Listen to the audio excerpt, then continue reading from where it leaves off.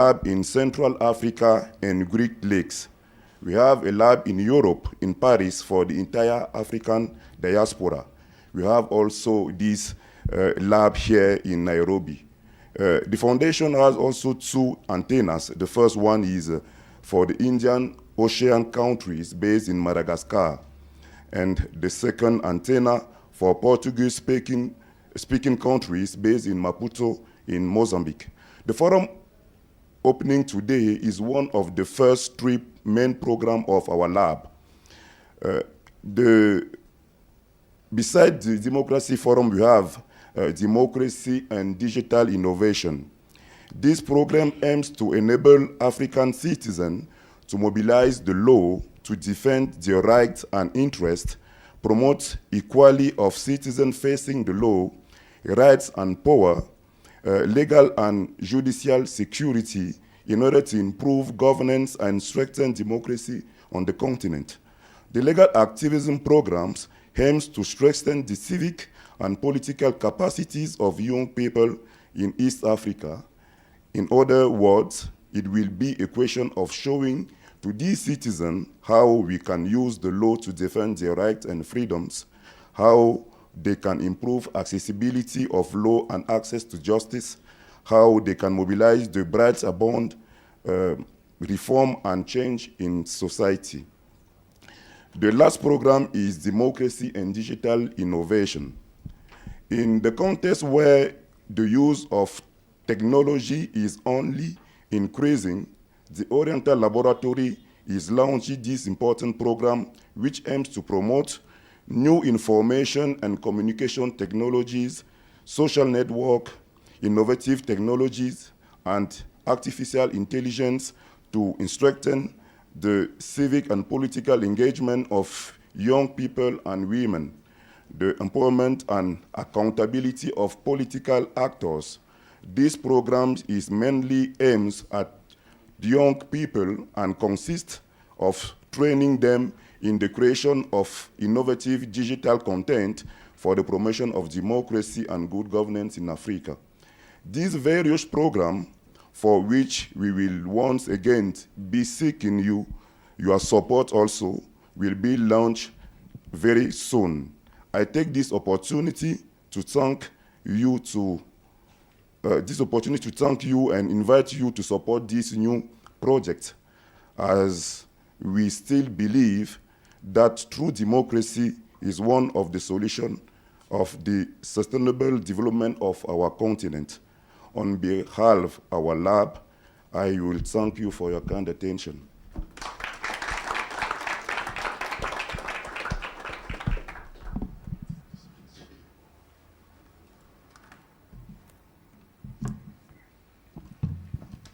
Thank you, Dr. Richard. Thank you for telling us about the work that is being done by the foundation and what we can look to in the coming days. I am sure those in the room will be very happy to support the next launch as and when you announce it, and we're very happy to have you again in Kenya. And the next person who I'm going to bring on stage is Eric Mukoya, who is the Executive Director, ICJ Kenya. ICJ Kenya is one of our hosts for today.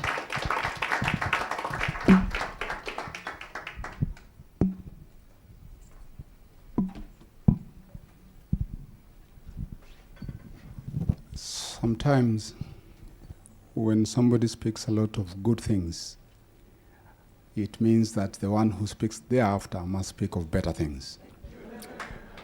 And because I may not have the capacity of saying better things, I will still stick to the script that made me come to this meeting today. Sayende and one of our other member, council member, Purity.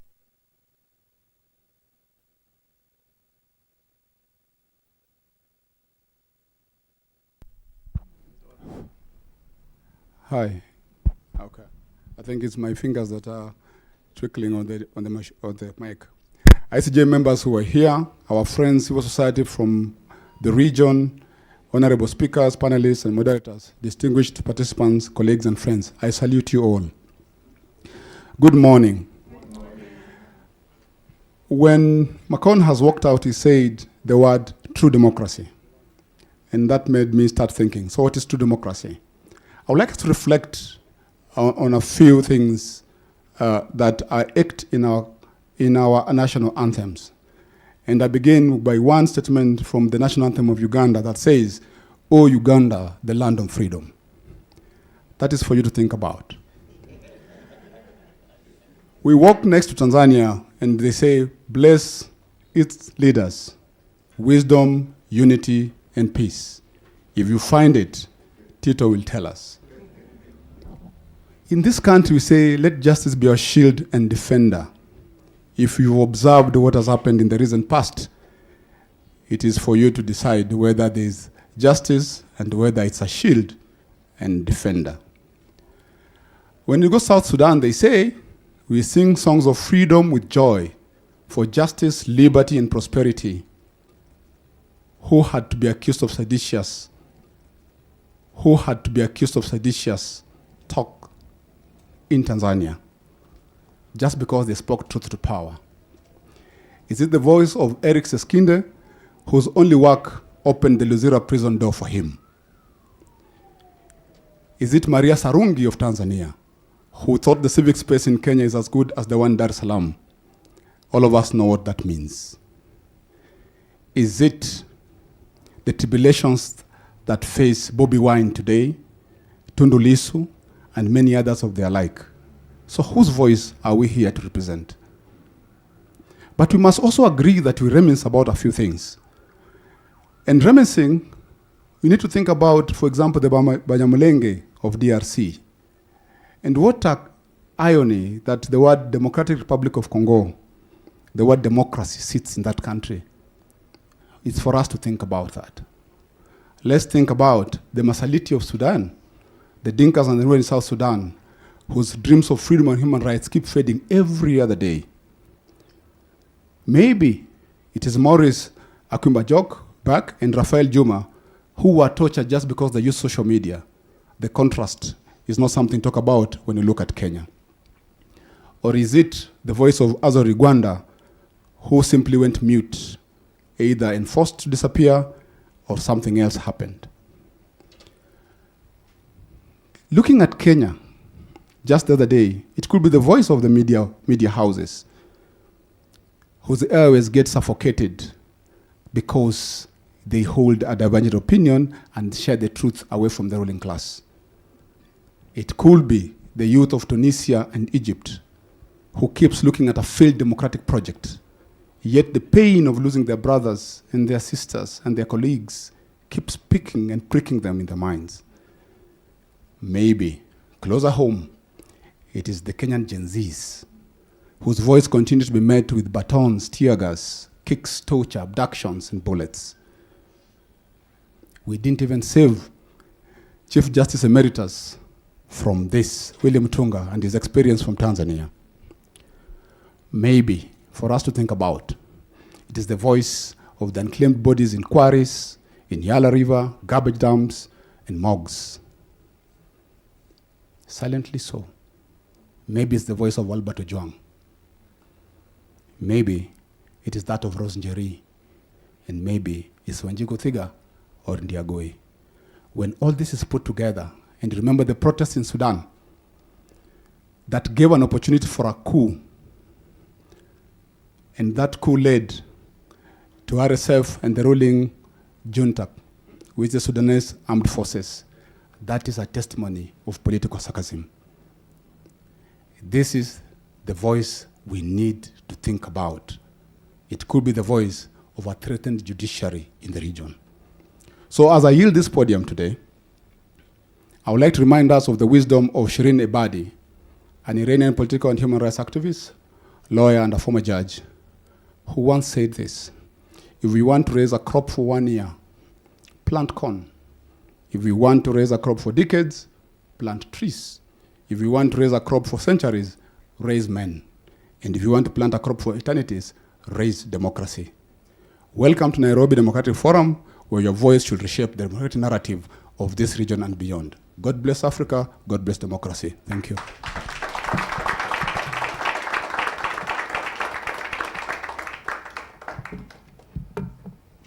Thank you. Thank you, Eric, for drawing all of those examples from across Africa, just helping us to remember that the plight that Kenya is going through is not a Kenyan plight. It's something that is shared across the continent. You've raised critical questions about which voice are we listening to, and we're here to have a conversation also about what is the cost of raising your voice. You've made very critical reflections about what has happened in Kenya when the youth have raised their voice. The government's response has not been an invitation to dialogue, but rather has been a response through bullets, through enforced disappearances, through bodies being found and identified and the like. And I think what we are being invited to in this season is to sit with a lot of discomfort, to sit with a confrontation of the places where we have also been complicit in our silence, and to try and imagine more courageous ways of responding in a space where obviously civic freedoms are not being properly counterbalanced with public order. So thank you, Eric, for that invitation. Allow me to move forward and invite the chairperson of ICJ Kenya, Mr. Prota Sande, to make his welcome opening remarks.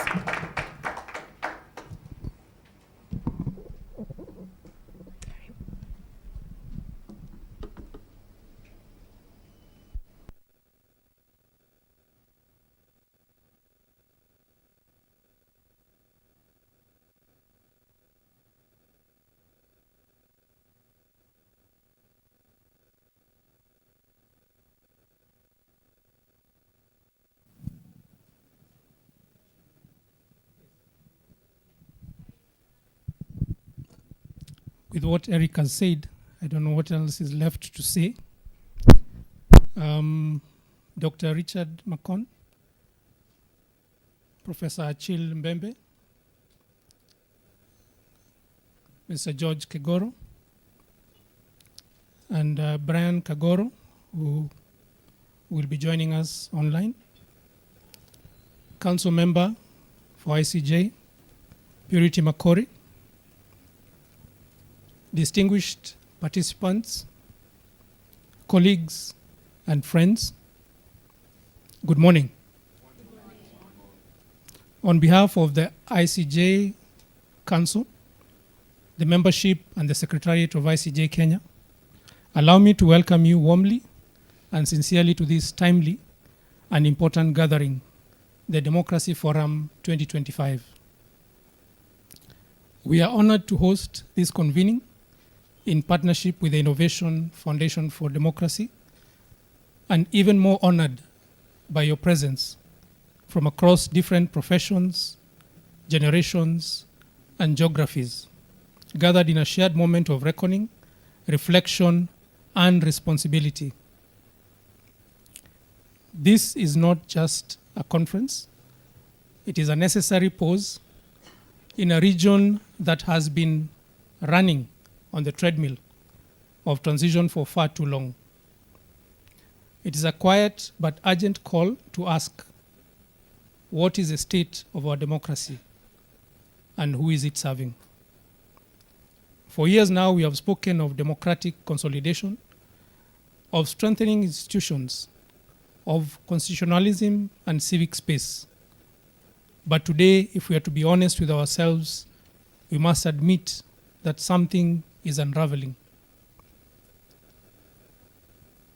This is because in our continent we see elections, but not always choice.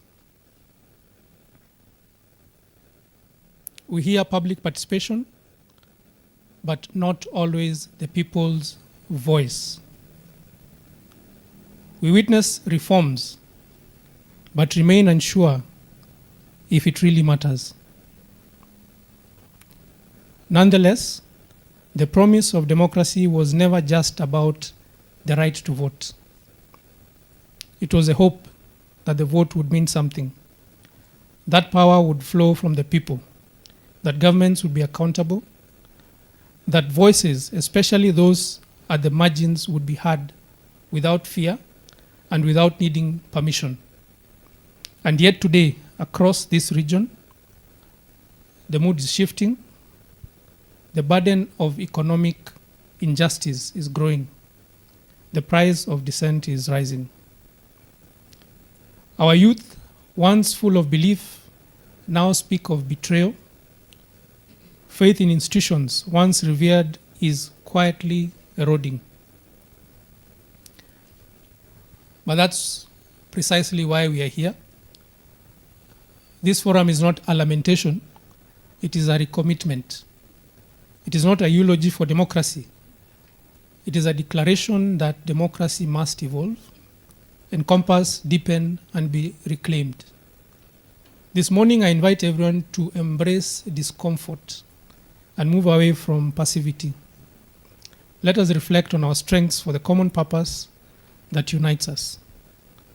Additionally, we should examine our institutions, not with the intent to dismantle them, but to assess whether they still reflect, promote, and protect the ideals for which we have fought.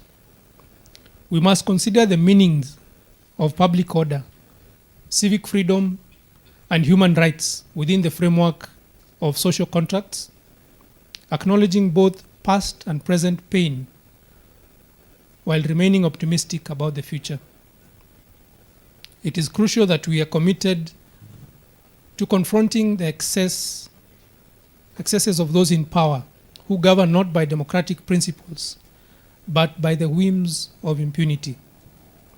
The tension between power and participation should help reshape the political economy of democracy in our region. Martin Luther King Jr., in his speech, The Gift of Love, said, "The ultimate measure of a man is not where he stands in moments of comfort and convenience, but where he stands at times of challenge and controversy." Therefore, let us explore how gender, identity, art, and language shape democracy in real lives and not just legal texts. Distinguished guests, in the next few days, let us commit to dialogue that is fearless. Let us speak not just in the language of institutions, but in the language of the people. Let us honor those who came before us,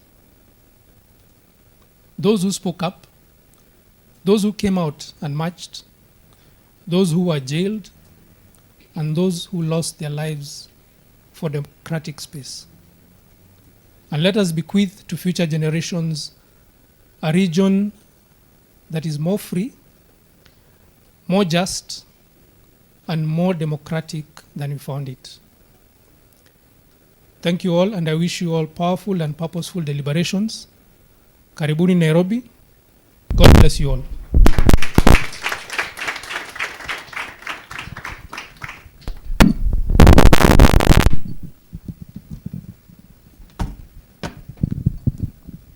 Thank you, Chair. Thank you for asserting that we're not here to bury democracy, just in case anybody came with that intention in mind. But thank you also for the reflection of the importance of acknowledging the past and present pain, even as we try to forge a courageous way forward. I think one of the things that saddened me, especially out of the June 25th protests, is the increasing wave of violence targeting women in particular. And having listened to the accounts of the women who were assaulted, one of the things that became clear is that repression, but also violence, is being used as a way of stifling oppression, but also creating fear of just leaving our own spaces and walking onto the street, even on a normal day. One of the things that shocked me about those experiences is that many of those women were not a part of the protest. I think out of 11 women, only 2 had taken part in the protest, meaning the majority of those women were just going about their business. Irrespective of why they were out on the street, I think the thing that shocks us is the levels of violence that we're seeing meted out, and that being part of the ways in which we are suffocating civic expression, even as we look into elections in a couple of years. And as has been rightly pointed out, this is not just happening in Kenya, it's happening in the region, and it's cause for concern where there is a borrowing of repressive tactics across regimes. Allow me to invite for the next part of the program our counterpart, my apologies, from the Innovation Foundation for Democracy, Prof. Achille Mbembe, who is a general director and who is going to make his opening remarks. As he comes, you will note that we have a keynote address which is supposed to come after this. But I'm informed that our speaker will not be able to make his keynote immediately after this. So we will have a slight change in the program where he will speak after the tea break. But for now, allow me to welcome Prof. Achille Mbembe to make his opening remarks.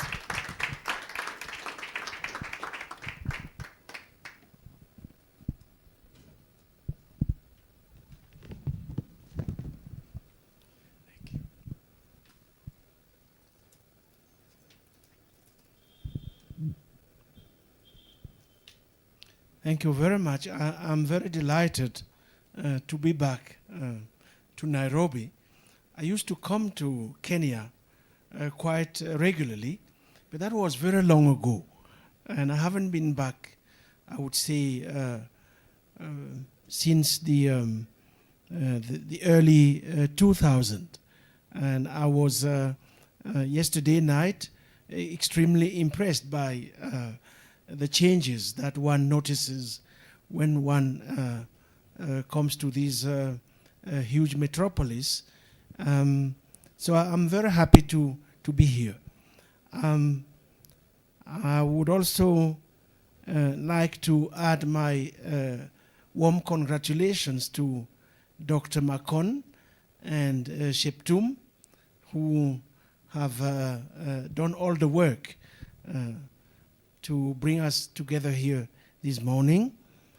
I would like you to give them a big warm applause. I would like to extend my gratitude to Eric Protas and the ICJ. As Dr. Makon said, the ICJ is a very important institution in our continent. It is inspiring a lot of us, not only here in Kenya, but also in other parts of Africa, in places such as Ghana, Nigeria, in Southern Africa as well. And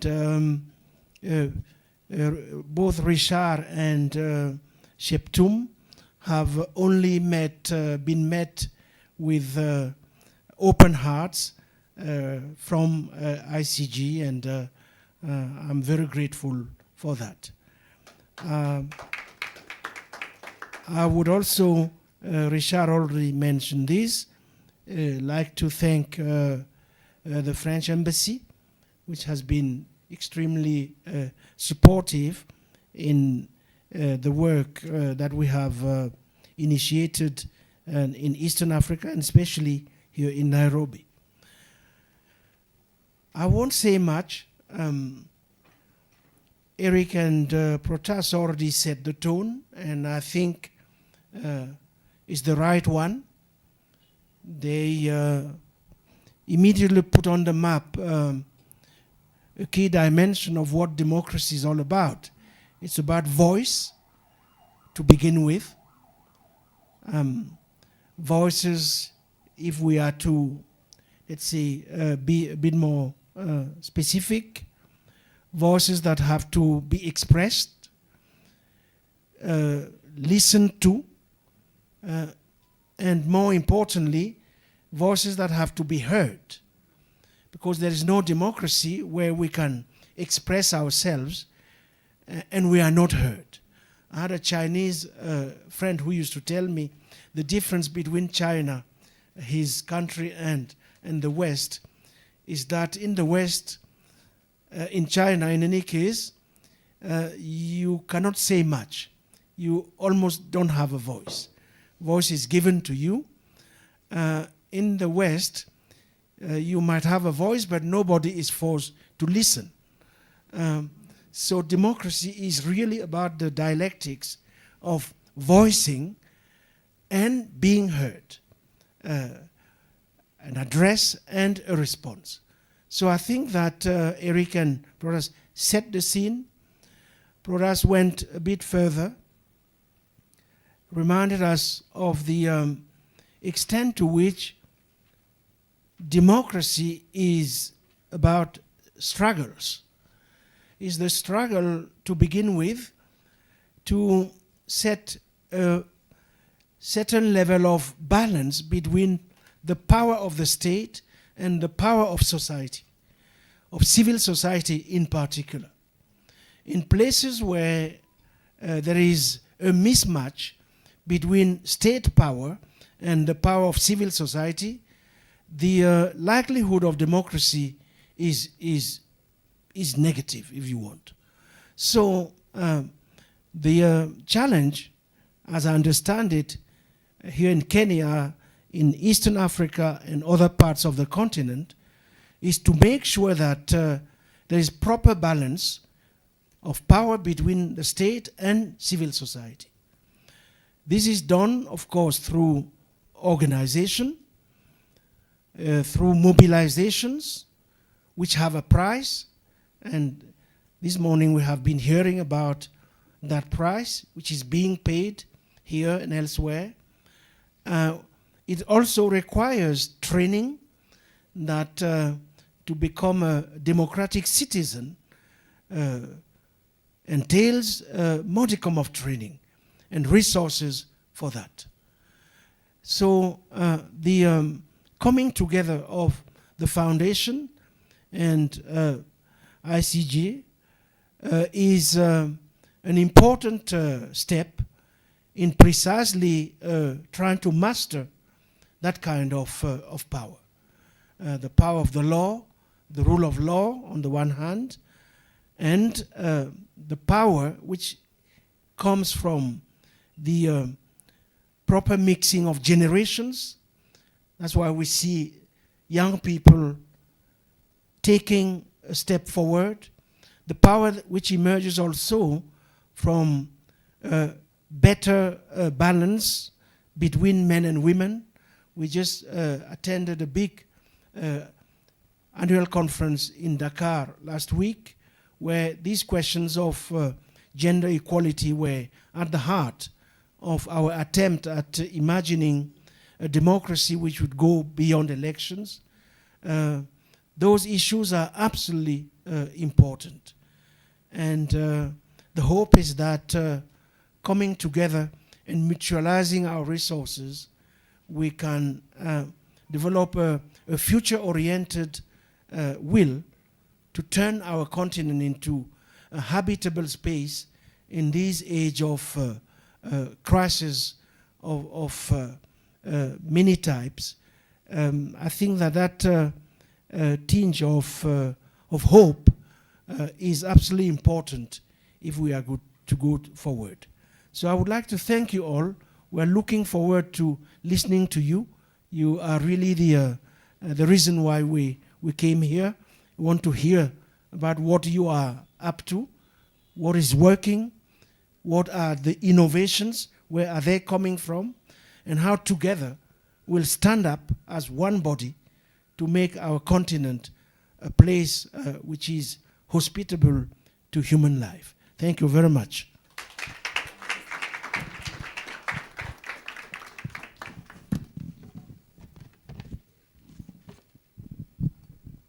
Thank you, Prof. Achille. And one of the things that I have noted from what you've said is that there is need for us to invest, even as the price is being paid for protecting the democratic voice, there's need to invest training and resources in making people democratic citizens.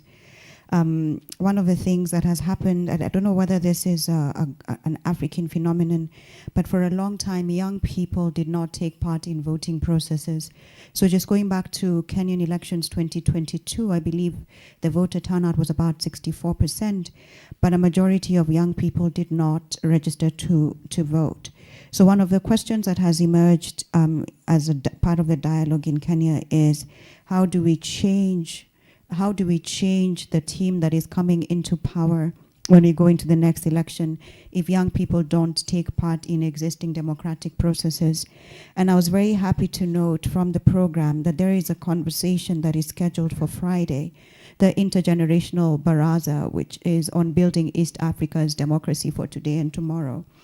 And I believe it will be a fantastic opportunity to harvest both the energy and the idealism of the young population, but also the wisdom of those who have been in this struggle long enough to have left an impact, so that we harness a conversation that is mutually beneficial for all generations, but can also move the country forward. Thank you so much for those reflections this morning. As I said, we will not have our keynote address just now. We will go into a tea break before we do that.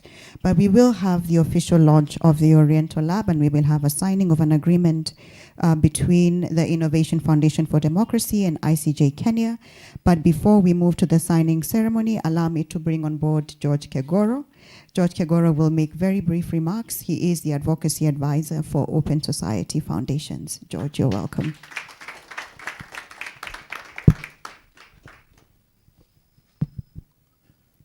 Hi, everybody. Yeah, they just ruined my morning by asking me to come and speak, which I wasn't prepared to do. But I worked in this organization for 8 years, holding the position that Eric does. So I'm back home, and I'm very happy to see old friends and also ready to meet new ones. I work at the Open Society Foundations. We are a long-standing partner of ICJ Kenya. So I come with the blessings and gratitude of Open Society Foundations for the partnership that we've had for that period. And I also endorse the framing that has happened to the conversations that are going to take place in the next 2 or 3 days. Noting, of course, the lesson that I think is emerging from across the African continent. If you go to Southern Africa, the African National Congress, ANC, and the oldest political party, is being forced to share power because they just lost their majority in the election. In Mozambique, Frelimo just managed to hang on, but the country went into post-election violence. In Botswana, the Democracy Party, the Democratic, whatever that party is called, that has been in power for the last 58 years, just lost power to the umbrella. In Angola, MPLA in 2022 just scraped through in a very, very depressed voter turnout. If you go to Mozambique, to Namibia, SWAPO again just scraped through, again in a very, very challenging election. I think all those, and then we have 3 elections involving liberation movements. There's one in Uganda in January, but before that there are 2 in the same month in Cameroon and in Tanzania in October. And in both situations, in Cameroon and in October, I mean, we know that there's a treason case in Uganda. There's also a treason case in Tanzania, both involving the leader of the opposition. These are sort of very deliberate or very, very specific. These situations are not, I believe they're not accidental. And I think that's what you said, Lucian. And they represent some of the additional food for thought and the framing you provided, which was to the effect that we have a youth-driven political dispensation, 1.4 billion Africans, 980 million of those are 30 years and below. That's 70%. 980 million people who are 30 years and below, the youngest continent in the world. And what that then means is that you've got people who, that a set of the population that don't share the sentiment that has kept the liberation movement in power for a long time. They were not there when those movements were doing the heroics. So their material realities are around, they can't find jobs, they can't find the massive human security challenges, including hunger, including just the hardware security situations where you've got conflicts and so on and so forth. I think that's the context, and this meeting and reflection could not have been more timely. And so to ICJ Kenya and its partners, ours is a message of solidarity and support, and hoping that the conversations here will give us practical action for what we need to do next. Thank you very much.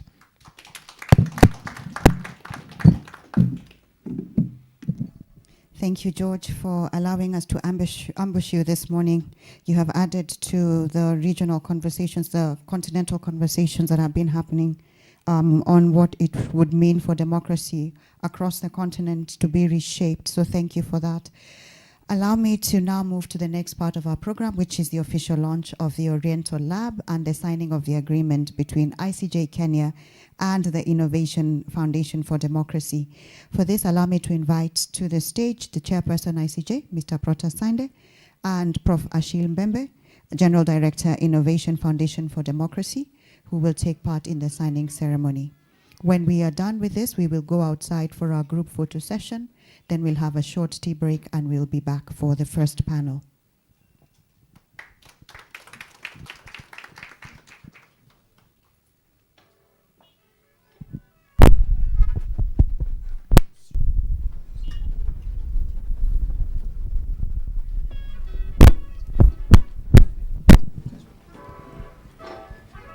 Okay, I'll invite Purity to kindly also join them on stage. I'll also invite George Kegoro to kindly also just be on the stage as well, just to witness the signing.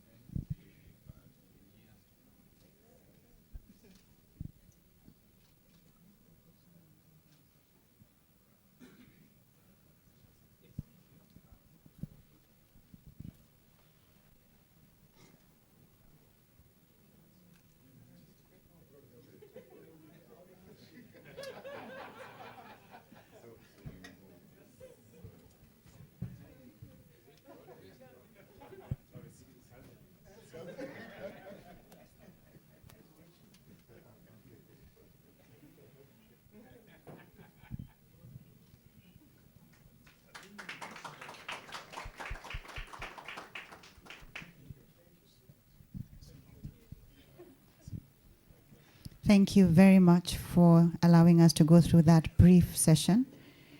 We will now proceed outside for a group photo. We want everybody to be part of the commemoration of this event before we have our tea. So if you'll follow our team to my right, they will direct you where we will have the group photo.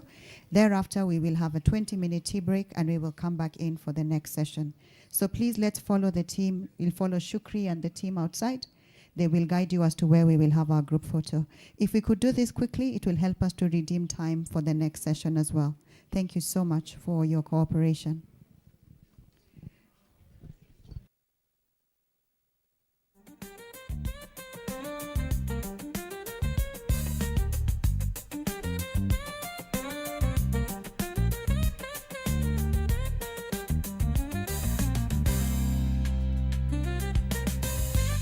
We'll have a 20-minute tea break, so we'll be back at 10:35. We'll be back at 10:35.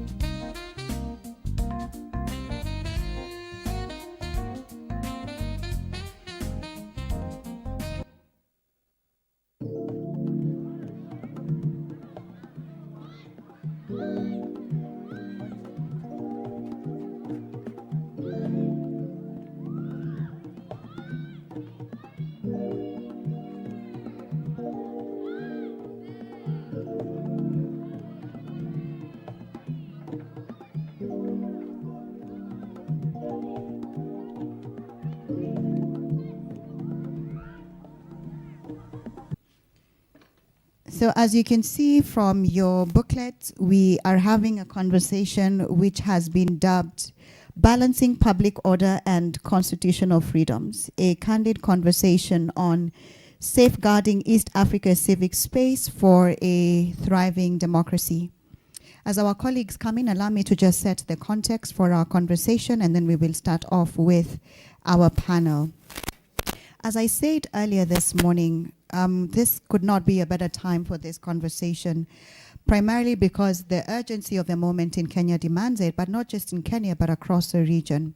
What we've seen consistently in Kenya is a slow erosion of civic space, which has been sharpened into open assault. We saw extrajudicial killings during the 2024 finance bill protests. Again, we saw the same in 2025. And alongside this, we saw enforced disappearances. We've heard names bandied in the media, the story of Albert Ojwang, Diangui Kenyagia, who is the current focus, Peter Kenyanjui and Wanjiko Thiga, who went missing from Kiambu. And these are just a few of the names that have gone across our social media spaces of people who have been forcefully disappeared. From a Missing Voices report released in 2024, there have been at least 159 cases of enforced disappearances between 2024 and 2025. And these are not isolated cases. These are not anomalies. What we are seeing are isolated actions of rogue officers. We are seeing a cold and calculated effort to crush any new thinking before it can take root. We are seeing a deliberate campaign to silence voices. We are seeing a deliberate attempt to silence an entire generation, a generation whose vision and vitality, not just Kenya, but the region desperately needs. We are seeing bullets, surveillance, and arbitrary arrests alongside smear campaigns where young people are being told their lives do not matter. Their dreams for a better Kenya are too dangerous to be allowed to live. And the message that the state of Kenya appears to be sending is chillingly clear. Dissent is not merely discouraged, it is punishable by death, disappearance, or silence. We've also seen attempts to legalize this repression. So starting in 2024 in Kenya, we had the Assembly and Demonstrations Bill, and then we've seen the Public Order Amendment Bill, which is sponsored by Honorable Esther Passaris. We've seen prohibitions or proposed sweeping restrictions, things like you have to give between 3 and 14 days notice to have a protest. You have to give us very detailed information. We need your name, your address. What routes are you going to be using? What slogans are you going to be chanting? What placards are you going to use? And if you violate the proposals in terms of just giving a notice, you are liable to a penalty of up to 100,000 shillings and imprisonment of up to 12 months. We've seen proposals in those bills seeking to give more power than is necessary to the police, allowing the police to reroute demonstrations, to restrict attendance, to limit expression, or even cancel a protest entirely. And what is a threshold for exercising this discretion? Just perception of a threat. Worse still, we are seeing proposals to make conveners of protests personally liable for any violence or damage that results from protests. So what we are seeing in Kenya is an attempt to legally sanitize repression. But this is not just the case in Kenya. What we've seen across the region is a borrowing of repressive tactics. In Tanzania, we recently saw the crackdown on civic actors. And so the conversation that we are having across East Africa is how do we move away from this reframing of civic freedoms as threats to national security? How do we restore protests to have them no longer being seen as a democratic tool, but not as an invitation to disorder? So the conversation today is not just about public order or constitutional law. It's really at the heart of our democracy. It's what happens when freedom of expression, peaceful assembly, and dissent become threats to the state as opposed to being guaranteed by it. What I'll be inviting Christine, Njeri, and Wageshi to reflect on is how do we balance between public order and constitutional freedoms when the very idea of order is being weaponized by the state against the public? How far can the limits of state power go in regulating dissent? How can lawyers and the law be used to resist the normalization of repression? Because it is clear what is attempted by the state is to normalize repression. What safeguards must we now think about putting into our architecture to protect protests, to prevent dissent, but also ensure survival of our democracies?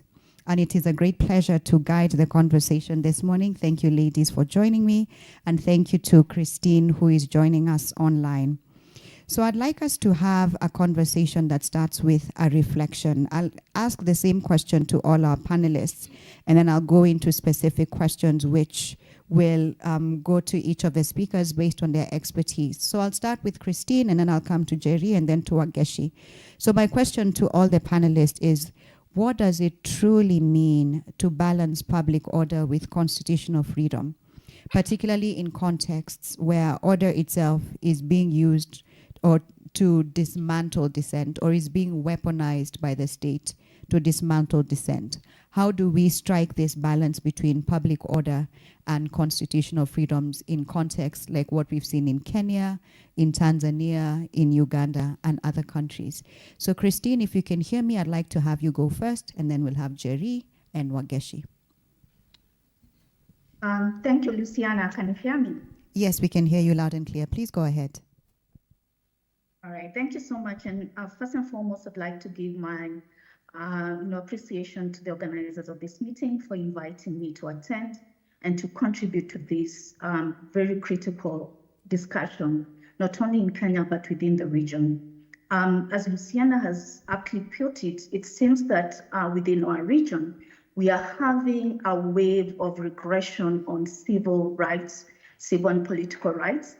And among the most critical of these civil and political rights is the right to freedom of assembly, association, and the right to protest. And as Luciana said, what do we do? Because again, if we take the example of Kenya, we have the right to association, the right to assembly, the right to expression guaranteed in our constitution. So the constitution sets the benchmark upon which citizens should exercise their rights and upon which the state should exercise control. Right, these three rights, the right to assembly, association, and expression might not be absolute, but there are guidelines set down in the law that give us the parameters upon which we as citizens can exercise those rights.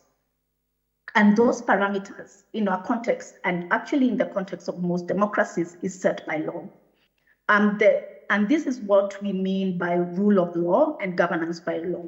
Because what we are experiencing in Kenya right now is people or state officers changing the benchmarks every day when the citizens want to exercise the right to assembly, by making roadside declarations, by giving directives that are not entrenched in law. By and large, by such conduct, they are violating the Constitution, they are violating the law. Because what guides the balance is the law. It's set in the law. And as long as the law stands, and as the law in Kenya right now stands, the right to regulate expression, the right to regulate protest, the right to regulate association is very structured and a law that is liberal. So what we are seeing is deliberate, reckless disregard of the law. So the law right now is not what the problem is. And what we see in this situation, what the law demands is that we reach a proper balance between ensuring public safety and ensuring the right to liberty. The right to liberty encompasses all these freedoms we are talking about: expression, association, and the right to assembly. So if the balance is skewed, again, towards giving too much control to the state, then you lose people's liberties. Why are we guaranteeing the rights to liberty? Why is it important in democracies? Because democracies, by their very nature, are participatory governance systems, governance structures. The right to expression, the right to assembly and association and expression are meant to encourage civic participation by the people. There are certain rights that are extremely crucial and are dependent on the right to expression and association, especially political rights. It's very hard for citizens to organize around political issues if they are not allowed to meet, if they are not allowed to give their views with like-minded people, and if they are not able to ensure those views are heard by other people in society. That's how I convince you to my point of view. That's how I convince you to accept my political ideology. And that is guaranteed through the right to expression. The other issue that is very critical in democracies, which the rights to assembly, association, and expression actually guarantee, is accountability. You cannot have good governance if the people do not hold the government to account, and especially in the growing democracies where institutions are very weak, where governance institutions are meant to be tools through which we actually sustain accountability, and democracies are weak, then the voice of the people becomes extremely critical in ensuring that we do not have rogue states and we don't have rogue governments. So what I'm trying to say, the balance of power right now between state control, and I'm not saying about state control just for the purposes of state control, it is to ensure public safety. Public safety and the right to expression and liberty must be balanced.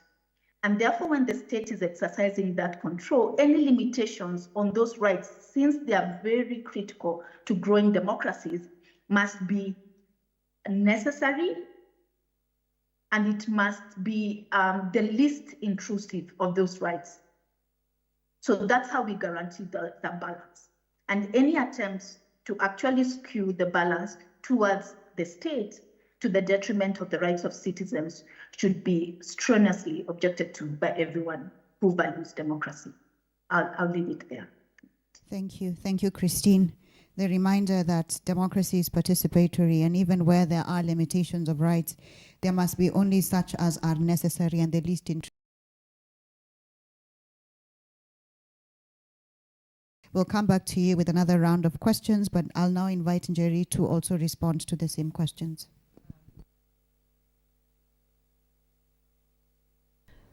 Thank you, ICJ and the partner, for inviting us here. And this is a very timely, or maybe a bit late,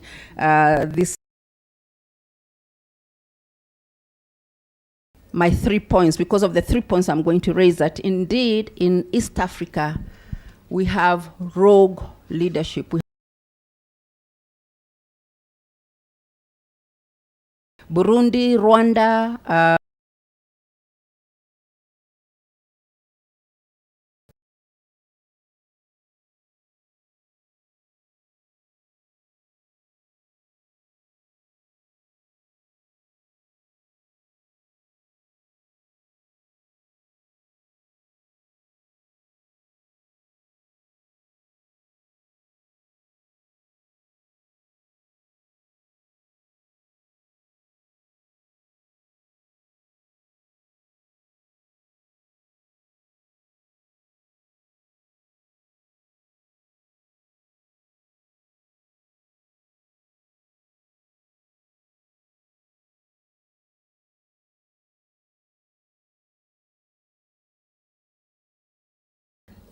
it's often ignored, but in Africa, we have only 12% of Africans who have gone to university overall.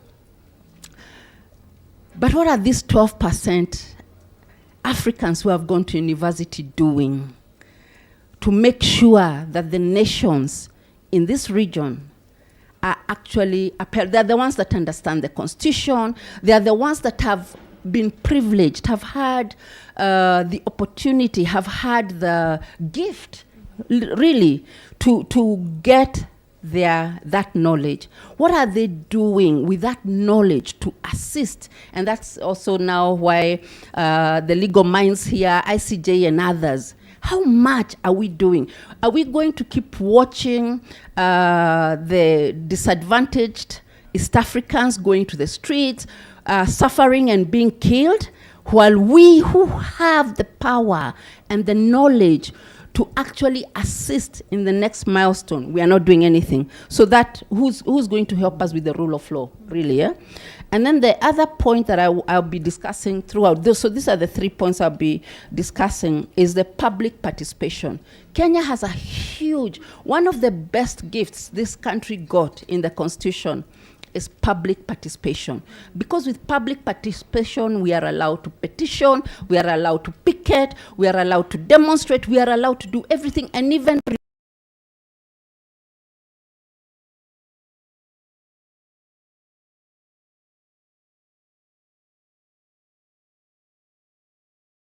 means that we understand right now that the governments we have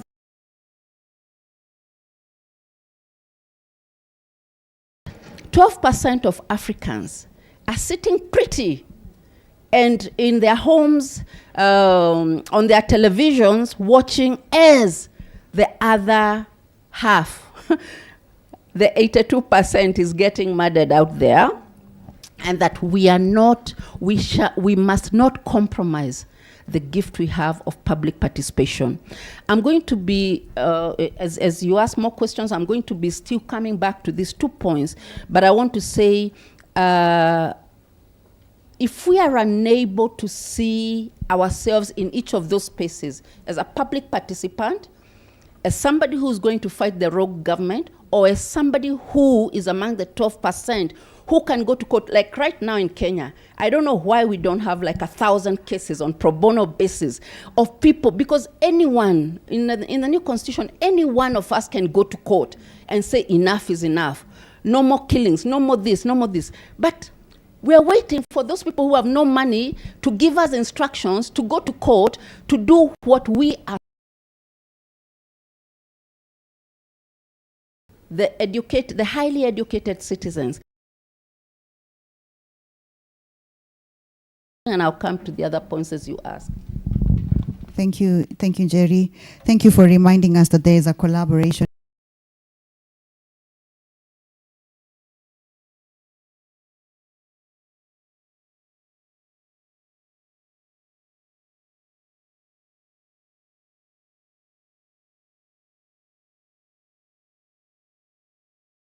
Question we must then ask is, what is our response? If they're collaborating, how are we collaborating?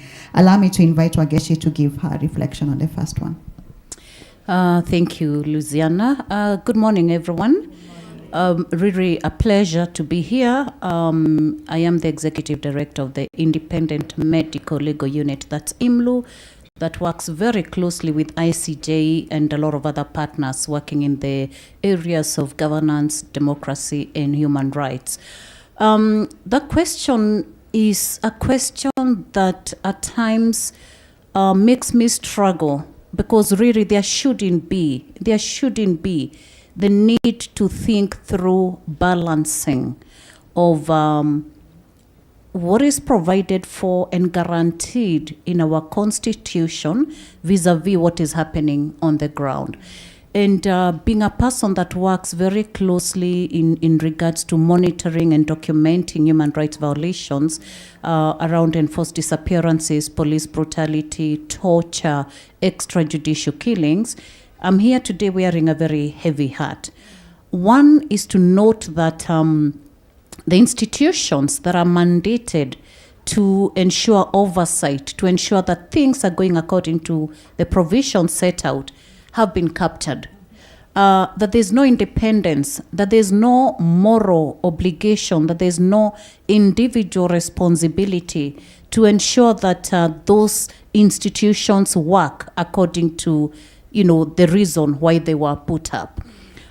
When I think that these institutions are paid through taxpayers, that Kenyans are toiling every single day, that, we've seen lots of poverty and, economic hardships, but these people are sitting and enriching themselves and not being able to ensure that the freedoms, and as my co-speakers have said, fundamental freedoms of expression, of association, of picketing, of assembly, a right that makes sure that our voices are heard, then it becomes a very, a very sad conversation.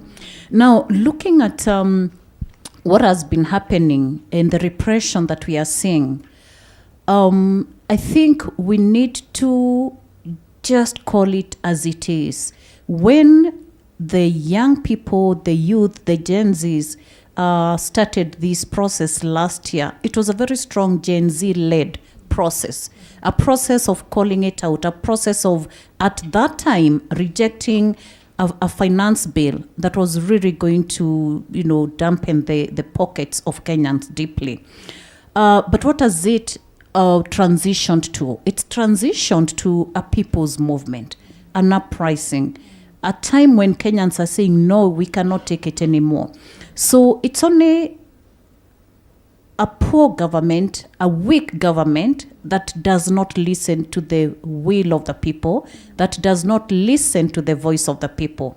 And so because they get threatened by the voice of these people, then they take it out on the people by killing them, by disappearing them, by torturing them, by arbitrary arrests. If you look at the numbers that are in court yesterday and today, if you look at the numbers of people that we are burying by day, it's really, a sad state of affairs.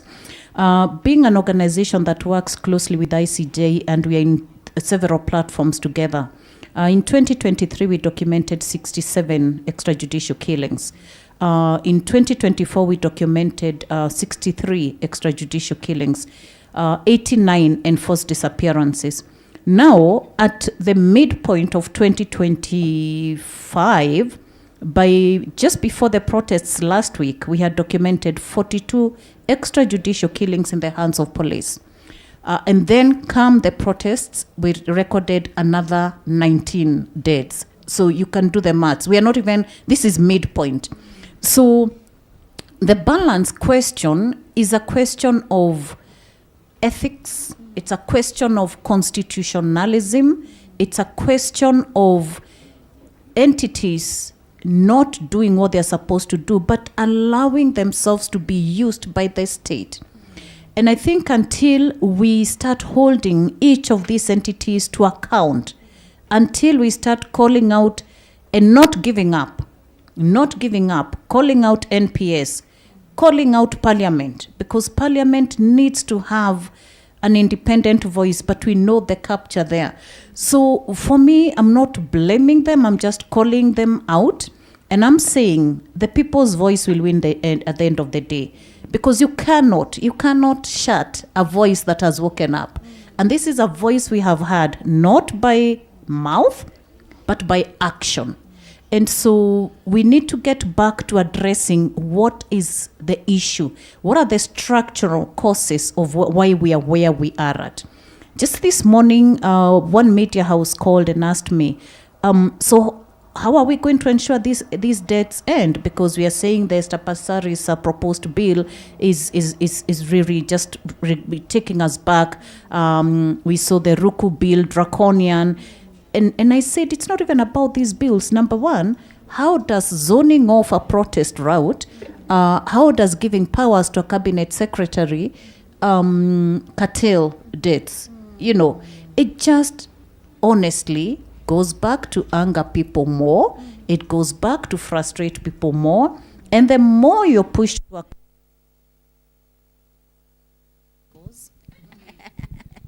sorry, the more you're pushed to a corner, the more the voice will want to find a way. So I think as an introduction, I want to just emphasize on the role of every agency, of every entity paid for by the taxpayers, funds, that they need to play their rightful role, and that East African community, the African community, I think people have woken up and they have said no more to these repressions. Yeah. Thank you, Ageshi. And we'll come back to the question of where do we go from here later in this discussion. But before I come back to Christine, I'd like to have a follow-up question to Jerry, because Jerry has spent quite a number of years, decades, I believe, in civil resistance and social movements. And even as we frame the conversation of where we go from here, it's important to reflect on where have we come from.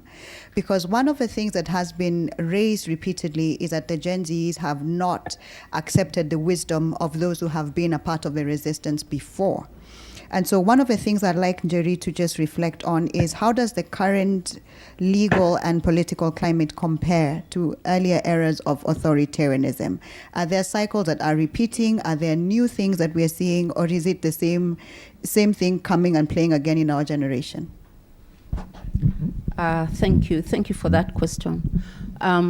What I want to say is that, and I usually say this to the Gen Zs when I'm speaking to them, is that compared to where we've come from, they have all the freedom. They have all the freedom they need to change this nation.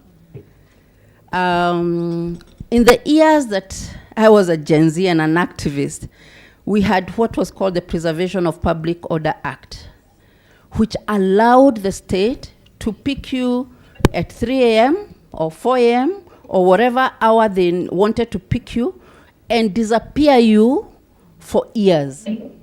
It was in the Constitution of Kenya. We had the Chiefs Authority Act, which could not allow more than 9 people to meet, even for a birthday party, even for a wedding preparation. If you exceeded 9 people, or if you knew you were going to exceed 9 people, you would have to ask for permission and have a chief's letter there in case anyone comes to you. And of course, there were the sedition laws that disallowed us to read books, to sing songs, to say poems, to watch plays, and everything was hide and seek with the government. So I challenge, as I speak to Gen Zs, I usually tell them, you have no idea how much freedom you have. And therefore, what is happening with the rogue government in Kenya today, just now zeroing down to Kenya, should not even be happening at all, because there is nothing in the Constitution of Kenya, in any other law that we have, that allows for any government to speak the way they are speaking, to do the things they are doing. Everything they are doing is outside the Constitution. And that's why I was challenging. Those who know, sitting, educated, aware. Why are we just sitting and allowing our young people to be killed and to be harassed while the Constitution of Kenya protects us? So we are at such an advantage, but we are behaving as if we are disadvantaged. So now I'm speaking like an activist. As an activist, you never behave as if you are disadvantaged, even when you are. Because in my time, we were so disadvantaged that it was really a game of hiding. Nobody could hold such a meeting like this. We couldn't speak the way we are speaking, so everything was underground. And you'd only come up to do something overtly when you are sure that nobody would arrest you, or just do it and take off. So how do I want to conclude this? That the advantages we have as Kenyan citizens and that we can influence the East Africa region are higher than any other time in the history of this country, irrespective of what the state is doing. And that the state, as I speak now, half of them should be in the jail here, in the ICC, in the East Africa Court, in the Africa Court, because everything they are doing is against the Constitution, is against the East Africa. We also have, it's not a Constitution. What do we have in East Africa? Yes, and also the Africa. So why have we allowed, with all the freedom that we have, why have we allowed ourselves to be boxed as if we have no freedoms? And you know, there's no freedom that will be given to, even when you have it. You know, all the freedoms we have are inherent. We were born with them. But until you grab it, nobody gives it to you. In fact, it's like somebody will always try to take it away from you. So you have to show them that you cannot take this one away from me. And what the Gen Zs are doing is right, but they are isolated. And those who know that they should not be isolated because the laws of this country allows them to do everything that they are doing are watching, like me, on TV. So when are we going to step out and do that extra that we are allowed? And you are talking about the Chapter 15 institutions. Wangeshi is talking about the Chapter 15 institutions. We gave ourselves a guarantee in the Constitution under the Chapter 15 institutions that will be the cover and protection of our Constitution and the cover and protection of our citizens. But what have we done? We have allowed, and me being as citizens of Kenya, we have allowed rogue CEOs to be put in those positions who have no clue what those institutions are supposed to be doing, and therefore, instead of protecting citizens through those constitutions, they are protecting the state. So it's like we are losing everything we have. But because we have it in the Constitution, and I hope you all know that even these little things they are doing, bringing bills that cannot, anything that will undermine the Bill of Rights in the Constitution will have to have a referendum.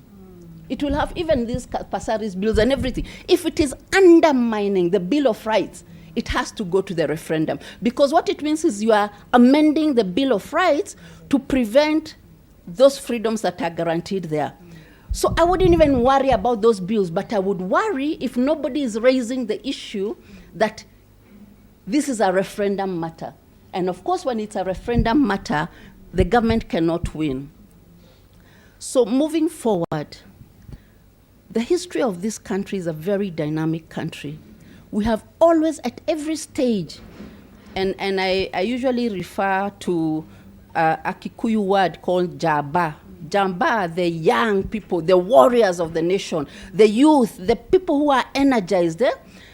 Every stage and history of this country has always had the Jamba come out and fight. From the Mau Mau, they were young people. They were not old people. We see pictures of their wives and as old, but when they went to the forest, they were young people. And throughout in this country, we have had young people throughout stand out. And therefore, what the Gen Zs are doing is not strange, but it needs to be defended and protected very quickly before we lose it. So the challenge is back to all of us, the 12%. Who have the opportunity to use the courts, to use the media, to use the forums that exist to challenge every statement that is said by a CS that is undermining especially the Bill of Rights. Because I also hope that you know that the only reason we have a constitution is to defend the Bill of Rights in the Constitution. That is the only reason. Every other chapter is supposed to be there to defend the Bill of Rights.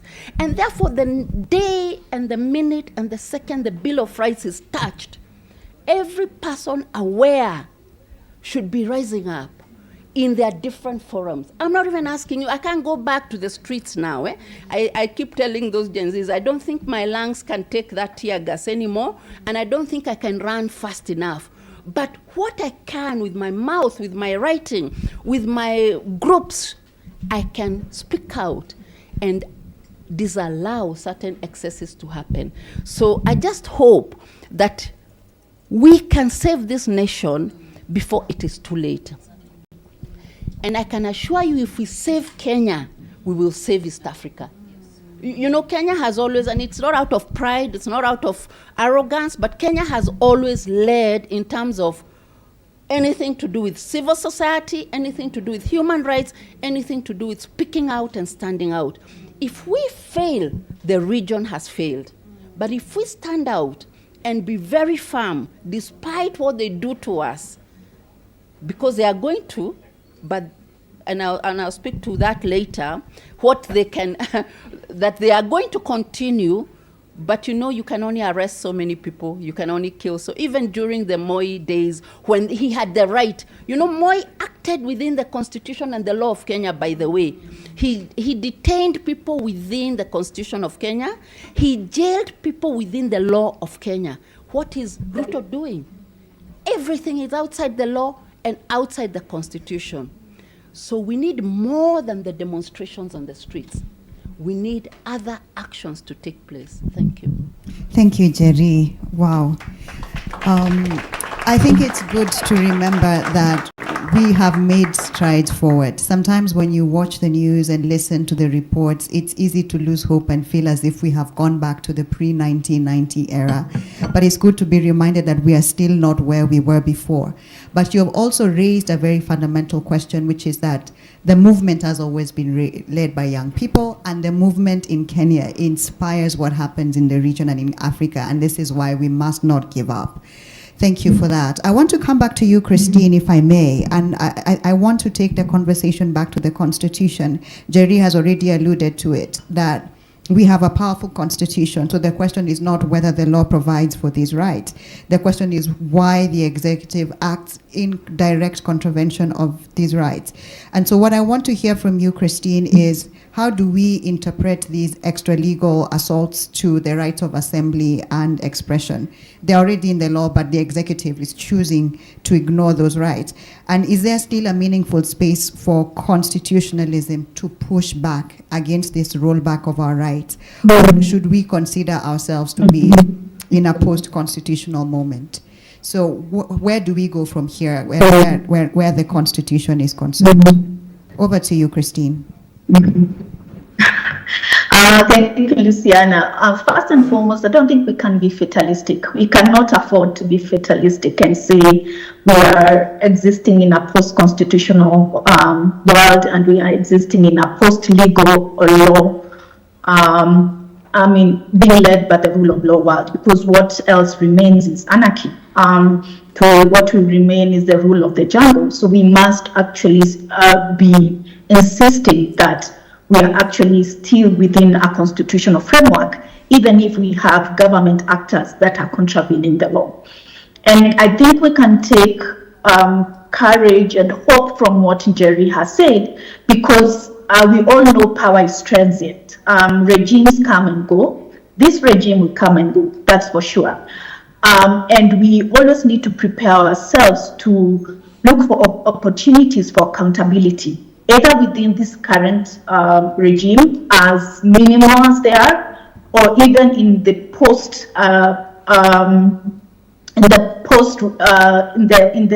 in the time when this regime is out of power. And as I think Wangeshi and Jerry talked about Chapter 15 constitutions, those were meant to be our first bulwark against unconstitutional actions by state actors. And now we can see they are very, very severely diminished. They are not able to do their work as they are envisaged under the Constitution, mostly because of deliberate action by state agencies and state officials, so that you don't have people of the right character, the right moral aptitude leading these institutions. And the other way that the state has, the other tool that the state has used to weaken these institutions is through denial of resources. So through denial of material and human resources, then make these institutions unable to operate the way they were meant to under the law. So the only other bulwark we have under our constitution in Kenya is the judiciary. Unfortunately, it seems that at the moment, the judiciary is the only arm of government that we can go to for recourse, because we have a totally captured parliament and we have a rogue executive. And I will use that word very clearly, because everything they're doing, most of the actions they are doing, especially in relation to the right to assembly, association, and expression, is contrary to the law. So they are also in abuse of their powers and in abuse of the constitution. So what we can only rely on at the moment is the judiciary, to the extent that it can be able to function within this a climate of impunity. And I have to, at this moment, give due regard and to the judiciary. They have managed to do a bit of stellar work in this climate that we are in right now. They have managed, in relation to the protests since last year, to give critical guidelines and critical pronouncements on everything from, can police officers go out in the street when their faces are covered with backlavas and everything else? Can they use tear gas indiscriminately? Can they use firearms indiscriminately? Do you prioritize property over life? Right? Do you the right to life is sacrosanct, and the courts have said you cannot prioritize life, a property over life.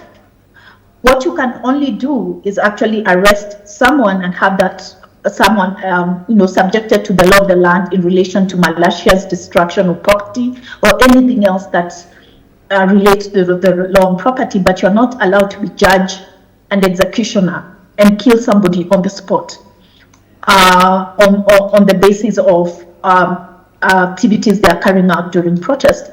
So we are seeing the judiciary being the only safeguard we can go to right now. And the problem is now a number of those judicial pronouncements are not being respected.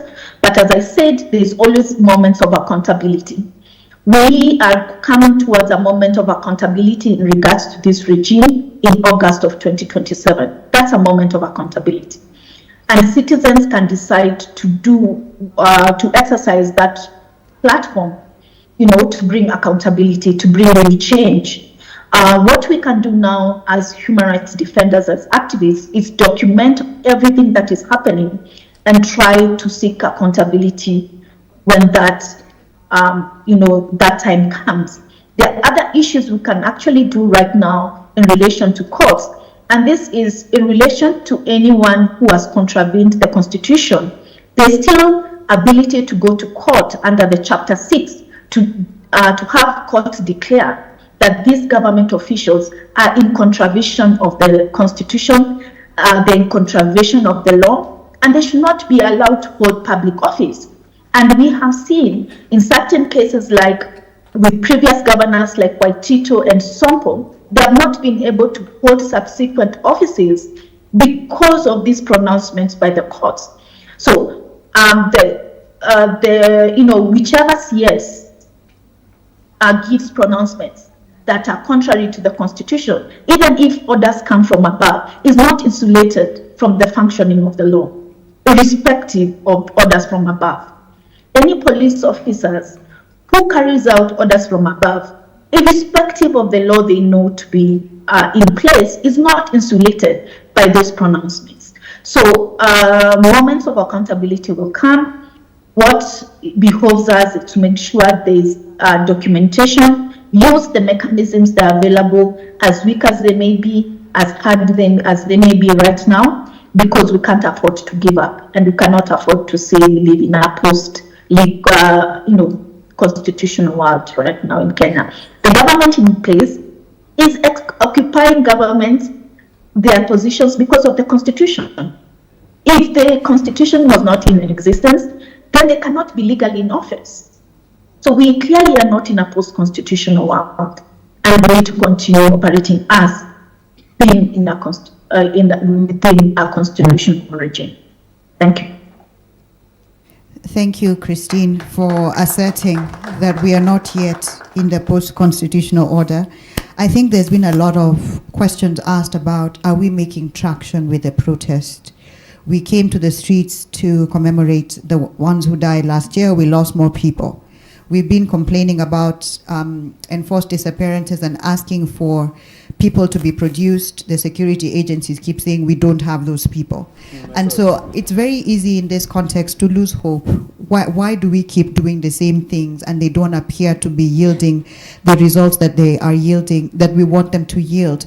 But it's very important that you've highlighted that the judiciary remains a very strong bulwark against the unconstitutional actions of the executive authority. Where other institutions have been co-opted, the judiciary remains a very firm institution that we can go to push back against the extra constitutional actions of the executive. And we'll come back to you, Christine, but I want to usher in Grace, because she does a lot of work with enforced disappearances, because her work is at the intersection of law, medicine, and human rights. Grace, maybe you could speak to us about what we can do now. Yes, we are working with the courts. We are trying to make sure that people who have been disappeared are produced in court. But beyond what we're doing with the legal mechanisms, what else can we do to prevent further extrajudicial killings, enforced disappearances, and the misuse of public order doctrines to justify legal force? So, as I said earlier, I think some of these solutions are really pinned down to the public, that this is our time, this is the public's time to ensure that all these human rights violations come to an end. We have to keep speaking out, we have to keep documenting at personal level, at institutional level, and I'll tell you, there's nothing as powerful as documenting and preservation of evidence. The evidence that we see through social media, the evidence that we use for mainstream media, those captions that, at individual level, people take thinking that I'm just taking a piece of a video, they are really important. As we say, this rogue regime, one day is not going to be in that office. And we keep repeating, this regime will not be in office forever. So there's still an opportunity to ensure, whether it will be the ICC or it will be another court, justice will be realized at some point. Other things that we can do is just to ensure that we keep being each other's keeper. When one of us disappears and we keep quiet, we're actually creating room for more to disappear tomorrow and the next day. So I love what Kenyans are doing. I love the fact that we keep quickly sending out information that so-and-so has been abducted, so-and-so is missing, so-and-so has been arrested arbitrarily. And then we gather, we sort of mobilize and convene around that. And we push for, their release. We push for them to be presented in court. I know that we are at the blink of losing hope, but we cannot afford to lose hope. So we keep being each other's keeper. We keep reaching out to organizations like ours and the many others that we work with in the Police Reforms Working Group, who quickly run to court. Like today, most of the entities actually in court, representing many different Kenyans that have been arrested or even missing, and we are pushing for them to be released. But the other important thing that I would like to emphasize is, and I love Gen Zs for that, is understanding the provisions of the different, police and legal frameworks. So what does the National Police Service Act, for example, state in regards to the role of police in public order management, the role of police in ensuring safety? They actually mandated to ensure that human rights are protected, even as they manage public order. The law is very strong on preservation of life. The law is very strong in ensuring that the freedoms that are guaranteed in our Constitution are actually, enjoyed and fulfilled. But then we get individual police officers, we get commanders, people who hold the authority of issuing certain instructions and commands going out of the ambit of what the law provides. And this is where the issue of individual command responsibility comes in, a very important aspect in management of public order. The truth is that whoever issues these instructions, the command that gives these instructions is actually liable and should be and will be held to account. The person actually receiving these instructions, the law provides for them to actually say no if they are actually not aligned to what the law provides for. So I think we are past the days where people said, oh, I was following an order, or, you know, my command said this and that. I mean, we cannot live under those shadows. And just echoing the words of Jerry, we really must be the ones to push for accountability. And I'm talking about not just the young people. The one thing we cannot do as a society is to leave the burden of pushing for change to the young people alone. So it's time for Kenyans to hold hands together, and for the rest of the East African communities, just to be part of the change. Because they say that violence thrives in silence. And that is what we are seeing with all these enforced disappearances. But now what has been done is to cause fear. You know, by disappearing these young people en masse, we cause fear. By, you know, withholding information, we create panic. Yesterday, I was in a sitting where people said that they're now more afraid of being near police. They see police and they're more afraid of police and guns. And I felt very sad. I felt very sad because this transition from a force to a service that is supposed to be there, utumishi kwa wote, meaning that we are, you know, we support, we ensure your safety, that we push ourselves beyond the call of duty to ensure that citizens are safe. But that is not what we are seeing. The other issues around, as I mentioned, preservation of evidence. The evidence is not just in terms of photos and videos and the messages. It's around ensuring that the persons that are injured, when we lose loved ones, the processes, the protocols that are set, that are in place, are actually followed. These people need to be rushed to a medical facility. There is documentation, a proper method of documenting the injuries that we use. I was reminded yesterday of a young person who unfortunately had died as a result of a bullet wound. And the family saw the body. But when they went to the mortuary the next day, the person had, you know, a cut and they had been, you know, what do you call it, you know, sutured back, yeah? So already that bullet wound had been, you know, interfered with. But the beauty is that the family had taken photos. So and that pushes for accountability. And when we do things like autopsies, the postmortems that, you know, like our organization conducts, if it wasn't for that, if it wasn't for the fact that we pushed for that, Albert Ojwang's case would still probably be reading a suicide, you know. So just being aware. Right now we are saying people who have collected bullet shells, anyone, you know, during the protests, please document. Just say, I found this in this place. Don't interfere with it. If you can hold it with a piece of tissue, because they are collecting them and going with them. And this time around, you know, police were actually telling people, go and bury, don't do, there's no need of doing a postmortem. Don't. When you see a bullet shell, collect it. You know, use a piece of tissue and note what was the location, where did you find it, take a photo, and then present it. Because these are the pieces of evidence that will enable us push some of these cases to court. And as I said, we are not limited, and I think Christine has mentioned that, we're not limited to the boundaries of Kenya. We will go to the farthest end. I know when we had the ICC case, there was a lot of intimidation, there was a lot of interference, but I think we learned from that, and that's another possible direction. The other thing is courage. Let's not give up. I think, Jerry, you've asked a sad but important question. How many are they going to kill? You know, it's really painful that they have killed so many already. But let's not be cowed down and pushed to fear, because that is what the intention is. In fact, the regime is very deliberate. They know what they're doing.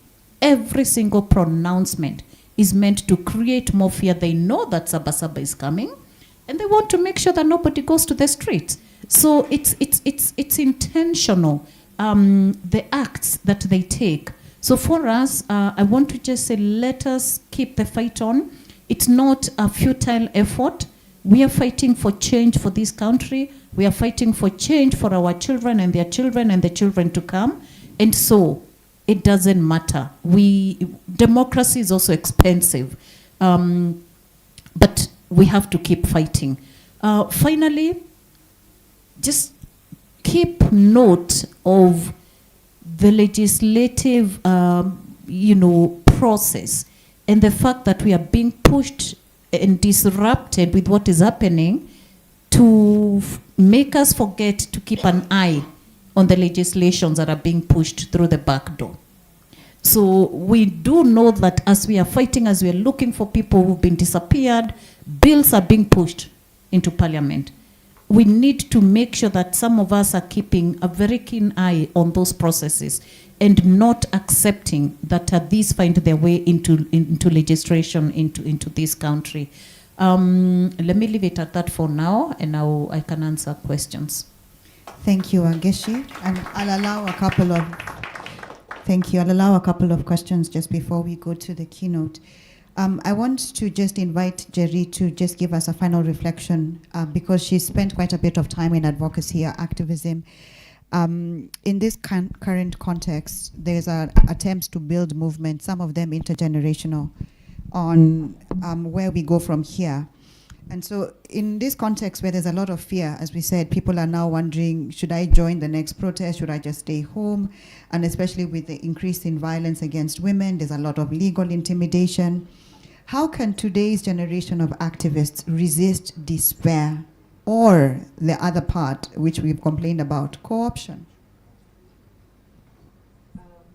Thank you again. I think there's the person controlling the mic. Hello again. Okay, maybe just to add something before I come to directly responding to the question, to add to the earlier question that we have the gift of social media, we have the gift of emails, we have the gift, we used to use fax, I don't know what. We have the gift of mobile phones, we have the gift of myriad community and national radio stations and television stations. Actually, everything this nation needs to change this country overnight exists today that did not exist. We used to use those phones, and there were call boxes at different points of town. So you'd go there and wait because you have agreed that at 2 p.m. somebody would call that call box because you don't have a phone, and that's the only safe way anyway, because your parents will not allow you to use your activism business on the phone at home. We didn't have mobile phones. We didn't have social media. We didn't have radios. We didn't have television. We had one radio station and one television station, VOK radio and VOK TV. It may sound not arrogant now, another word, I don't know, another English word. But what are we waiting for with everything that we have that frees us? We have external freedom, and we already have the internal freedom. The freedom that we know we are supposed to do, what we are supposed to do. We have gadgets, we have opportunities, we have institutions, we have things that never existed. And yet, in that atmosphere, this country was changed and a new constitution was ushered in. Yeah? So again, I may have even lost the thought of the question, but I want to also refer to two things that I experienced years back. I lived in South Africa between 1998 and 2004. Back and forth. I would come back to Kenya, but I lived there working for Amnesty International.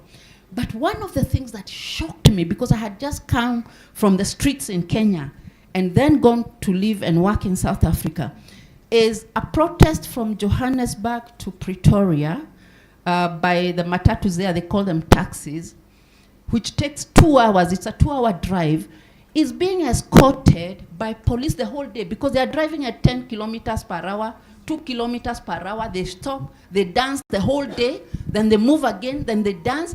They are escorted by police. They are taking a petition to Pretoria to the president, and the police are escorting them to make sure there is nothing wrong with the protesters. If any faint, they take them. I was so shocked. Of course, that is no longer the South Africa. It has changed. But that is where we need to be, where the police are protecting every demonstrator. I think we saw the case in Embu, or somewhere, where a police officer decided him is not going to fight the people, he's walking with them. And that was the most peaceful demonstration throughout Kenya on the 25th of June, because the police saw their role as protecting the people. So that's one example I want to give. Then I want to give another example. Again, during that period between 1998 and 2004, and I know Brian is probably online or is going to listen in, we lost Zimbabwe.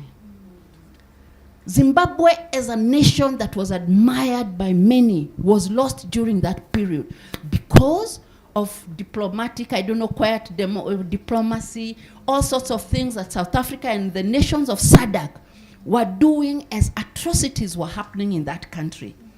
So countries can be lost. Countries can be lost.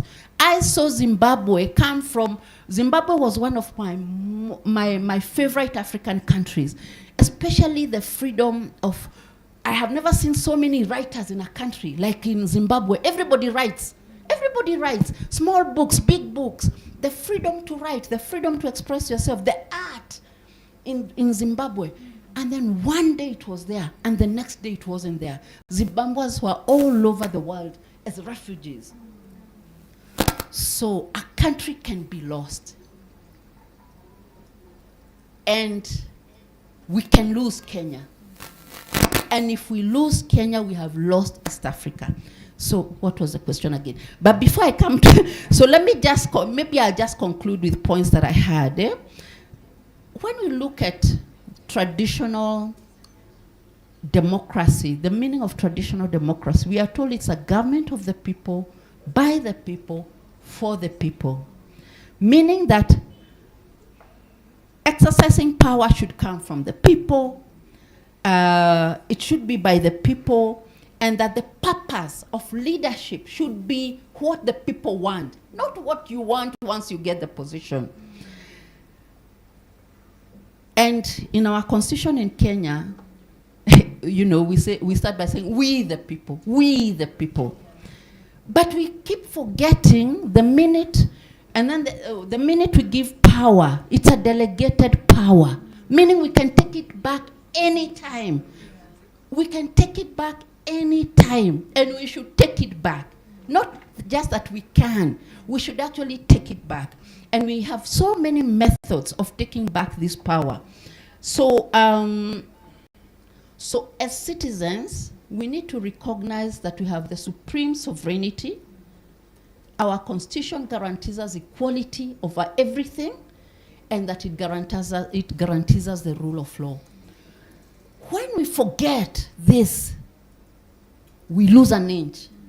We forget something else, we lose a foot. By the time we react as a nation, we will now be, it is total war. Like now it's almost total war. It is a war against the citizens and a minority in government just because they have arms. But that should not be a scare. And I don't know how I can put this to show that actually, and I call her my general, little Wanjiro, said, when we lose our fear, they lose their power. It's actually just that. Fear to go to court. I would see, in our days, I would see Paul Moite, gangs and gangs of lawyers going to court in numbers. First of all, numbers protect you. And I've seen it here also, especially last year.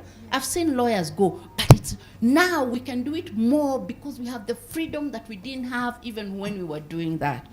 So maybe just to conclude, I think I've lost whatever it is you had asked me, but just to conclude, Kenyans and East Africans should remember that authority to govern comes from us, the people. Even in DRC, where there's trouble every day, they can change it. They can change it. Even in Burundi, they can change it. Rwanda is an interesting case, so I don't want to spend more time on Rwanda because it's a complex case of where of where they continue to say they have democracy and yet do they not? I don't know.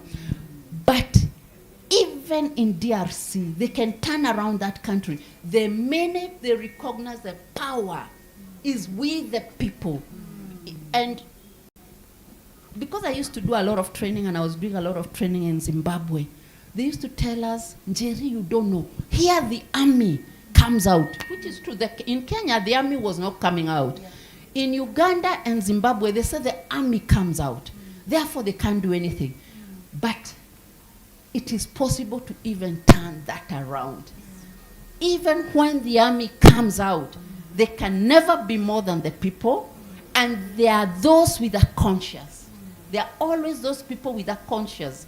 And I've seen some tactics that the young people are using, saying hello to the police, even boarding their vehicles and moving with them. Make them your allies. These people are your allies. They are Kenyans. And when Kenya bans, they will ban in it. And in fact, from what I saw, one police officer being chased, they will be killed. Because once you don't have your 20 colleagues, and once your gun runs out of bullets, they will kill you. So you would rather, it is in your interest as a police officer to actually be with the people rather than be against them. So as I said, I have forgotten what you asked, how you wanted me to conclude, but I just want to conclude. Citizens must recognize, irrespective of what role you play, that you have the power. Thank you. Yeah. Thank you, Jerry. I know we'll have just one question at the end. I think what I wanted you to do for the Gen Zs is to give them hope, to help them retain optimism in light of what is happening, and resist co-option, which is one of the battles that they're having within the movement. But I know we'll have a minute or two for you to speak to that. Christine, if you're with us, your final question is, where does the legal fraternity go from here? We are doing our best within the courts. But what must we do to continue to defend the Constitution, both in theory and also in enforcing the consequences? Of course, we know the executive is also selective in obedience to court orders, or crafty in the way they respond to court orders. We saw what DCI Amin did when he was asked to produce Diangui. He issued a press statement instead of appearing in court. So what can lawyers do to not just defend the Constitution in theory, but also ensure that we are actually practically realizing the fruits of the Constitution and of litigation and advocacy? I think for me, first and foremost, we have within ourselves as lawyers, and especially the governing body of the legal fraternity in Kenya, the Law Society of Kenya, first and foremost has a fundamental obligation to actually enforce compliance of the rule of law for members within its fraternity. It is the governing body is meant to ensure that anyone who has taken the oath, because we all take an oath once we are admitted to the bar, that we will uphold the Constitution and the rule of law in Kenya. So it has a fundamental duty to ensure that actually those people within its framework who are in breach of that oath of office, as we take as lawyers, that there are consequences. So we could not have lawyers who are public officers who are being given the mandate to govern in other areas, and those people are breaching the laws of the land, and the Law Society of Kenya just stands away from that. So it has a fundamental obligation, first and foremost, to ensure that what its members took, that the oath that its members took, that they must uphold that. There must be consequences for breach of that oath. So first and foremost, that is one thing that Law Society of Kenya needs to do. The other thing that the Law Society had begun a couple of years ago was actually they were building a database of all court decisions and looking at those court decisions that had not been implemented. So we need to know what is the balance of the law. How do the cookies fall? We need to know what is being implemented, what is not being implemented. We need to also know how do we seek, at what points. As I said, there are always points in time, whether through elections or through appointments, that these issues can be brought up. So if we continue monitoring, we'll be able to know which orders were directed to whom, and who obeyed court orders and who disregarded court orders. Because again, as I said, there are moments in time that come up that give us opportunities where those actions or inactions by public officers can have consequences. That we need to, as a legal fraternity, to continue speaking the truth, continue advising the people as to their rights. We cannot be cowed by pronouncements by the political class that now the Law Society of Kenya is getting into politics. Governance by its very nature is political. We cannot dissociate governance from politics, because the people who have been we have placed in power come through a mechanism of politics. So by its very nature, as lawyers, we must intersect and participate in politics, because politics always affects governance. And so we must continue our advisory role. We must continue our role of disseminating information to the members of the public vigorously, because the legal fraternity is a huge fraternity and it's found all over the country. We must continue as well with the very good work that the Law Society of Kenya has been doing by giving legal aid to Kenyans who have been illegally arrested, unlawfully charged with crimes. So we must continue to stand up and give these services to Kenyans. Lawyers must continue to stand at the forefront of using the courts and the court system to fight for the rights of Kenyans. That is something we cannot be cowed into not doing. And last and not least, I think the other thing that the lawyers need to continue doing, and together with the people of Kenya, is to continue to fight for the independence of the judiciary. If the judiciary fails, we might not be able to win this battle. We must continue to ensure that we retain an independent judiciary. We must look at those strategies that are being used by the political class to weaken the judiciary, whether through unfounded claims of misconduct against certain judges that they perceive to be anti-regime or pro the people. So we must be able to stand in and advocate and defend the judiciary where it's warranted. Of course, we also must call out the judiciary for misconduct where it's warranted, but we must not fall into the hole that is being dug by politicians to actually chip away at some of the good judges that we have. So that is what the Law Society of Kenya must continue doing. The Law Society of Kenya must also take up its role, together with civil society, of monitoring laws that are before Parliament, laws that are trying to regress our rights, laws that are trying to claw back on our rights, and go to court to actually have those laws declared unconstitutional. So as I said, we can't give up, because again, we will continue to use the tools we have, ineffective as they may be, but as I said, there are always points of accountability, and there are always points where everything that we have been doing comes in and helps. And also, actually using the judiciary also offers a sort of public diary of what is happening. Because what we are seeing is also a narrative that is a misinformation narrative of lies being peddled by the state, trying to gaslight people, trying to say what we've seen with our own eyes and heard with our own ears, that no, I did not say that, that is not what I meant, that is being misquoted. No, using the judiciary also helps us to have a public diary of whatever is happening, and at some point, those public records can be used for accountability. So I'll leave it. Thank you, Christine. Thank you for reminding us that lawyers cannot stop. They must continue to push. And I'm going to bring this to an end, but not before allowing Grace to give us her final reflections, and I'll also allow Jerry to just speak to just the last question that she forgot to answer. Grace, you spoke to us about the importance of documenting, recording, and why we must not stop doing those things. But I think the question that comes to mind is, how do we then shift that recording from statistics to actual justice? Once we've done the reporting, we see reporting coming out from your organization, Kenya National Commission on Human Rights, Missing Voices. So how do we now move those statistics to actual justice? Thank you. So a couple of things. Obviously, one is working together in a coordinated manner to ensure that these statistics are not actually just statistics, but evidence for court processes, evidence for higher level advocacy. So why we document is not just to state that X number. Remember, it's not about numbers. It's about each individual that we lose. It's about each individual that is lying in a hospital bed, each individual who's been maimed and can never walk again. So, of course, we are pushing for reparations for a lot of the victims and survivors. We have several cases that are pending in court.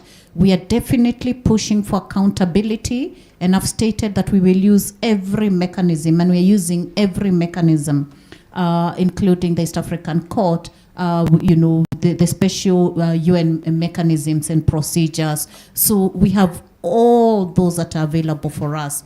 But as I sort of put close to this, my reflections, number one, Article 1 of the Constitution is one of the most powerful, freedoms that we are guaranteed. The sovereignty of the people. The power belongs to people.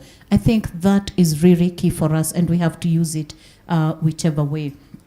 Number two, for the young people, even as we continue with picketing, as we continue with expressing ourselves using different mediums and modalities, remember that change will happen at the ballot box. It does not matter how much we talk.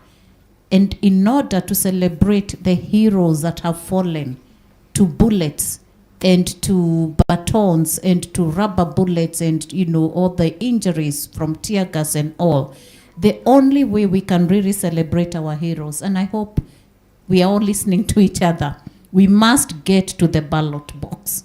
And we're not going to get to the ballot to put people who give us 50 shillings and 1,000 shillings to, make it look like a public space has people listening in. Enjoy the money. Go out, pick all those 3,000. But on the day of the ballot, vote change. Vote people who put Kenyans at the heart of where it belongs. Number three, civil society, Gen Zs, and everyone have to work together. There's a role for each person. There's a role for the voice of the people on the streets, through social media, through whichever platform that we have. But there's also a role for the civil society organizations. We're very strong when it comes to providing services. We are very strong when it comes to advocacy. We are strong on documentation and evidence preservation. We are strong on holding governments to account. We also work together because, we are only safe in as much as we work together. So the politics of division, and especially within civil society, have to end. We are hoping that the religious community, and I'm happy that they have started speaking, can join the people and really pronounce themselves.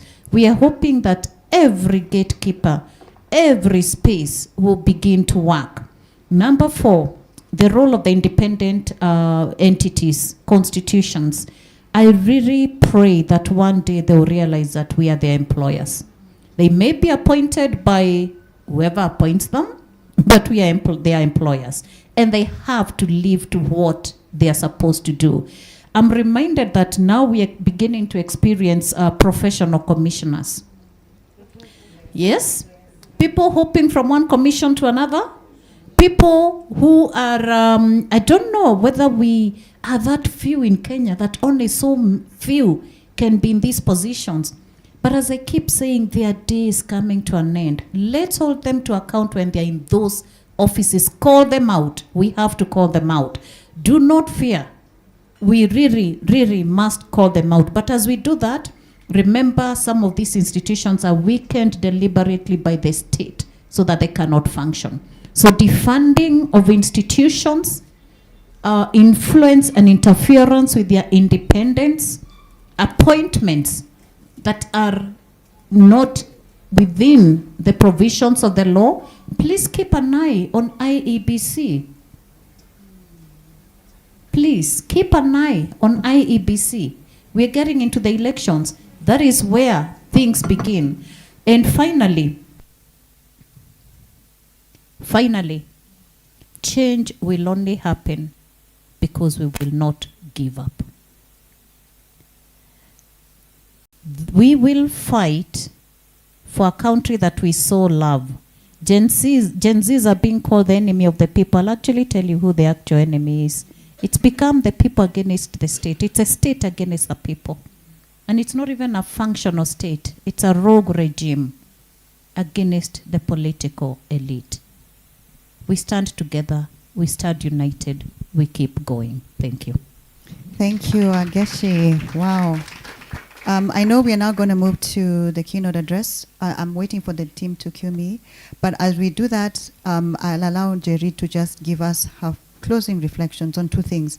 How do we avoid despair? How do we avoid co-option? Yeah, thank you.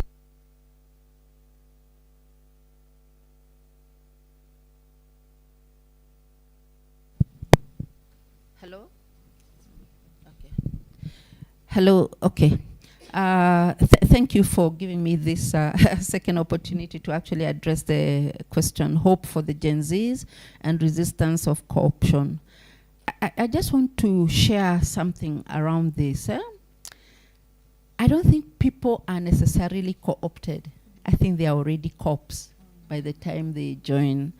What we learned that out of every 10 people that are sitting to plan an activity, 2 are cops or sent there already to work with you and send information.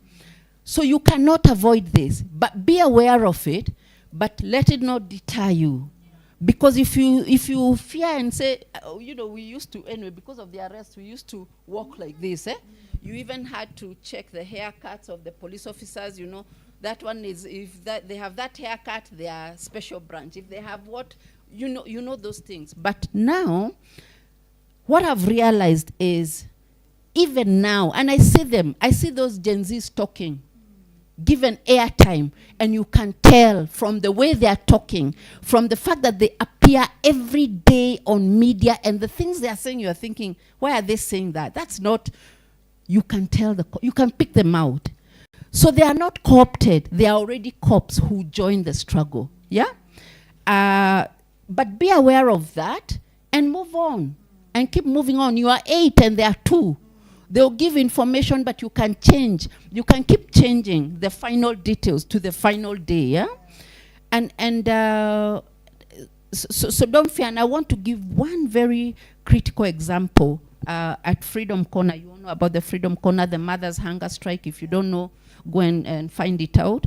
At one time when the cops became too violent and the mothers realized that young people are going to be shot, because young people now joined to protect the mothers when they were being disbanded at Freedom Corner, 2 elderly mothers who understood what a curse is, they stripped naked. They stripped naked. As they stripped, one woman who was in her late 30s, maybe early 40s, who had been coming there to support the mothers, also stripped. She removed her blouse and she removed her skirt. So she was there in a bra and her panties. But the women, the mothers, stripped naked completely and threw their legs. I don't want to. Later, we came to discover this youngish woman who stripped was a cop. had been coming there to pretend to support the women, but she was a cop. And that's why she dared to strip, because me, I didn't even understand what the stripping was about. I was so shocked. I didn't understand. I didn't know about the curse. But she thought that is the way to buy her legitimacy. It is a way to buy her legitimacy. People won't suspect her as a cop. So those people who come into the groups, they can even do more things than you are doing, so that you accept them. So the message to Gen Z is just keep moving. The genuine ones, just keep moving. Those ones will tire, they will be exposed, they will fall on the wayside. And finally, we, the people, have the power. And no one can take that from us. Let me end there. Wow. I think the panel deserves a better round of applause. Hold on. Let me help you. Let me help you. Let me help you. Let me help you. All of you put your hands in the air. Both hands. I can only put one. Both hands. If you're holding a device, put it down. Okay. I just want to see. Okay. You just do this. This is also your energizer before we go into the keynote. And now bend in front of yourself. Assume you're collecting applause from the ground. Assume you're collecting, expand your hands, collect as much applause as you can. And now toss it to my panelists. Toss it towards them. You're tossing the applause towards them. Everyone doing it? Fantastic. I believe that was a fantastic panel session, wasn't it?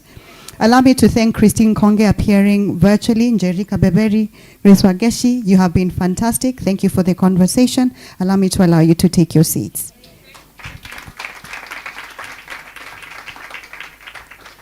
We will now go to the segment that we had missed earlier, which is the keynote address. Okay, so I'm told we're still getting our speaker online. So I'll ask if there's any question in the room as we do that. I see a hand already at the back. So that's one. I see a hand from Mama here, two. I see a gentleman, a friend from Uganda there, three. If I could have someone kindly assist me with a microphone. Please let me know what your question is and who you would like it addressed by. Please keep it brief because we're just buying time for the keynote address. So I'll start with the gentleman at the back. I'll come to Mama here and then our colleague from Uganda, and then we'll close.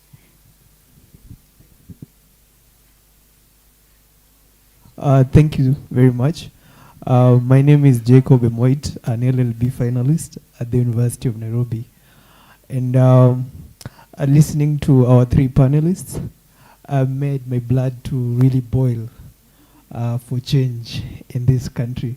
I mean, you all have really, really inspired me, and at least to, keep hoping that, change is coming. And there's something profound that Christine said, that trying to tilt the balance between attaining public order and enjoying the constitutional freedoms that are guaranteed in our constitution must not be allowed at all, especially in favor of the government. And looking at that bill that Esther Passaris is fronting in Parliament, that is exactly what that bill is trying to do, trying to tilt that balance in favor of the government. And mine is just to call upon all of us in this room to make sure that we don't allow that to happen. If none of you is going to go to court, I'm going to be the petitioner in that particular case to challenge that bill that is coming. We must not allow it because it is a threat to our to our democracy. And my question finally was to our panelists. Any of them can answer, because we've realized that there is power in numbers. How do we conceptualize this movement beyond our borders? Because we want to carry everybody along as we are walking in the region. Thank you. Thank you. So you don't want Kenyans to be the superstars that we have been on the internet. I hear people saying when Kenyans enter the internet, everyone else must leave. So how do we carry our regional brothers along? Mama, the floor is yours. Thank you. My name is Samuel Hashimi. I'm a lawyer, Sudanese lawyer. I have been listening not only with my mind, with my heart. Actually, what are the panelists saying is just typical to what happened to Sudan. Actually, peaceful demonstrators, we started long time ago, maybe when we managed to organize ourselves, it was in 2013, and the revolution succeeded in 2019 or 18, December 18. But let us learn from the experiences that we had, not only from Sudan, from the Arab Spring 2011, and be aware that dictators have a syllabus, same book. They are reading from the same book. So try to avoid all the faults that happen. Actually, you guarantee your friends, but you can't guarantee the dictators. They are very innovative in making mess and try to break the unity of the people. So my advice, if I may advise, is to bombard them with constitutional cases that, and name and shame, use the media, use the international press about talking about what's happening in Kenya. We are looking very high and up to the Kenyan young generation and the people of Kenya, and we don't you to fall in our case. Now we are in a war since 2 years, and this is the 3rd year, and because of the regional and international interest parties energizing and fueling the war, when the country falls, all the interested regional and international will come and will benefit from that that situation. Thank you. Over to you. Thank you. There was a question here, and you just reminded me of something. I see those hands. You just reminded me of something that happened in Kenya in the early 90s. Senior Counsel Feroz Nabraji spoke about filing cases, not necessarily thinking that you're going to win the case. You've spoken about inundating them with cases. Some cases you don't file because you're going to win them, but you use them as a platform for addressing the state and the world. So that, as Christine said, we create a public diary of what is happening in the state, and we correct the political narrative. Thank you for that. Our colleague from Uganda, please go ahead. Thank you so much. My name is Michael Aboneka from Uganda. Of course, the panelists talked about how worrying it is in Kenya, but sometimes us from Uganda, we look up to Kenya in some ways and say there's hope. So, so yes, the situation is not very bad in Kenya. Njeri talked about the 12% Africans who have gone to university, and she asks the question, why aren't they participating in these issues? And I think I also want to ask her, why aren't they? Or how do we ensure that they are part of, the processes and participating in the change processes? How do we get them to do that? There's already a question for Njeri. How do we get the 12% to participate? There's a couple of hands. There's a lady at the back, and then there's a gentleman here. So let's start with the lady at the back. Njeri, I'll also ask you to speak to the question of the regional mobilization question. How do we bring along our regional colleagues so that we are moving together? Yes, ma'am.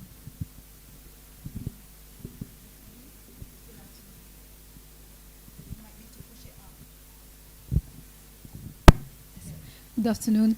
Good afternoon. I'm Antoinette. I'm from the DRC, but I've been living in this country for almost 24 years.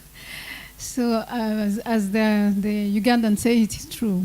Kenya is in a much better place, and consequently it needs more defense than anyone else, so that you don't sink in different waters. Yeah. So, but my question is, I think actually the three speakers were very clear and very passionate and have actually achievements and credibility to what they've been doing. it's a question of resources I want to raise. Democracy in poverty doesn't really work. And then if democracy needs money, the one who has the money controls the agenda and the narrative, which might not be necessarily that of the voices that are not being heard.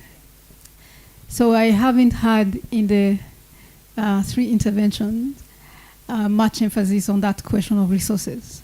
And I think maybe the speakers might not address the question, but it's something that the whole group of excellent minds here should be thinking of. Thank you.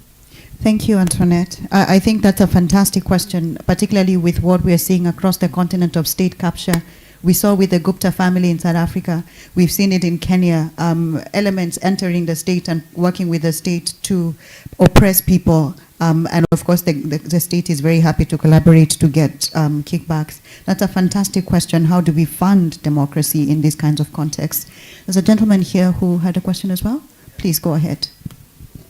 Thank you so much. I am Jean-Marc Segoun, working for Foundation. The panel developed some concept regarding governance by law. I think that is a good concept. But I would like to invite you to thinking about the link between governance and memories. How the common memories can be the best way to sensibilize the people who have the power, to tell them that there is a life after power. There is a life. I think that is also the best way for accountability.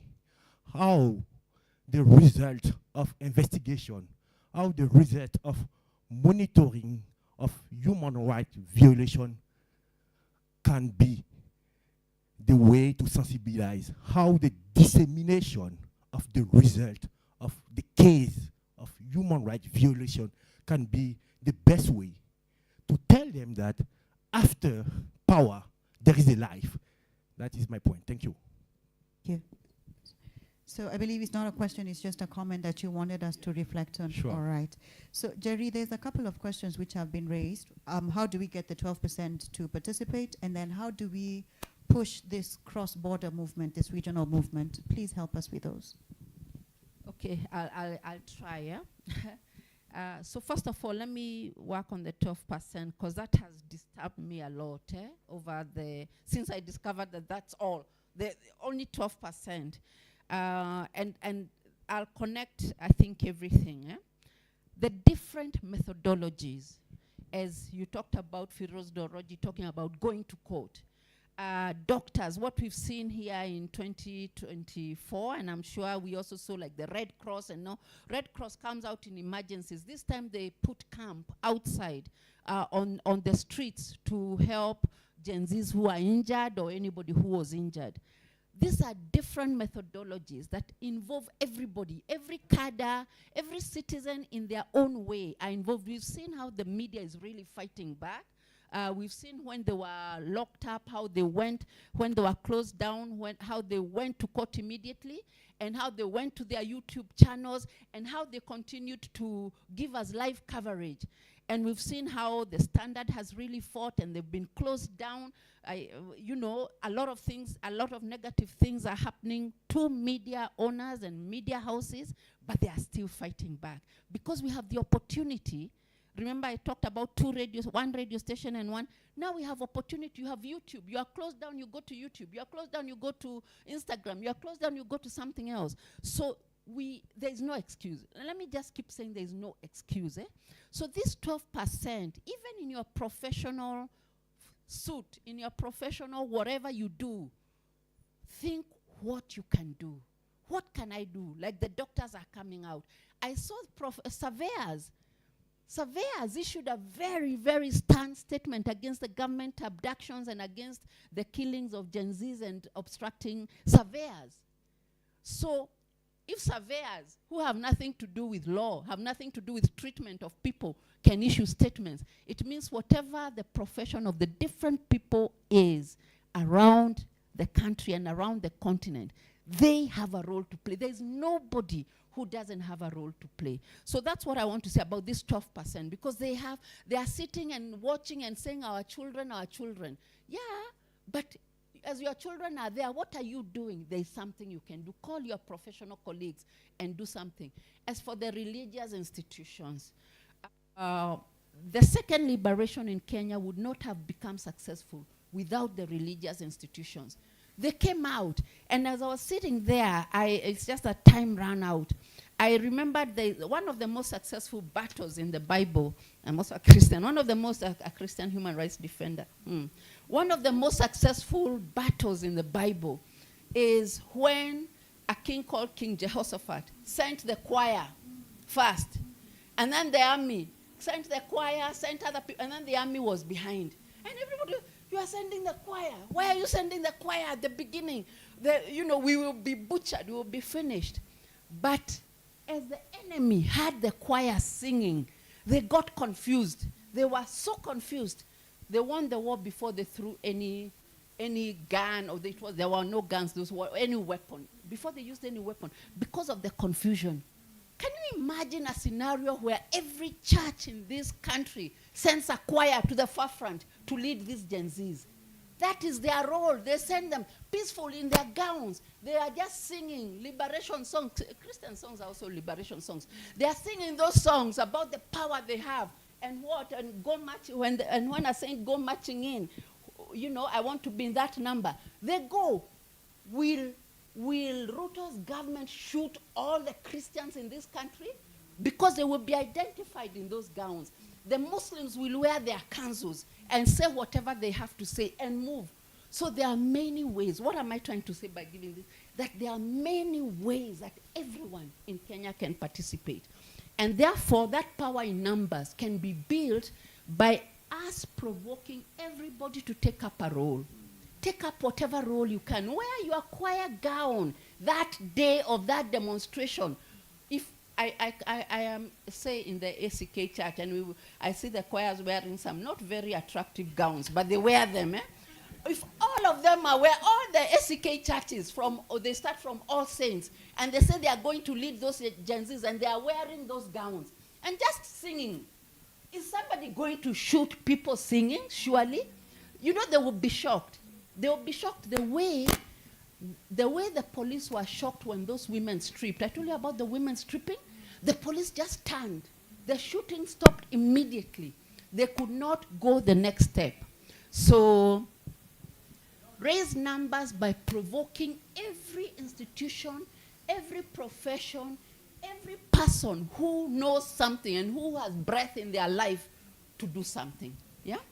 And then, so using the different methodologies. And then democracy in poverty and resources. I came to hear about money years later, after so many battles had been. We didn't know that there are donors. There are people called donors. We didn't know that there are people who fund activities. We were just out there fighting for our nation without knowing that if we were funded, we could do even better. We could buy T-shirts. We could brand ourselves. So poverty in democracy is, as long as people know their rights, battles can be won even without resources. Resources help. Instead of you struggling here for 5 days, you would be ahead if you had resources. Yeah. But without resources, of course, you lose 5 days or you lose a month. Yeah. So the resources come, but resources cannot prevent you from moving ahead. I'm telling you, for years, I didn't know there was somebody called a donor. I didn't know. But battles were won as we moved on and moved on. Okay. And then something else I want to mention. Kenyans, I don't know about other nations, but I suspect it's the same because it's a human nature. Kenyans support the Freedom Corner movement. Women went there and sat with no tent, with no water. They were on a hunger strike. They didn't even have water. They just went and sat. By that evening, some young people came and said, we are security, and they came with candles. By the next day, some 2 Indians, it's important to mention that they were Indians because we think that they are not Kenyans. They came and brought a tent, and another Indian brought water. And we were like, oh, who are they? So the women, the following day, were in a tent and had water. Then as time went by, different people kept doing their thing. There would be people just coming to dance the whole day. They are just dancing to support the women. So that is democracy in poverty. The little resource you have, you bring it. Okay. You support. Okay. And so there's a question about how we move the entire movement, maybe in a minute or so. How do we get all the nations galvanizing towards this? Because this is an African problem. It's an African problem, and sometimes you pick it in chunks. In East Africa, we can pick it in chunk, the chunk of East Africa. We have the East Africa community. One of the most, by the way, the East Africa community is one of the most organized regions of this continent, because we have put in place so many protocols that can support us.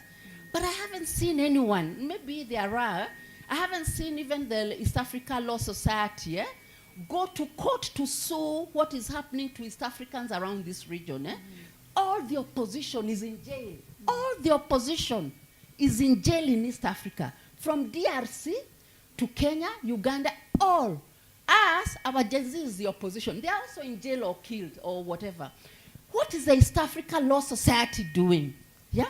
What is there is a court. And of course, you know, the reason why East Africans picked Tanzania, which is becoming a rogue nation, very unfortunately, is because there was peace. There was always continuous peace and respect for the rule of law and respect for citizens in Tanzania. So all the East Africa institutions, including the Africa Court, is in Arusha. But who is utilizing them? What are we waiting for? What are we waiting for? So there is a way we can galvanize by showing those Kenyan Gen Zs are not alone. Internationally, international law allows any citizen to go to court. You can go to court and say, I saw Adalbert Ojwang has been killed in Kenya and the Kenya system seems not to be working. Go to the East Africa court and challenge and say, why is the system not working? Because we are East Africans and we are bound by that law. So I'm saying, what am I trying to say? That we have many avenues. Let us use them. Yeah.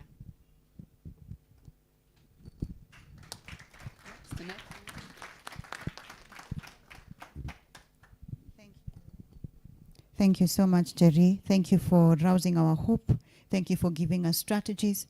And we apologize that we were not able to do the keynote address as we had scheduled, and we will move quickly to the second panel before we take our lunch break. I see my sister and colleague Valentine Hamino is here. She will lead us in that brief discussion before we take our lunch break. Thank you for your participation. I really enjoyed having this conversation.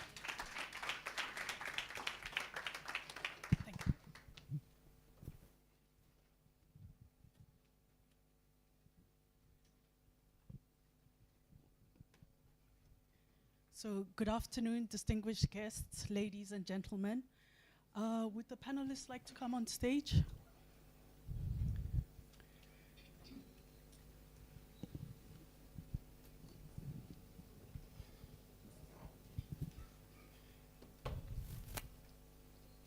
Is Dr. Alfred Mavenzeke here? Thank you.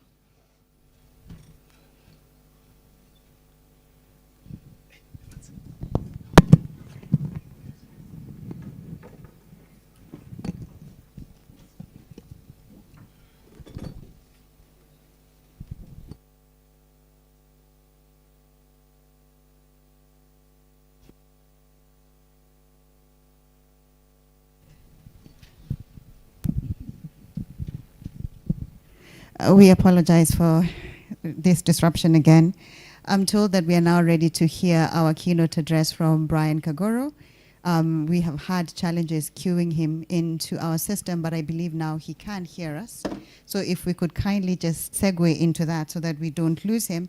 We will now invite Brian Kagoro, if he can hear us, to make his keynote. Brian Kagoro is the Managing Director, Programs, Open Society Foundations. I believe we can go ahead with that.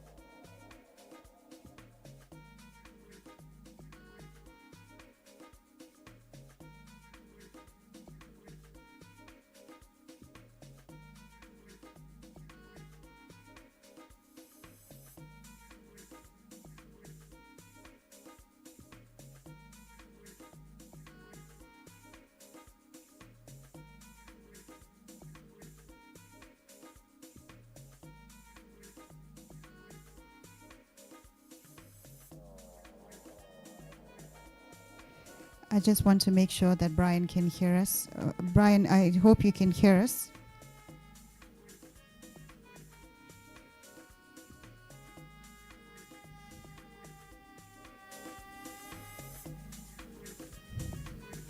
We believe that he's now online, but I'm not sure that he can hear us.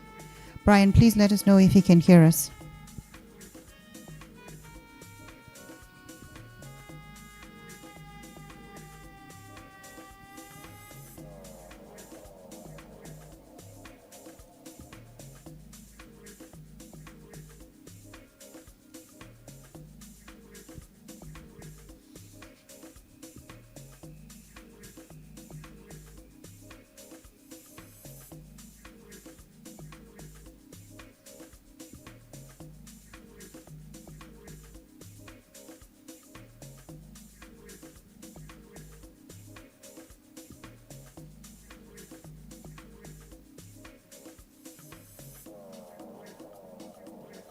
We apologize for this.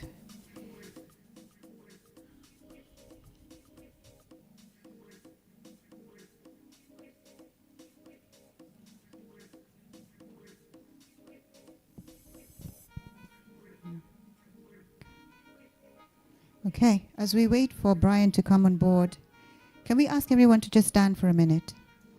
Everyone just stand for a minute. We've been seated for quite a bit. Just ask everybody to stand. And then with both your hands, reach for the sky with both your hands. Try to touch the ceiling.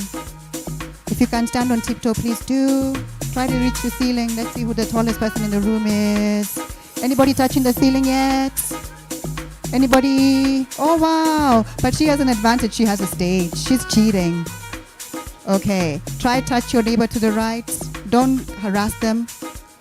Don't help the police. Touch your neighbor to the right. Do you have a neighbor to your right?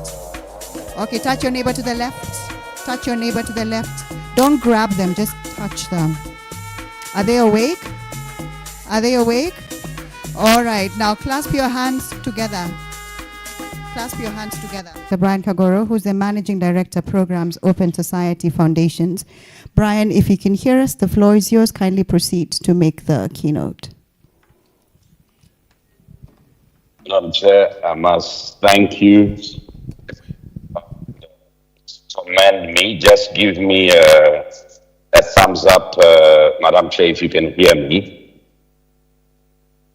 Just a thumbs up, yes. Okay. First, I was getting worried because I saw my elder brother, Mr. Tsumba, in the room.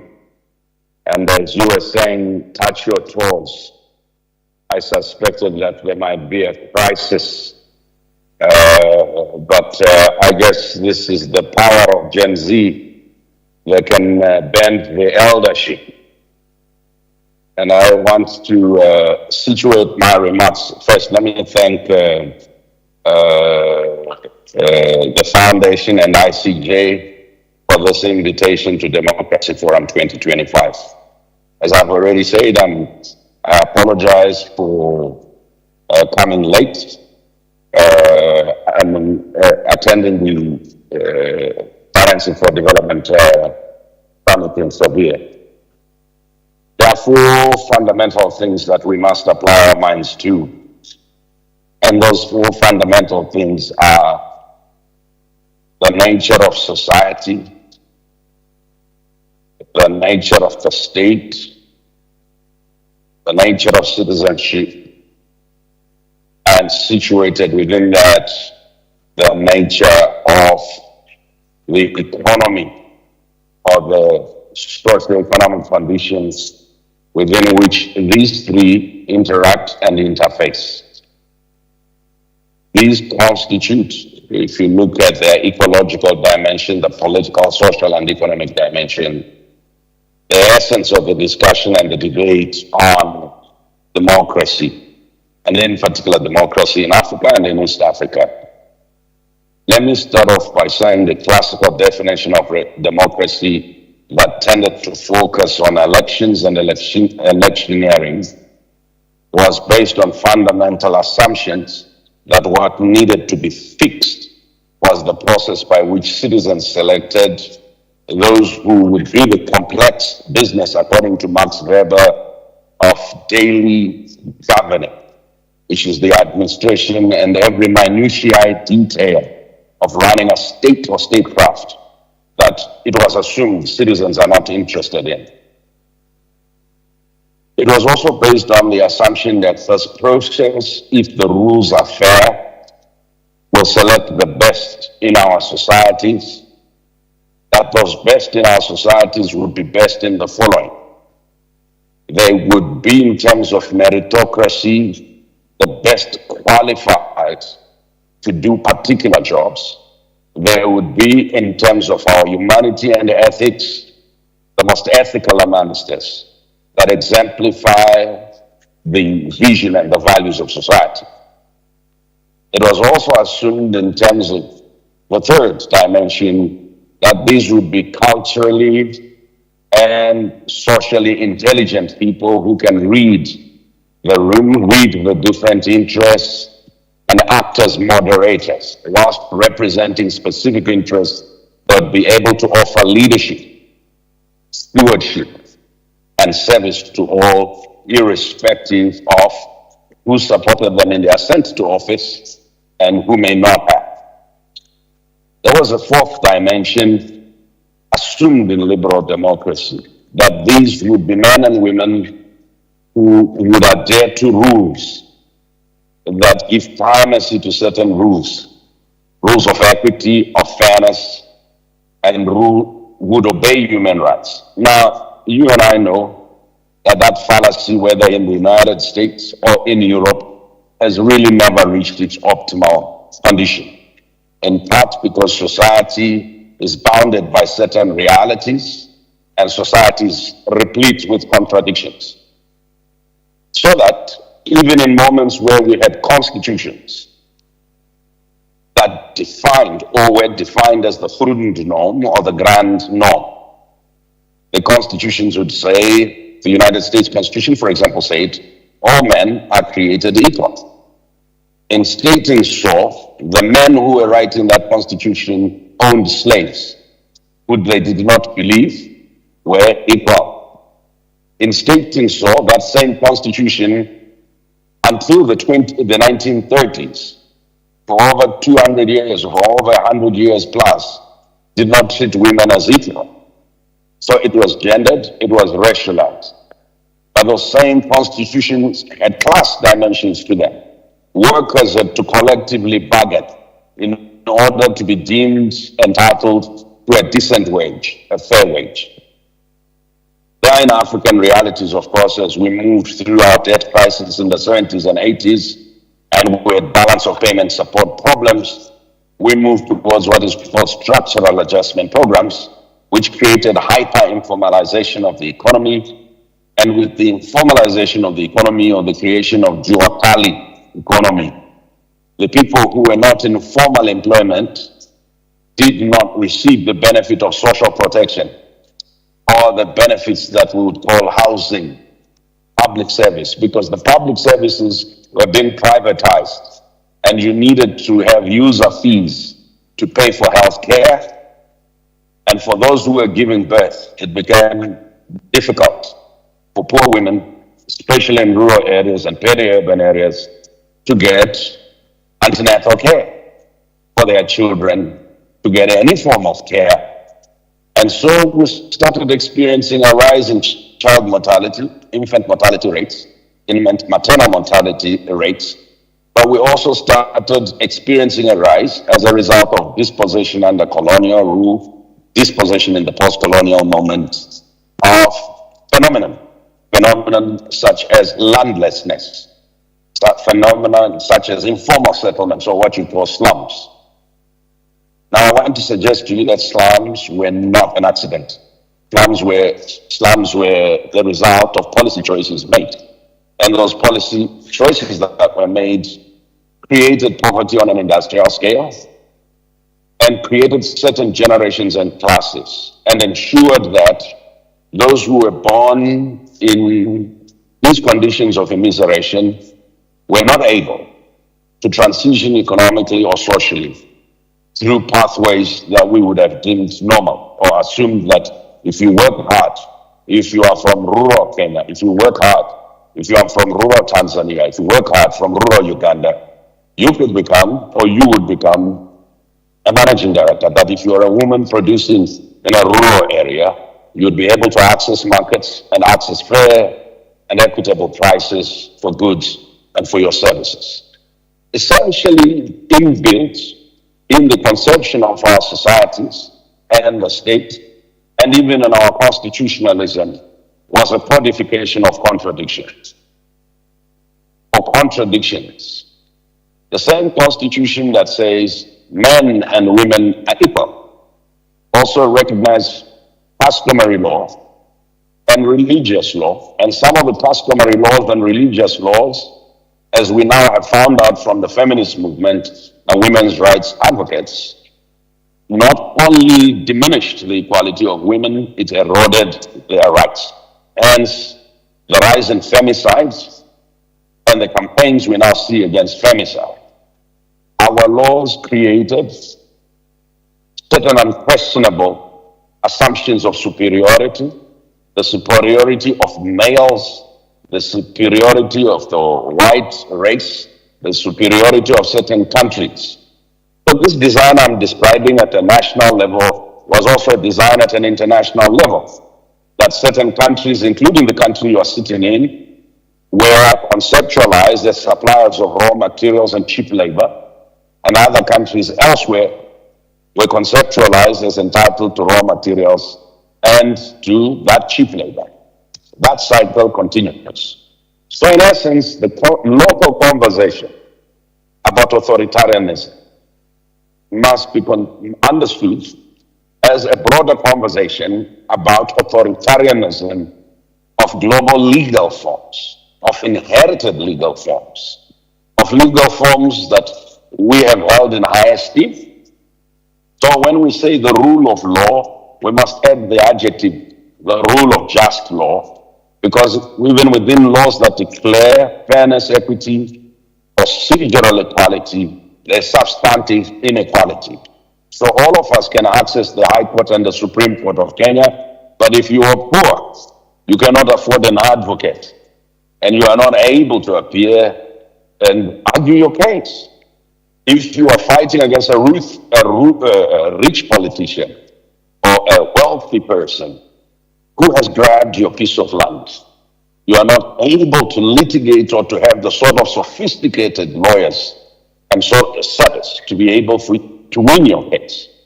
I raise these contradictions because as though they were not enough. Under colonial rule and chattel enslavement, law became a dirty word. Law became the instrument by which people were oppressed on the basis of class, of gender, and of race. My friends, it is law that said women could not inherit property. It is law that created a bifurcation of citizenship. It is law that circumscribed what workers could earn or could not earn. But that same law that had these limitations became a terrain of struggle. In Kenya, through the Fungamano process, the Triple C, through Bomas, citizens began to negotiate new citizenship contours and parameters through the constitution-making process. Now, I want to wind down by referring to phenomenon that's grown, because having fought through law to gain your constitutions in East Africa and across in the moment of liberal democratization, you also were faced with the hijack of the struggles for human rights, the struggles for justice, and the rhetoric of human rights and justice, the hijack by a political elite.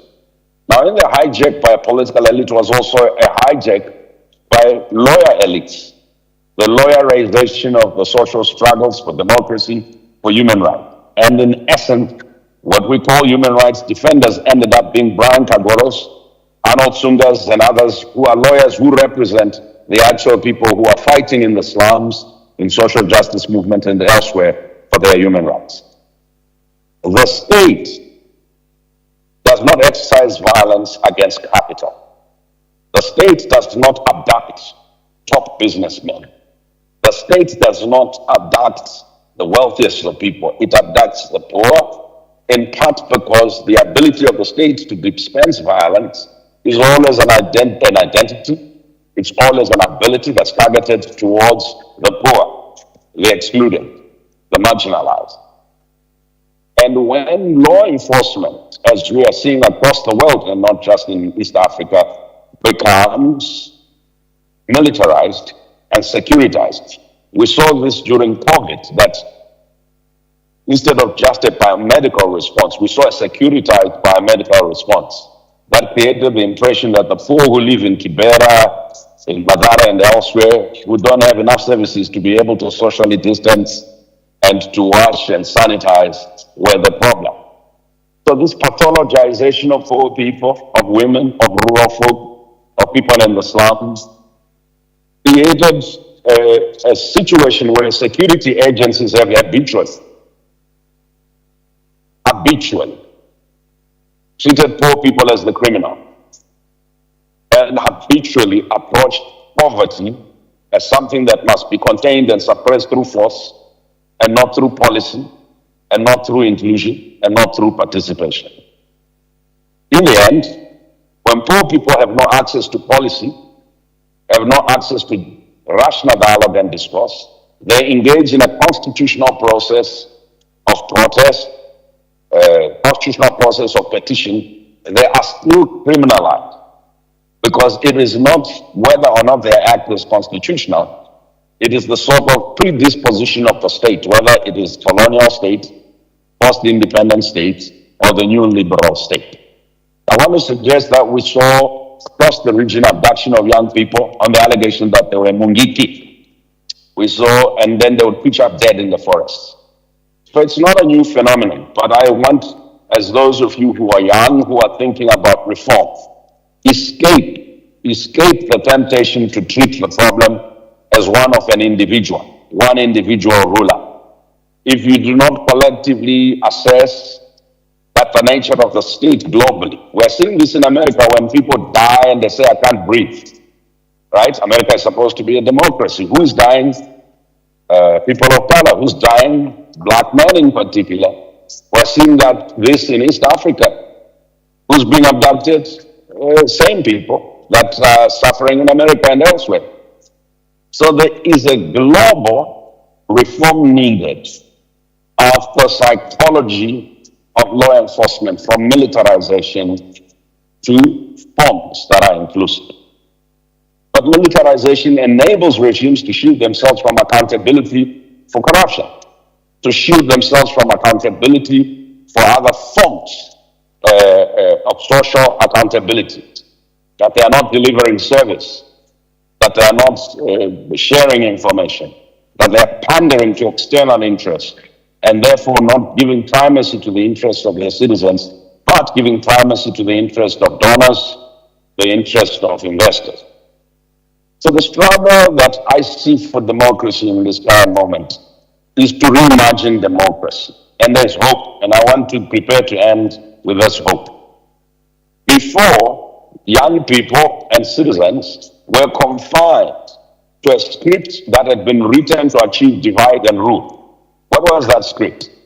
That you can only mobilize for your interest as a Kikuyu, as a Luya, as a Luo, as a Taita, but you couldn't reach out across these ethno-regional divides, constructed largely for the convenience of the colonial state to keep the native population contained. And all of us began to think of democracy accessing the state and benefit in the basis of this the cantonments of pigeonholes. The hope of the generation of people who are young now is that they will be unlike my generation, realize the essence and importance of their identity, but not become prisoners in the thinking that in order to transform power, you have to resort back to these atavistic, ethno-regional or tribal identities. That in order to think of making a state that's fit for purpose for everybody, that will include everybody as we go into the future, that they necessarily have to confine themselves to old politics that depended on who has the biggest stick or the largest stone to throw, or that dependent on purely friendshoring, where cartels who went to the same schools, the Mtaiga Club if you're in Kenya and elsewhere on the continent, are the ones who determine our power is bound. When I was growing up, my father's generation, who would have been Kibaki's generation, were told you are the leaders of the future. The future came, they had children. They only got to see their future when they were almost grandfathers and close to their grave. Young people are not leaders of tomorrow. Young people are leaders of the present. But young people need to prepare themselves for statecraft. Protest politics has its value, but protest politics has its limits. The limits are, there is a long distance or gap between asserting your outrage and creating your vision. And that long distance is often such that in Egypt, in 2011 and elsewhere in Tunisia, young people got rid of what they thought was their oppression. Once they'd done so, they created a vacuum in power and imagination that was filled by military forces that were stronger. We saw the same in Zimbabwe when Arnold Tsunga and others were young people and creating the moment in the late 90s. Arnold will tell you that they were very successful, a new constitution, very successful, a more youthful leadership. But because statecraft and international relations and policy and the ability to operate all aspects of government in order to deliver your vision based on your outrage and the things you did not want was not organized. This lack of organization and coherence around how we run from local government to the state essentially means young people become political cannon fodder for political entrepreneurs who one day are in the state, they are part of their oppression. The next day they're outside the state, they're part of civil society. And the cycle goes on. I'll not be surprised if all your presidents today, when they retire or are out of office by some reasons, form foundations, and join the democracy forums demanding accountability and better governance, which they were not able to deliver. I came to give you hope that hope lies in yourselves and not elsewhere. But I also came to try and give you a reality check. You are not going to transform Kenya, Tanzania, Uganda, or anything by simply getting rid of your irritations. There needs to be other platforms where you are clear. How will you engage with the question of the inequality between Africa and the rest of the world, of the global financial architecture, of the global security imperatives, of the geopolitics that creates for us heroes and villains? How are you going to deal with the real politic issues? How are you going to deal with the fact that our economies are not growing sufficiently? Even if we stopped stealing and there was no corruption, debt and other inequalities or inequities are such that we're not able to pay beyond alleviating our misery. We're not able to pay so that our prosperity is at the center.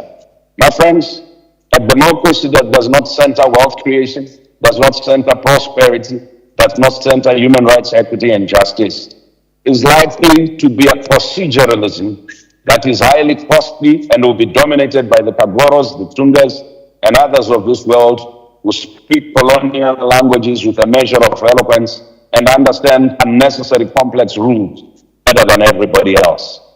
I think you have an opportunity in the Democracy Forum in 2025 to imagine a democracy with economic dimensions, political dimensions, social dimensions, and lastly, technological dimensions. Whilst young people are using AI, whilst young people are using all other forms of technology, what I'm witnessing is that doing so as consumers. Very few, and Kenya is an exception in this, are actually developing and owning and controlling. Such that African activism creates American billionaires, Chinese billionaires, and European billionaires. So that our social justice becomes an industry.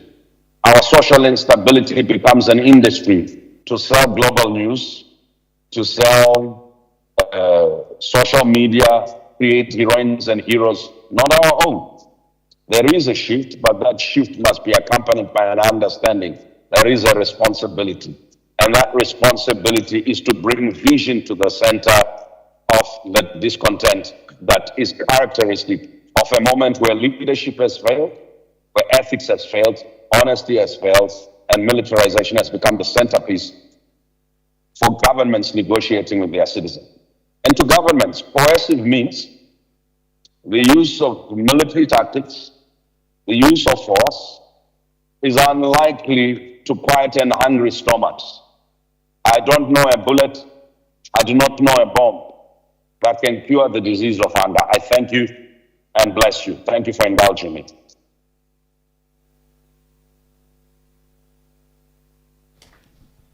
So thank you very much, Mr. Kagoro. We appreciate your participation and the multitude of insights. What stood out to me was the statement that young people, you're the leaders of the present and not tomorrow. So thank you, La Foundation and also ICJ, distinguished guests. I'm Valentine Khaminwa. I'm an advocate by training and a member of ICJ. And I will moderate our next topic. It will be tackled by our esteemed panel of experts. And unfortunately, their time has been cut short, so it will be about 7 minutes each. And it's quite a broad topic, so we will appreciate if you can condense your thoughts as much as possible. So allow me, it's a privilege to introduce Dr. Justice Mavenzege. He's the Senior Legal Advisor and Programs Director at the Africa Judges and Jurists Forum. So I hope I got the Shona pronunciation. Thank you. Thank you.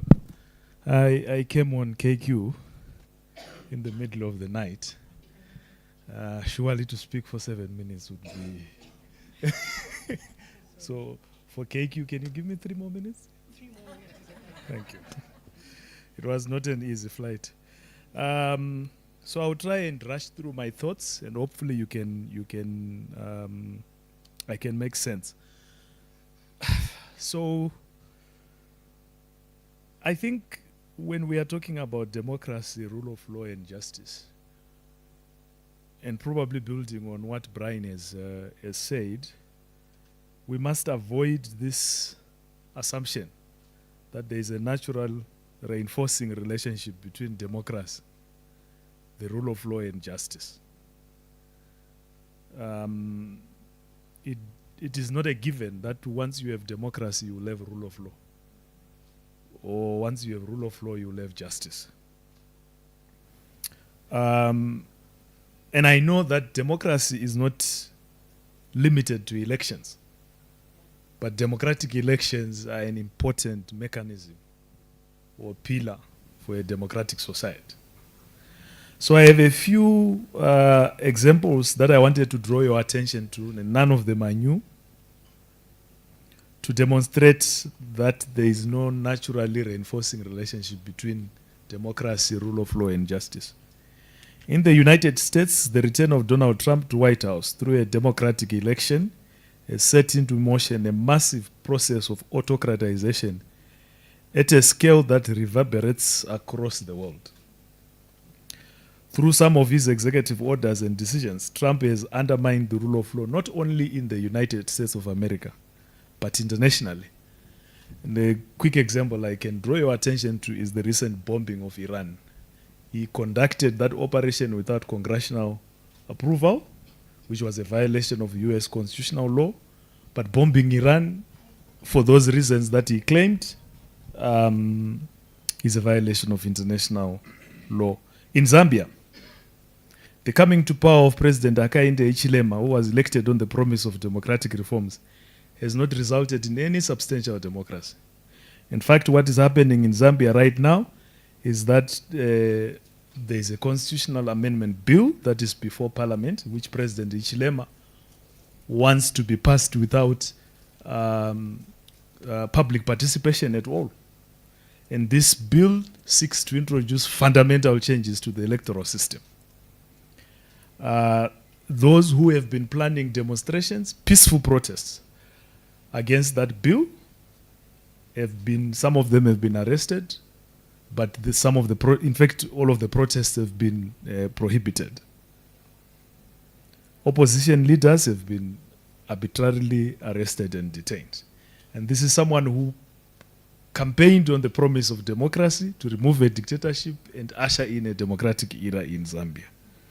In Gambia, the fall of Yahya Jammeh has not resulted in justice for those who were tortured during Jammeh's administration. They are still yearning for justice. In Senegal, President Macky Sall was elected as a pro-democracy candidate, and when he got into power, he attempted to seek a third term. He attempted to illegally postpone the elections, subjected opposition leaders to arbitrary arrests, and thankfully he was stopped in 2024. In South Africa, 31 years after the introduction of democracy, social justice for black Africans in that country remains a pipe dream, as the majority of them remain economically marginalized and impoverished. In Botswana, that's the last example I want to draw your attention to. President Duma Boko, who made history last year by defeating the former Liberation Party, Botswana Democratic Party, has begun to make clear his admiration of President Traore of Burkina Faso, and has repeatedly expressed his frustration with this obligation to consult publicly. Under his government, there's a research that I've just completed on judicial funding, and I realized that under President Boko's government, the budget for the office of the president, I'm not talking about the executive branch of government, the office of the president is 32 times larger than that of the judiciary. Right. So that shows you the problem that we have with leaders who are elected through democratic elections. I'm not talking of, I've excluded leaders who rig elections openly. So if you have not been cited, it means there are questions around your credibility.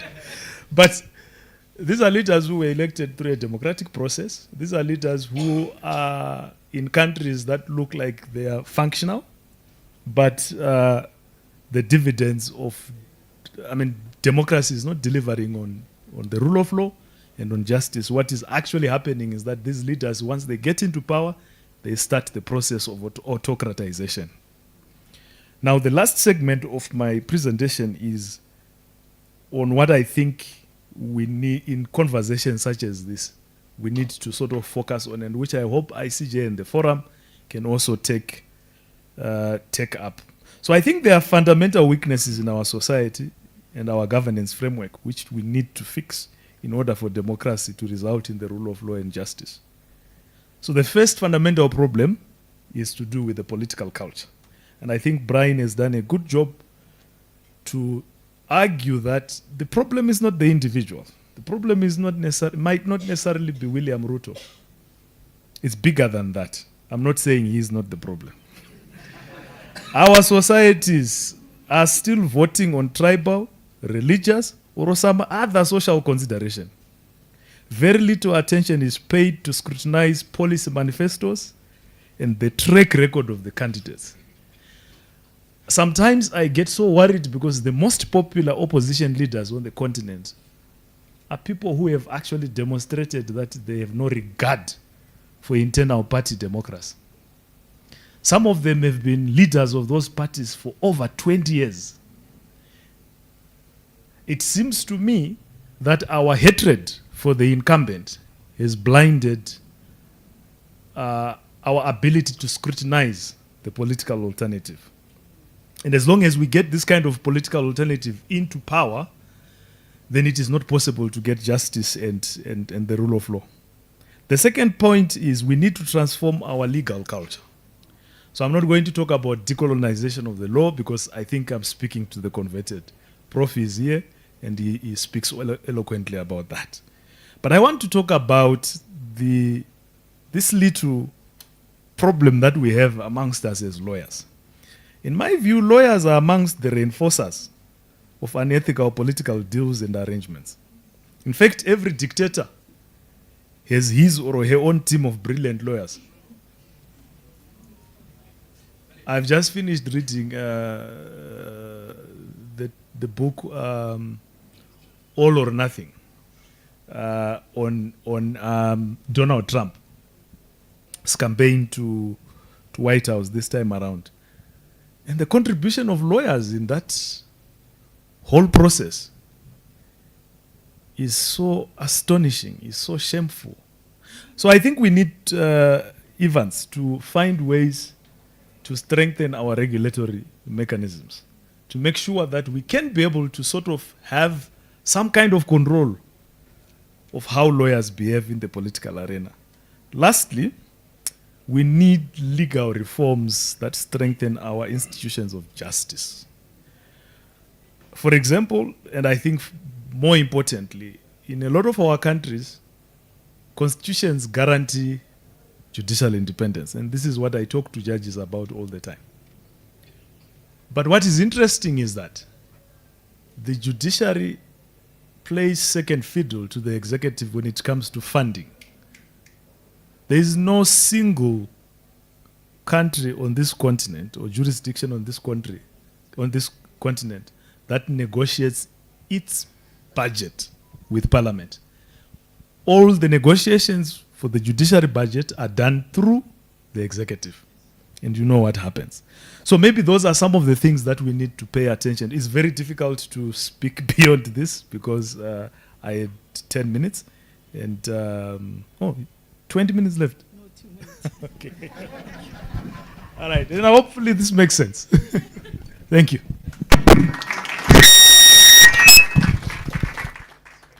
It's okay. Thank you very much, Dr. Mavenzeke. We're lawyers, but we appreciate. So now it's my privilege to introduce our next panelist.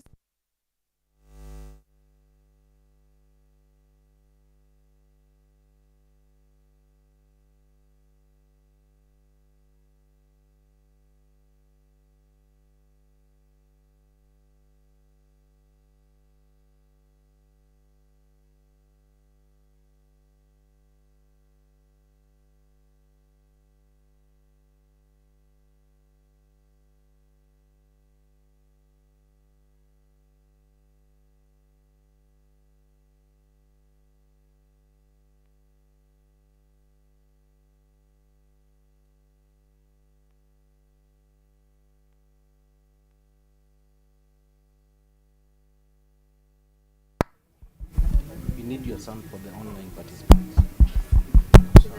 So it's better. They cannot stop the conversation. Thank you. Thank you.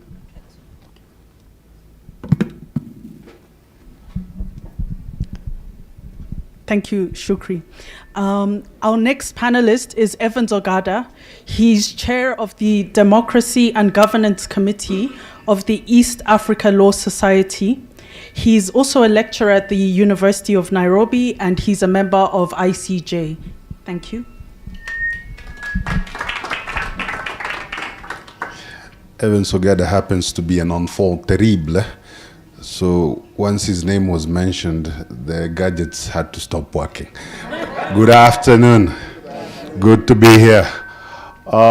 Let me take this opportunity to thank ICJ Kenya, la Fondation de l'Innovation pour la Démocratie, for hosting us for this important meeting.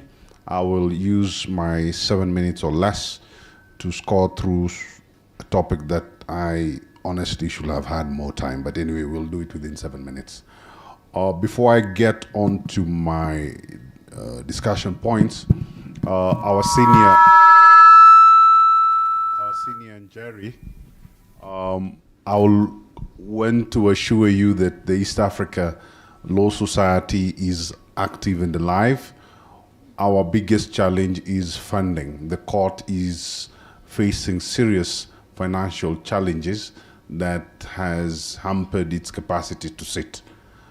From the bar side, we are doing the best we can to ensure that vigilance is maintained. Now, justice, I'm supposed to be looking at the role that justice plays as a principle, a value, and an institution in the construction of democratic societies in East Africa.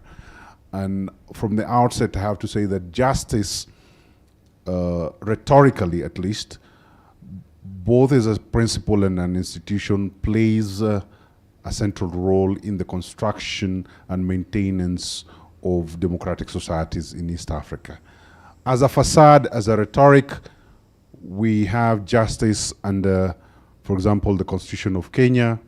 Article 10 has subtle elements of justice that, if adhered to, would ensure the beneficence of justice as we idealize it as a public good. Nonetheless, we are aware that Kenya, and indeed a good number of countries in the region, are grappling with challenges with governance. We are addressing historical injustices and contemporary threats to stability. So in analyzing justice, we have to look at the constitutional foundations of justice. I've alluded to Kenya's constitution being replete with elements of justice. The Kenyan Constitution 2010 represents, in terms of texts, a progressive framework in the region. However, with that representation, we are experiencing democratic backsliding. We have new wine in old wineskins. We have people who are morally inept, corrupt, vile, vicious, and somehow they manage to wheedle themselves into positions that are supposed to shepherd the growth of this constitution. You cannot have wolves to manage the affairs of the sheep. That's the problem we are facing in this country. Judicial independence as a democratic safeguard, we are facing a mixed bag with this. The judiciary, I have to be honest, has been trying to a large extent. In 2017, and one of my favorite human beings, bold and courageous, Chief Justice Maraga, we annulled a faulty presidential election.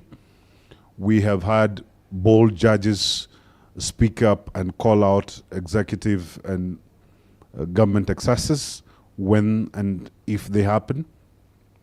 However, we have had our problems because I go to court, so I know where those problems are. We have had some decisions that have been made by the judiciary that have not helped us a lot. For example, the problems we face today with these rogue police force, I call it force because of their habits. Constitutionally, they are supposed to be a service. We owe it to a decision by the court called the Security Laws Decision. That decision brought us these problems. We have had other decisions, the center case that is responsible for some of these marauding, ugly figures we see in government today. I will not mention their names. That owes, I mean, I'm not being hysterical here. We have an MP who was convicted, who was seen on TV murdering somebody, and he's in office today. I'm in court challenging the appointment of certain cabinet secretaries who have been indicted by the Ethics and Anti-Corruption Commission. So I'm not being hysterical. Now, access to justice and democratic participation, again, we have had to go to court to challenge on public participation.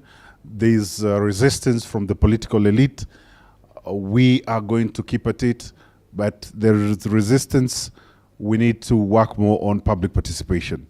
Basically, the challenges faced by us on the public participation front is people think of public participation as more or less as a favor, as an appendage of the mainstream representative democratic facet. I am short of time, but I will want to say this, that to strengthen the role of justice in East African democracies, we recommend that constitutional reforms should clearly define grounds for removal of presidents. We need to think of military coups because we've have been saying this in the region. How do we deal with military coups? Popular education programs to enhance citizens' understanding of constitutional rights.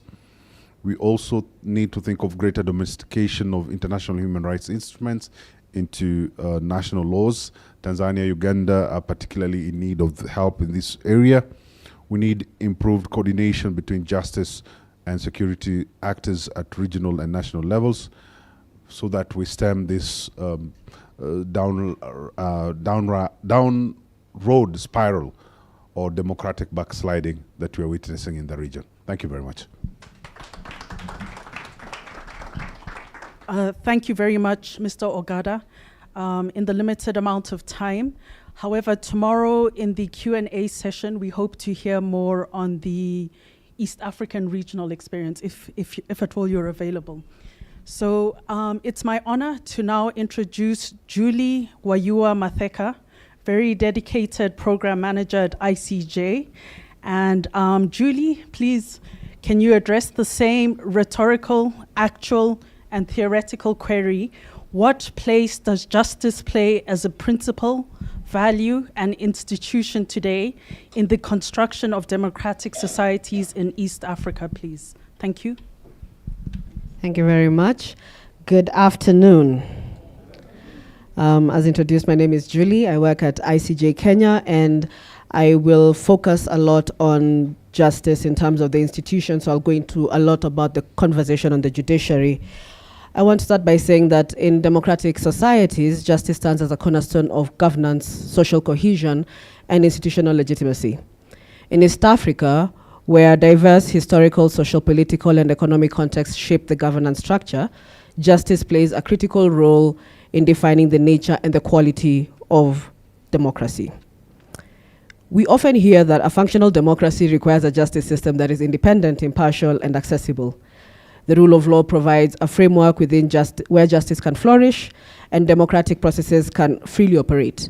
I think we have heard from Brian where he says that we need to also talk about the question of, is justice accessible to all persons? The question of whether poverty plays in. In recent times, we've been calling for the digitization of judiciary processes to make it more efficient and effective, but has that also created the digital divide? So when you're talking about poverty and how it marginalizes people and how various actions that we are doing actually make justice more and further unreachable, are we looking at these constructs whereby digitization or us is a great thing, sometimes has created a divide? We're looking at where are courts situated? How many justices do we have? One thing that I know myself and Evans have been really talking about is the question of, yes, we have an independent judiciary now, but independent to be able to function efficiently is a question we ask. The operational capacity of our Kenyan judiciary has not yet gotten past 60%. We are currently having a recruitment going on. The justices of the High Court are around 80, yet the ideal number is 200. They cannot deliver. It's actually, we are placing them at an odds to actually deliver. We look at the magistracy, and every single magistrate has a backlog of 1,000 cases from the date they are appointed. Are we setting them up for failure? One thing that Justice said, and I agree with, is let's look at the question of judicial funding in the region. In Kenya, our judiciary funding has been playing around 2 to 3% of the national budget. Actually, slightly lower, was 0.1, because the ideal is 2 to 3%. We have a judiciary that is getting 26 billion this year, with a national parliament that is getting 40 billion. A judiciary that serves the entire nation by having courts in different. For sure, I've started saying the wrong things. State House.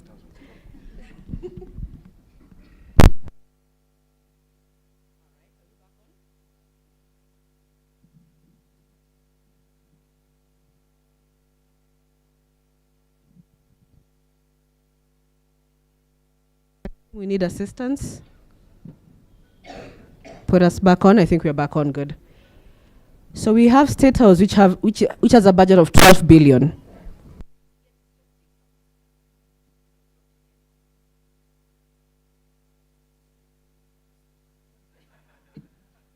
That would be you see.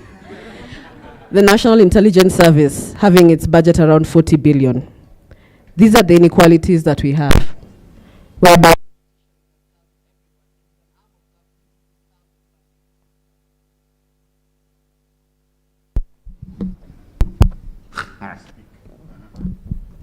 we will be speaking, we will be heard, and hopefully we will continue with the discourse. So,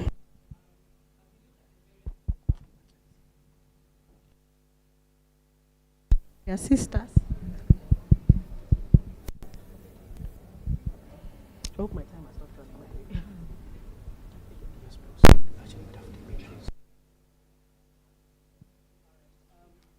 I have been told for a few moments the online participants may have to struggle a bit, so I'll just speak by elevating my voice. Hello? 1, 2, 3. 1, 2, 3.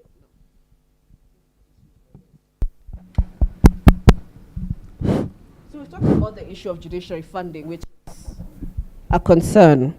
But then we also have the other bigger problem, which is attempts to capture the states, attempts to capture the judiciary, where we have had judicial capture attempts.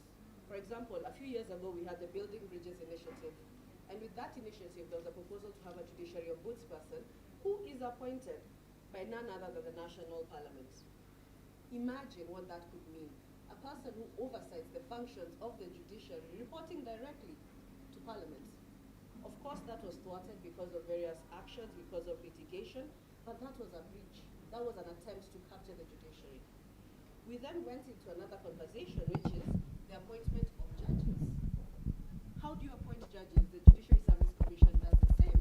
However, the President clearly stated that he wanted to have a say in the appointment of judges, and by not having a say, said that he will not appoint 41 judges, an attempt once again to capture the judiciary. There are interesting words that I have read in a document that maybe the Kenyans will be familiar with if I read. And it says the following. Allow me to just read, and then maybe you will remember these 4 promises. That in their first days of office, they will appoint all the judges nominated by the JSC to the Court of Appeal. They will implement and operationalize the Constitution of Kenya. They will ensure that the judiciary has independence by establishing and operationalizing the Judiciary Fund. Another thing that this document says, which you will now realize is quite far-reaching, and police abuses, especially to the urban youth, through enhancing police oversight by COA and NBSC and creating an ombudsman to monitor human rights violation, and all forms of extrajudicial executions by services, creating a Coroner's General Office and National Coroner Service Act. This is the plan, which is the Kenya Kwanza Manifesto in page 60. Indeed, I agree that democracy cannot be achieved through elections, because elections and people who have ridden on the question of manifestos really articulate the right things. This is the governance framework of the Kenya Kwanza Manifesto, where it clearly states all the right things that unfortunately have been ignored.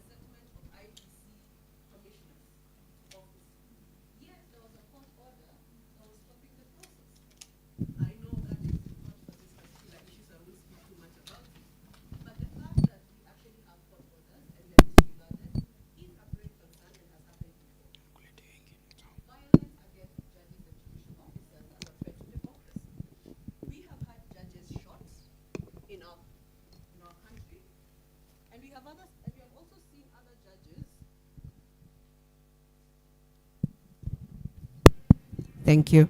We have also seen other judges forced to flee from their countries. I know in the case in Uganda, whereby a judge is actually being victimized for her pronouncements on a particular matter, irrespective of whether or not her politics aligns, but the fact that you can be vilified for your pronouncement on a matter shows that we need to really work around the question of judicial independence. We have seen judges cower to the executive because of what they have said, because what they have said does not align and therefore have been vilified. In Kenya, we have the unfortunate case of Justice Lawrence Mugambi, whose security was withdrawn. We have the unfortunate case of now Lady Justice Esther Maina, where she literally had to move because of the threats by the former deputy president. We have also had cases of threats to Justice Gorethande because of her pronouncements on issues on the finance bill. So we have seen that violence can happen to judicial officers, which is a threat to democracy. But not only violence in the physical space, also in the online space. Right now, we are having something that is very interesting. We are seeing technology-assisted violence against judicial officers. This is a new phenomenon that I think as Africa, as Kenyans, we are yet to grapple with. You cannot censor people because it's our right to freely express. However, we are seeing that we are actually delegitimizing proper democratic institutions by what we are saying online about them. How then do we have this conversation? So I've talked about the problems, and in 1 minute I'll talk about the solutions. One, the opportunities for us as young people, civil society, academia, people of good conscience, really, is let's have a counter misinformation and building trust for democratic institutions. I agree that there's certain challenges within all the democratic institutions that are enshrined. We have constitutional commissions that don't live up to their mandate, including in the whole of East Africa, whereby it's election officials, the likes. However, we need to strengthen these organizations. We need to work to ensure that these institutions are built, because unfortunately, without solid institutions, then we do not have a democracy, really. So we need to counter misinformation and build public trust in democratic institutions, and my preference is for the judiciary. We need to strengthen the legal frameworks and institutional frameworks that protect the judiciary from the political and public interference. So when you talk about judiciary independence, we need to ring-fence the judiciary fund. We need to have in place a way in which you can recruit judges, appoint judges, remove judges, which is free from interference by every single person. We also need to ensure that the bar is really independent and can protect the judiciary, because a corrupted bar is actually the one that will be used to defeat the question of the democracy. We need to start and really think about strategic litigation to ring-fence independence of the judiciary. We have done it before, but I think right now we are assuming that we're in the right place and in the best place, but I think there's need for us as people of good conscience as well as civil society to think. As I was doing my research for this particular presentation, I realized that we do not have an Africa repository of all the various attacks on judiciaries on the continent, yet all of us report them. Eswatini has challenges in JSC. South Africa has gone through its challenges. Uganda, we know about it. Tunisia, we know about it. Kenya, we know about it. However, we do not document these issues and the successes that have come out. So why don't we now start collating this information so that the advocates who come after us and the civil society that come after us can be able to learn from our experience? So we need to monitor and document and report. The other thing is, which is interesting, is foster collaboration.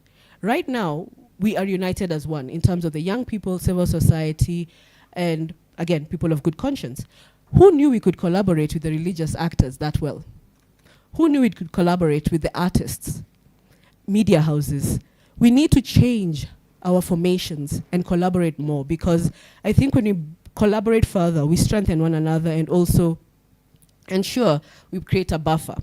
Lastly, we need to promote accountability for these institutions. We need to create manners in which we can actually hold people to account when they err. Meaning for judiciary, we need to ensure that we strengthen the Judicial Service Commission, strengthen the ombudsperson, and strengthen processes where we can actually demand accountability. I'll stop there because hopefully some questions will trigger my responses and hope for a good panel, a good Q&A. So thank you very much. I know I've ran a little bit out of time, but it was to compensate for the technological mishaps that I occasioned.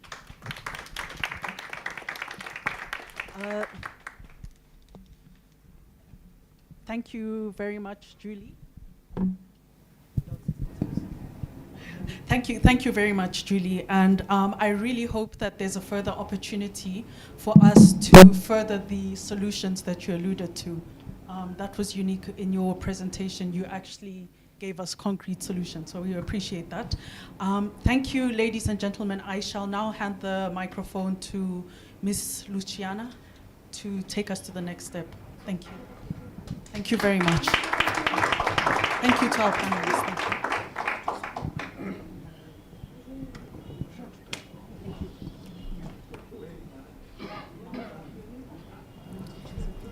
Oh, wow. Good afternoon. Are we ready for lunch? Is there anyone who wants to fast and think about solutions to justice problems? Okay, so our team outside will be directing us as to where we will have our lunch break. We have 2 panel sessions in the afternoon. So we will kindly request, I'm just looking at my time, and it's now 1:50. I'm kindly requesting that we have a shorter lunch break so we don't stay here for too long. Is that agreeable? I want to build consensus.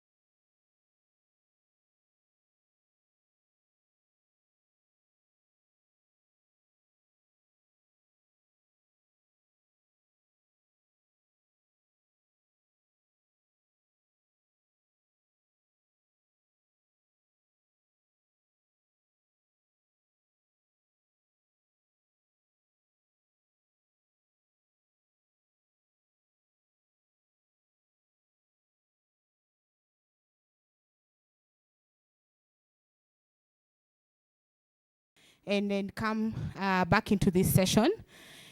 And I will ask you to stand up. The revolution requires us to be upstanding, right? Yes, let us stand up. Okay, so Kenyans, make sure you got the power so that we can also ensure those around us feel it. Okay, but we are doing it all of us together, okay?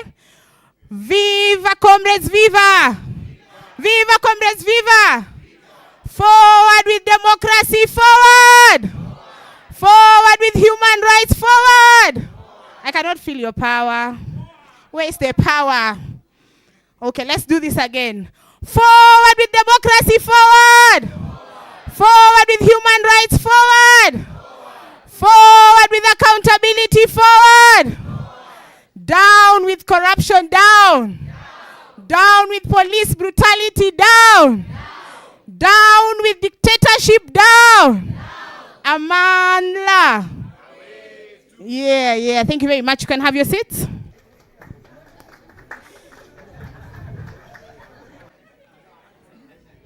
And at this moment, I want to invite the panel here. Karibu sana Humphrey, Karibu Justin. And one of the other panelists, Gado, will be joining us briefly. Please give it up to them as they come up. Great, thank you very much for allowing us to be here and to have these conversations, and then for the organizers of this Democracy Forum. Exciting in many ways. And the first conversation this afternoon will be on artivism, using art for activism. And I have had this painting in my office for several years. It's by Wahenga Hub. And can you see it? Anyone wants to read? Power, power. The revolution requires us to be active. I want change. And so keep your power. I want change. Let me show this to my panel also. And I'll put this here. I want to share this piece of art with you. My name is Chelimo Njoroge. I work with Forum Civ. And why I am moderating this session is because at Forum Civ we do a lot of work in artivism, using art for activism. And for us, we see it as art for societal transformation. We have, in the last 4 years, been running an artivism fellowship. And I will share that on later on. But to begin, I want you to meet the panel. And from the art piece that I've shared with you from my office, I would like you to introduce yourself to us and tell us how you see art and democracy fusing together. Very short introduction. Start with you, Justin.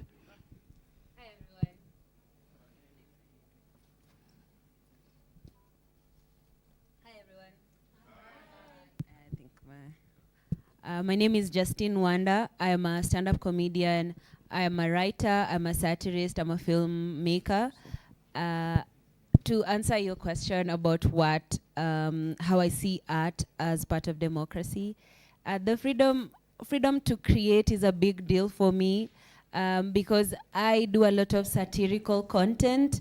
It pushes the line between what people view as the news and what is a joke. So most of the times, there are people who do not understand what I do is mostly jokes. So they get really angry at me and they send me very crazy DMs and they're like, why are you supporting the government? And I'm like, this is satire. It's a very interesting intersection for me to work in. But the reason I do believe art is such a big part of democracy is because currently a lot of young people do not understand the language of how the laws are written. Like legalese is very difficult. And so I try and use my art to make sure that people do understand what the laws are, what the formulation process is, and how they can participate, even if it's just like yelling back into the abyss. So that's why I believe art is such a big part of democracy.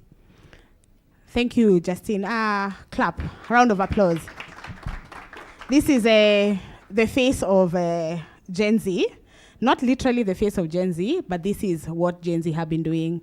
And she does this through the fake walk with Justine. You can find her on Instagram and also with Africa Uncensored. Great. Yes, Humphrey. I hope okay. Afternoon. My name is Humphrey Sipala. Justine had a very nice line. She says, she feels like someone screaming into the abyss, right? It's kind of comforting to know that I'm a scholar, I'm a university teacher. It sometimes feels like, when you're studying the things that you do, it feels like you're really trying to understand the screams in the abyss. I think that's what we do in the academy. I'm wondering whether I should use that term. So I teach in the university. I have some background in literature. When Ngugi died, when the news came out, I tweeted something that I don't know whether we as Kenyans really celebrate that, and probably this is part of the conversation we should have, is that Ngugi and a bunch of other guys in the 1970s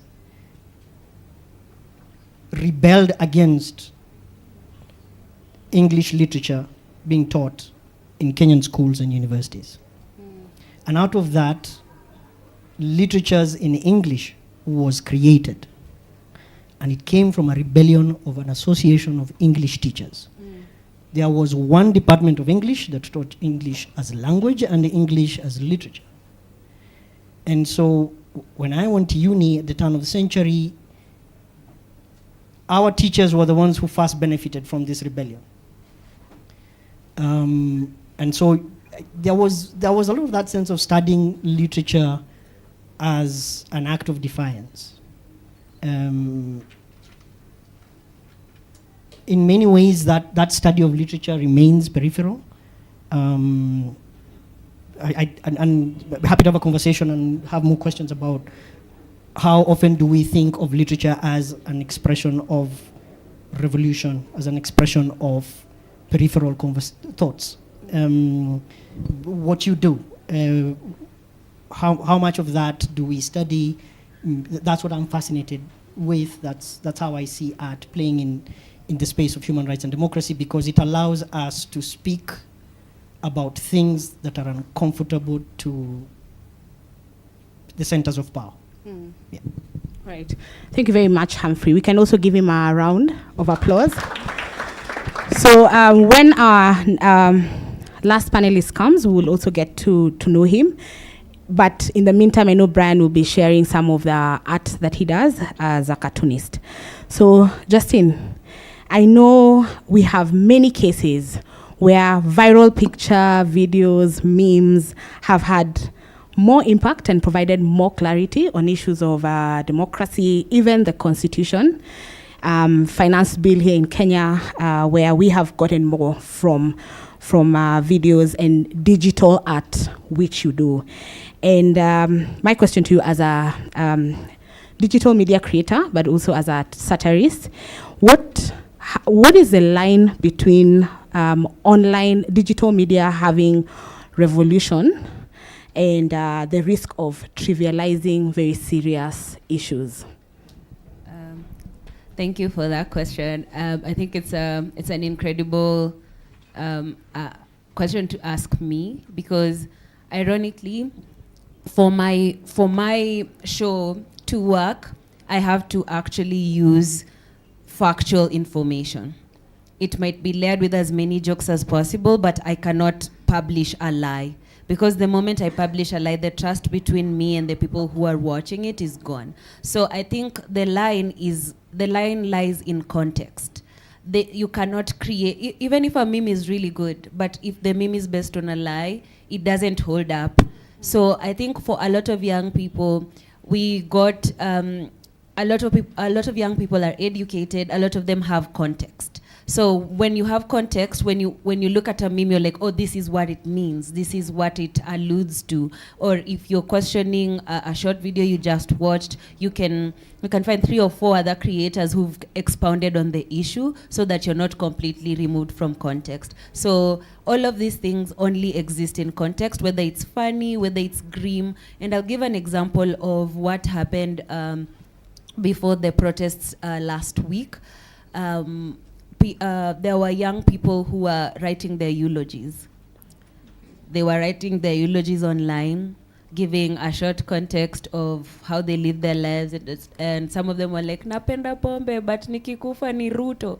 Like it was really funny, but it's really dark. But the context of it is like we've seen the extent of police brutality with our own eyes. It's not just a far off thing that happens and everyone is sad and accountability follows. We've seen no accountability. We've seen no even owning up to the fact that this is happening. We're almost being gaslit every day by the people who are supposed to be doing the actual work of protecting Kenyans. So when I saw those really funny eulogies being written, I was like, this is actually extremely dark and it's extremely tragic. So the context of it is there's a lot of tragedy in the country, and a lot of younger people understand that very, very, very well. And I think having a good education helps, but also being in community with people willing to inform you that maybe this information you have is inaccurate or it's incomplete, or you need to read a little more. That really, really helps ground all the jokes that we see, all the memes that we see, everything that we like to laugh at. Yeah. All right. So just to help us paint the picture of digital art and the influence that it has had in issues of democracy, feel free to use some concrete examples from your case, just to allow, I know there's a cross-generation representation here, so that we don't leave anyone behind. What does digital art, in terms of art for activism, hence activism, what is the situation at the moment? What are some of the things that are happening? What are some of the impacts that we are seeing? Also, what are some of the dangers that we are seeing? That's a really good question. I'll give an example of how my work went super viral. Like I did have like a few friends who were like, we're rooting for you, and then it's like the videos had like substantial views, but it didn't get the virality that it got last year during the finance bill protests. I did a video, I think a couple of days or like a week before the actual protest, or was it 2 weeks or 3 weeks? I'm forgetting. Because I had read parts of the finance bill and I panicked. I was like, this can't be a real bill. Maybe this is misinformation, maybe it's inaccurate. And sometimes you'll see government officials say, please read the thing for yourself before you reshare it, and you like start making people panic. So I did open the bill. First problem, it's just like the language. I was like, I don't understand this. So I had to get a friend to help, again, put everything into context. And then I used all that information that I'd gathered from my friends, from Julian Zamboko, who's also like a really good financial critic and journalist. He really, really understands everything, so he breaks everything down. I took all that information that I'd found, broke it down as easily as possible, layered it with as many jokes as possible so that my audience was laughing but panicking, and I was telling them like, this bill cannot pass because it's going to affect people in this area, in this area, in this area. And when I shared that video, honestly, I didn't think much of it. I was just like, it's gonna be like one of those days. But I think at the moment I shared it, a lot of people were interested in the bill. And in that moment, I think the jokes helped a lot of people understand what the bill was about. And then it went so viral, it rounded back to my family group. And one of my family members was like, have you seen this? And I was like, that is me. It was, it was one of those moments. It was like, yeah, I do not have a job. Very famous, unemployed person, like in the traditional sense in our entire family. But my family members were very proud that I took the time to help educate people.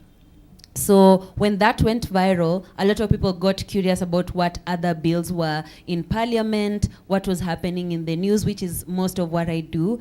And I think I've proudly helped so many people understand the complexities of governance and what parliament's role is and the bills that they're trying to pass, simply just by making as many different jokes as possible. So that's what I've been able to do with my work. But there are people who I truly admire, like Esther Kazungu, who's a satirist too, and most of her videos were just like making fun of parliamentarians, but at its core, the context was highlighting the situation between how a lot of people in government positions are not taking their jobs as seriously as they should. And I think a lot of other creators that I love and whose work resonates with me has that intersection. So digital activism is a lot about authenticity, like trying to be as you as possible while grounding the truth in what you're really good at. So some people are very good at painting, some people will make songs, some people will make memes, some people will make satirical videos like I do, but all these people are trying to pass the same thing. The danger is if the information they got was wrong and they made a joke about it and everyone believed it, it's already gone. It's very hard usually to retract a viral moment because people are like, I already believe this and I love this creator so much, they wouldn't lie to me. So what I try and do with my work is be as factual as possible. If I don't have all the information, I contact every single person who would be able to advise me or give me the actual information, or like let it sit, because sometimes information changes, and then I publish the video. So the danger is once something goes viral, it's very difficult to retract. Yeah. All right. Thank you very much, Justine. And just to also just let you know how this will run, I'll ask the panelists just a question and probably a follow-up, and then you join us in, not join us, now we continue the conversation together, and we get to open that up also. As I think you have caught your breath, Gado, as probably just a brief introduction, tell us who you are, and then also tell us what you see as the interlink between art and activism, especially in the conversations related to democracy. And there's a mic right in front of you. Then I'll come back to you after Humphrey.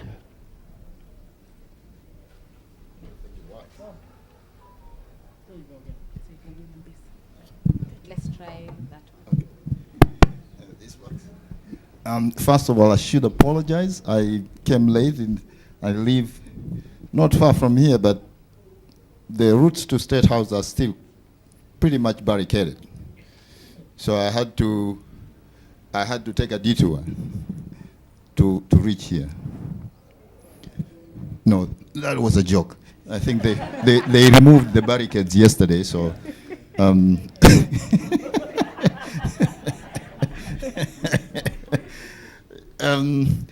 yes, my name is Godfrey Mompembo Gado, editorial cartoonist and illustrator, TV producer, co-founder of Buni Media. We at Buni Media, we did produce the XYZ show that ran for 10 seasons. And we have worked with Chalimo for many years now. Yeah, so I have been actually, and in a way, when you're an editorial cartoonist, you are also an activist. There is no way you can run away from that. The very nature of your work, makes you an activist. And so, because your role is always to talk truth to power. And so, I did one of the things that I've always laugh and remember very well is that I think when I was working with Nation, I think we had the trolls that we used to have are those ones who actually will wake up one morning and write a 2-page letter to complain about your editorial cartoon. So it was pretty much frightening at times, because you can imagine somebody actually really sitting down to write, forget about 144 characters, 2 pages. And so I went through that, and actually, interestingly enough, actually one of the person who literally wrote letters to the editors complaining about my cartoon is actually the very President Ruto, so, which was carried, by the way, in the newspaper. So it has been an interesting transformation to see in the era of memes and social media. Yeah, I think the link between art and activism has always been there. I think since time in antiquity, it has always taken different shapes. It is what is interesting is to see the form that it has taken today. And I think it is important to remind ourselves that that actually is not happening in Kenya. So it's globally. If you are to look at United States today, you have cartoonists and satirists are being targeted and actually are being hounded out of their offices and their organizations. So that has always happened. And the very reason why there is always an innate nature in satire that, for some reasons, I over my years of commentating, I've never known why, but it gets into the nerves of dictators, authoritarians, and rulers. It just gets into their nerves. And I think the very nature of laughing at them in a manner that actually strip them naked, it infuriates them. And again, if you are to go back in history, it is just that we have seen that time and time again. I mean, I've been lucky enough to work in organizations whereby I was always protected in many ways.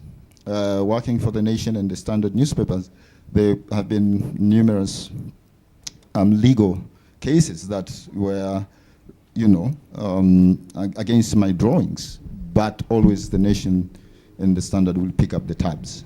And so that is actually something that has always happened. And whereas today it's very difficult for social media activists.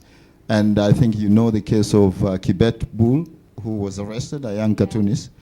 And I think that also it is important to remind everybody that the political class and the political elites and the politicians have always used that against satirists as not necessarily because they have a case, but because they can use it against artists so that they can threaten them and so that they can push you away. And so that case, I think, for Kibet is that I don't think the state had any case, but I think it was used as an intimidation tactic. And we have seen this today, that is happening again and again. And I actually very much, I don't have answers to that, but I think the one answer I know is that this is to keep at it. And again, I also always rely on history on this one, in the sense that you have to be on the right side of history, regardless of what is happening, as hard as it's happening.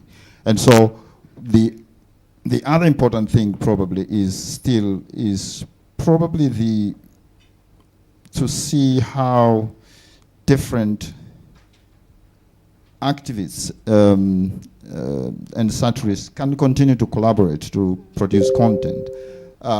Technology has made it easier, basically, to do your own content and to go out there, and I think that's well and good, but I think for it also to have a much bigger impact, still collaborations and working together as activists will always have a much bigger impact. Thank you. Let me follow up, and just before I come to Humphrey, and as I think the cartoons can continue to play on the screens, and many of us Kenyans have seen Gado's work on the newspaper growing up. So we want to share this. If you didn't know, Gado is Tanzanian. I've worked with him for many years. I've known that today. But that you're also bringing a regional perspective. And the pieces that you will see there are both in light of Kenya, Uganda, and Tanzania. But just to ask Gado, many of us have watched also XYZ show and seen your cartoons. You have literally sketched Kenya's democracy for many years. And I'm here thinking, has the pen gotten heavier or lighter? Have you seen us realizing aspects of democracy?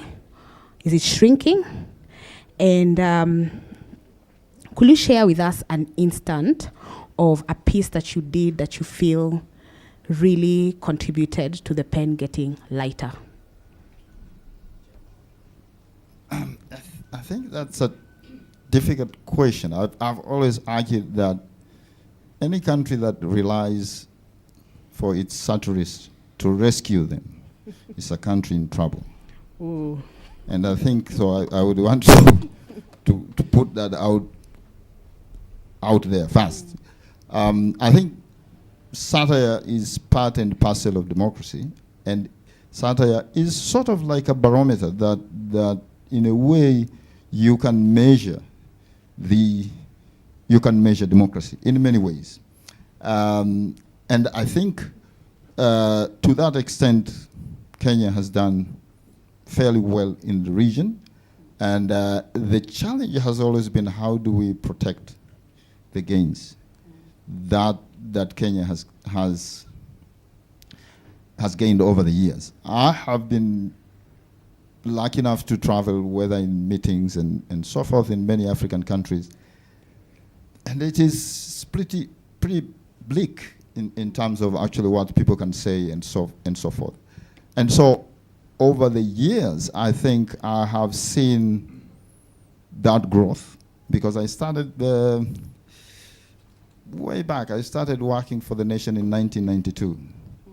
So that's when actually things started, we had the wave of change. And I think my sister Njeri Kabeberu there would have, more, better story to tell. But so things started opening up, and things have, we have seen that growth. And it came at a cost. But if you're to fast forward, I'm fairly worried now, because I see that, there is clawback.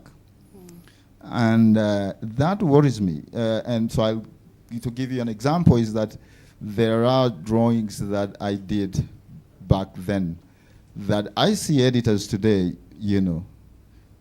would not dare to touch. Now, of course, you have social media and you can post them. And there also you have a lot is happening. You have the cancel culture coming in and so forth. But what worries me is actually you have now, I see that people are, especially traditional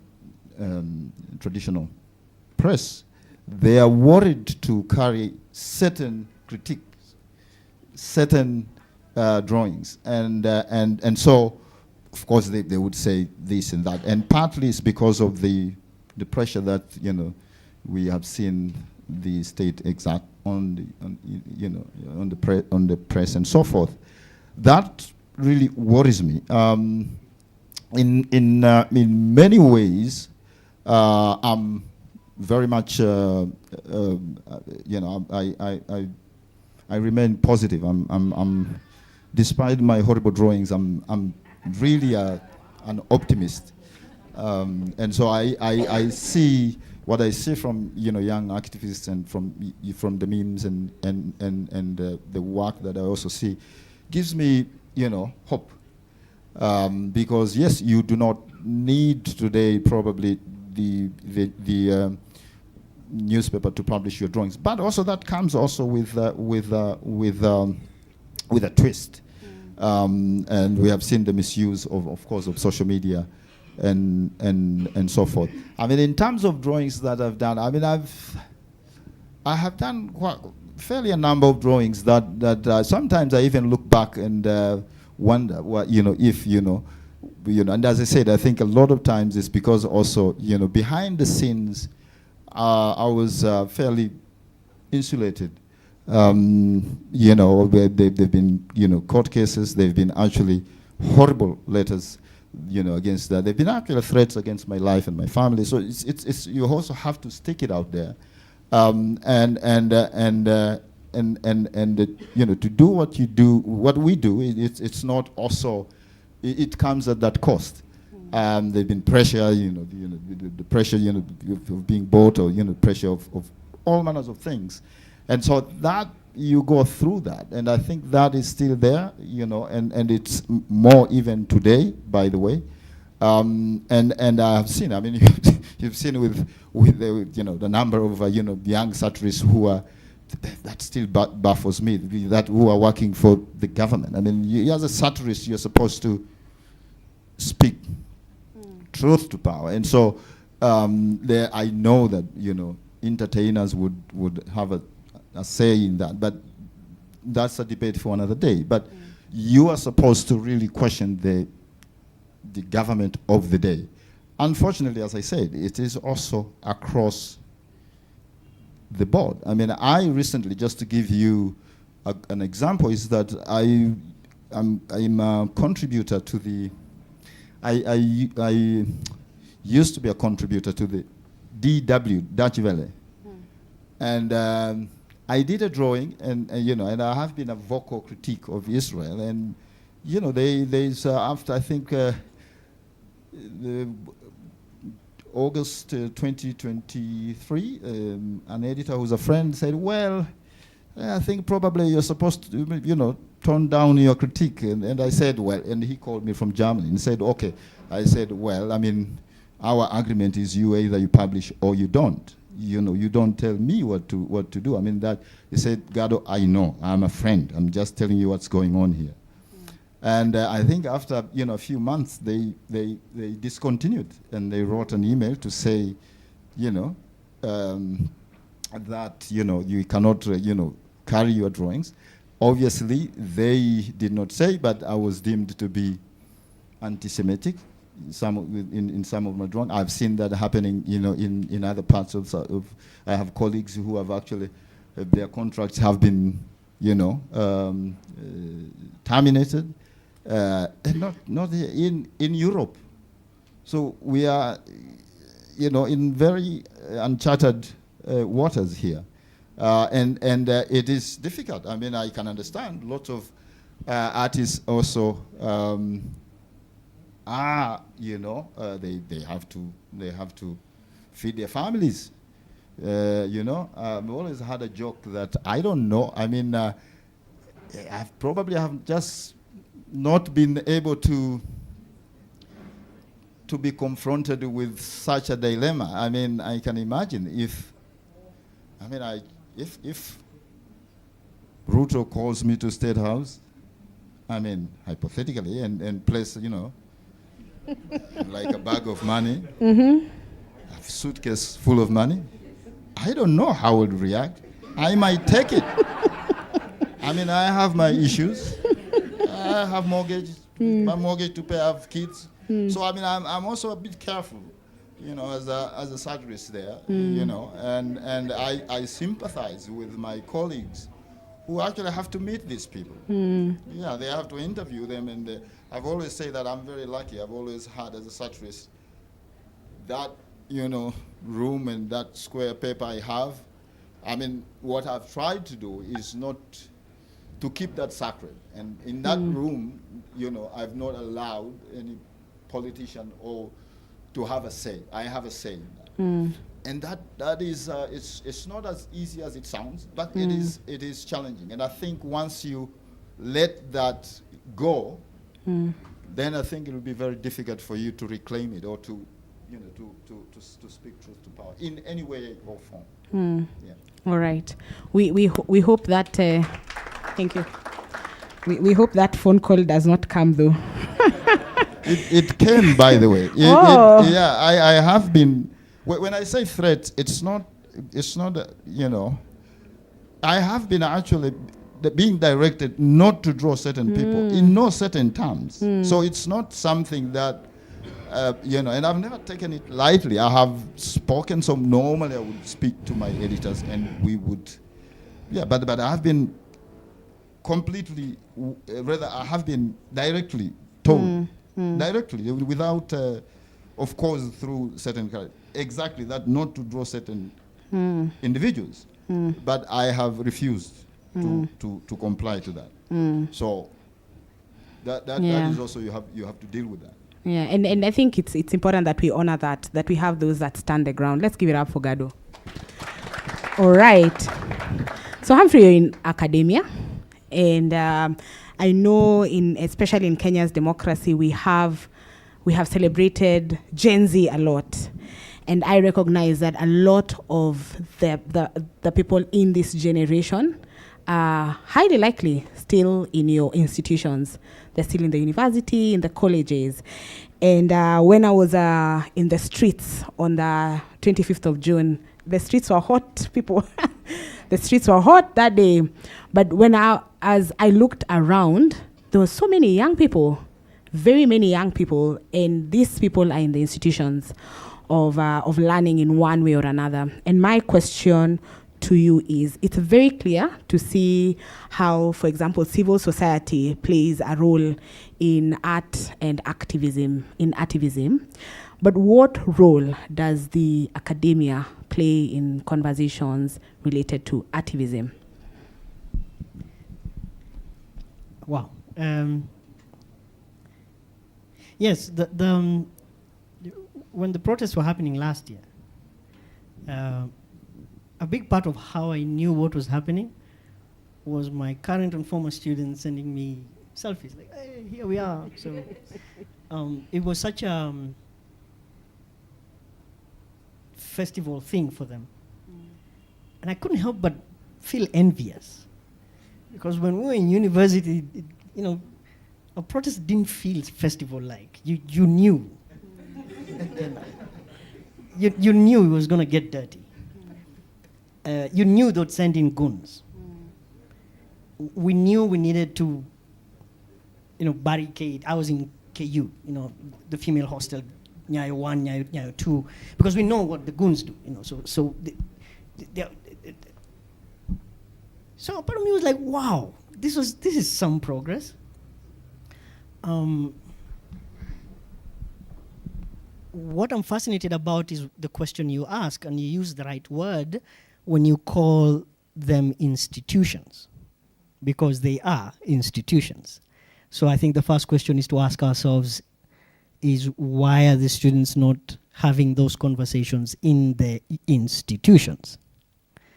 What evisceration of the university as a producer of knowledge, of thought, of a space for free thinking and confrontational thought, what part of that evisceration has happened? I think when they send me a selfie from the street and not confront me in my class, I think they are telling me that your class does not give me a space to ask these questions. So there's a point where you're envious, but also you're like, wow, that's okay. That cut, I can see what you've done there. Yes. So yes, when I first spoke, the first round, I said I remembered the rebellion of Ngugi and Akivaga, Kichamo Akivaga, and all those who fought against a colonial way of teaching literature. That confrontation with power happened in the university. It happened in schools. what is fascinating for us, I think, as scholars, we should be asking ourselves is, if that was the space of revolution, why has that? It is such a. You have to travel to some African countries to realize just what a privilege it's been to have 40 years of learning African literature. I teach in a school of law. One year. The law is a religion. We just come up with chants and we put them in texts to make it look complex. But we've perfected this. I mean, I watch lawyers do that. So I have this bizarre stage where I sit in the law school but look into how law is played. There's a cultic thing about it, as with all professions, I think. We complexize what should be simple. And in the academy, we found a way to get used to what was revolutionary. And we found a way to teach that which should be pricking in a very usual sense. I think Chelimo were talking earlier about how an example is the national anthem. The Kenyan national anthem is a powerful prayer. It is a powerful prayer, especially in Swahili. Another Tanzanian friend of mine, a historian who always laughs and tells me how Kenya has two national anthems, the one in English and the one in Swahili. The one in English was for polite society. The one in Swahili is the one in English is inspirational. The one in Swahili is a bit more, But despite that problem in transliteration, which I don't think was not purposeful, how the choice of the tune that will accompany the text was a haphazard conversation between 3 or 4 men. Then Jomo stood up, as is apocryphally said, and walked to a bunch of kids and asked them which tune do they prefer. They preferred the Pokomo lullaby. And so we have set a revolutionary text against a Pokomo lullaby, and we all sing it so lazily and calmly, without any, revolutionary oomph. And I think that's what we have done in the academy. There's a way you can teach art. There's a way you can teach literature. There's a way you can teach law, philosophy, theology. That will give people, your students, yourself, a sense of liberation. You can produce knowledge, but you also can choose not to. Okot Pabitek, the great Ugandan essayist, satirist, scholar, posthumously, his family published a series of essays called Artist the Ruler in 1986. And in Artist the Ruler, he says that the artist, by imagining the moral and aesthetic dimensions of what is society, they rule what society is. I think what we have done in the academy is taken that power and numb it down. And so the artist that is the ruler is the rulership is there. It's just whether you're ruling for freedom or for class preservation. And I think what the academy then still has, either way, is the power to produce knowledge. Which then means if we ourselves are frank in what we think is the production of knowledge, because we gatekeep a lot. If we are frank about what we are the editors in a media house, then we'll allow ourselves to study the history of things. I think one of the ways in which we could really strengthen artivism is to encourage ourselves, to challenge ourselves to study what has been artivism, so that the artivists of today can participate and be proud of being part of a long history. I think you're talking about the idea of Mao revolutionary songs, and how, and I was, where did those disappear to? Yeah, I mean, do you really want to say that, Kenya's War of Independence didn't produce any revolutionary songs? Where did those go? The songs we sang in the 90s and 2000s, where did those go? The academy can really contribute by having conversations amongst ourselves first about the history, what has been done. So we participate in a bigger picture, a bigger construction of society, I think. And I know you have done a paper published, beer drinking songs, and I don't know where we can get it, or just, but probably something you can check online and what, we're doing with that. Do you want to make a short comment on that? Yeah. So the beer drinking is actually a conference paper. I don't know whether it was ever published. But this was in 2000. These days when you do academic conferences, it's fairly easy to get the papers published. I don't know then. So we did a paper in 2005 called Beer Drinking Songs, and what we were positing was the idea that, again, this was coming on the backdrop of the time when you've had 50, 60 years of a state broadcaster, and so the public square was very tightly managed. All the songs you knew were songs that were curated. And it didn't matter what the artist was producing. I'll give an example. Just like Gado here, there was a Benga musician called Dio Misiani, who could be played on KBC or then VOK until he said something that Moi didn't like, and then somebody remembered he's Tanzanian. Or his mother came from the Tanzania side of Isibania, right? This has happened, right? In good company. So the public square was regulated.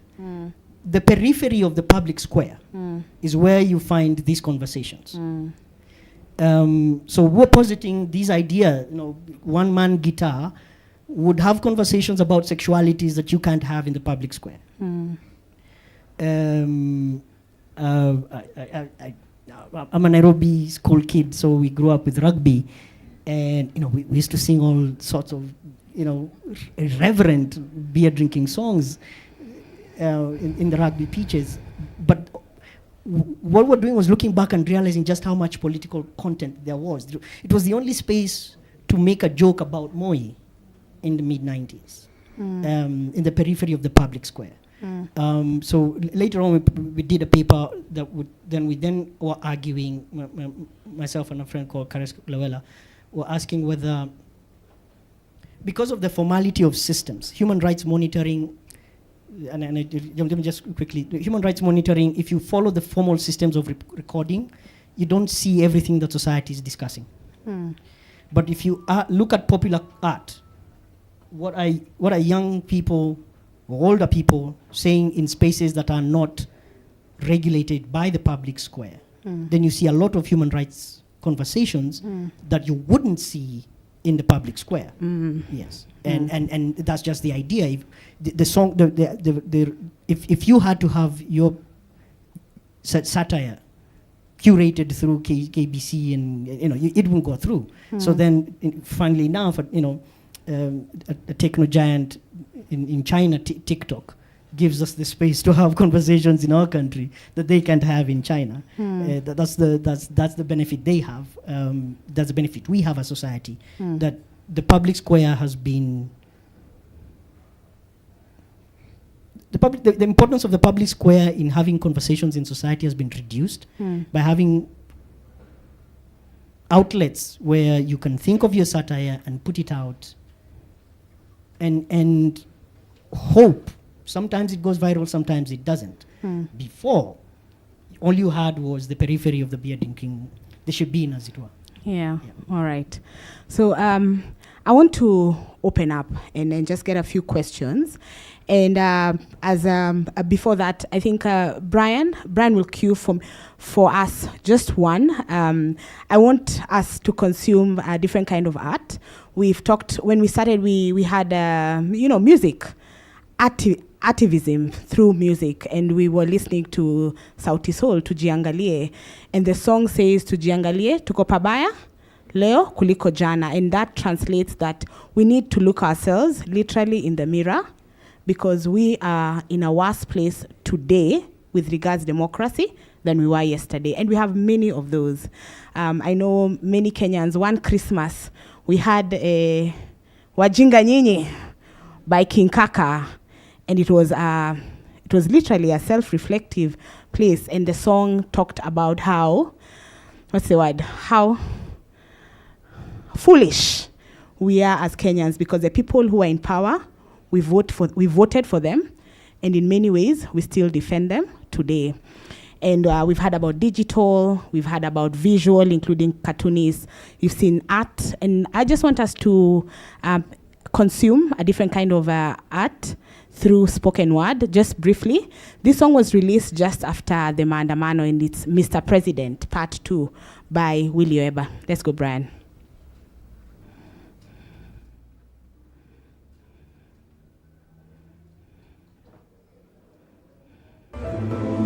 Dear God, at times so blessed in a scare God bless you. We'll try the other one, Mr. President. And as he's doing that, one of the art pieces that was showing for Gado was a bridge where someone is falling. Kenya is falling down democracy. Do you know when he did this art piece? Do you want to guess? Which year? It's actually 2007. Does that still feel like where we are in Kenya today? And that's a power of art. It lives beyond and transcends beyond different conversations. Are you ready, Brian? All right. So as we'll get to consume that shortly.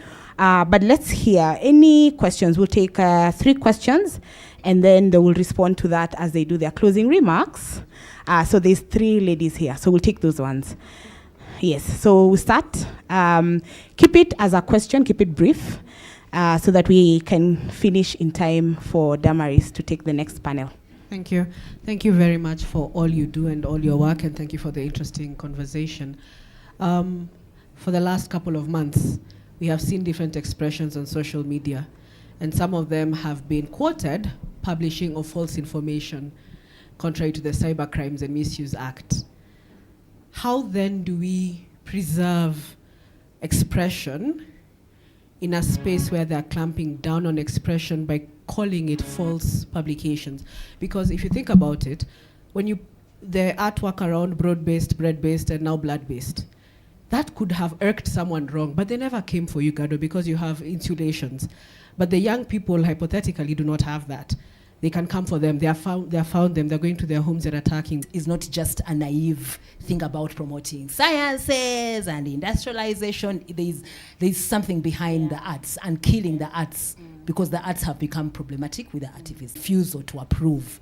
I mean, we've had the Professor Oloko Nyangos, you know them from Uganda, Professor Sylvia Tamale. There's a silence at the School of Law and even universities, to the extent that promotions, people who are really critical of government are not getting promoted anymore. So there's a real squeezing of space in the academia in Uganda and targeting those who are vibrant.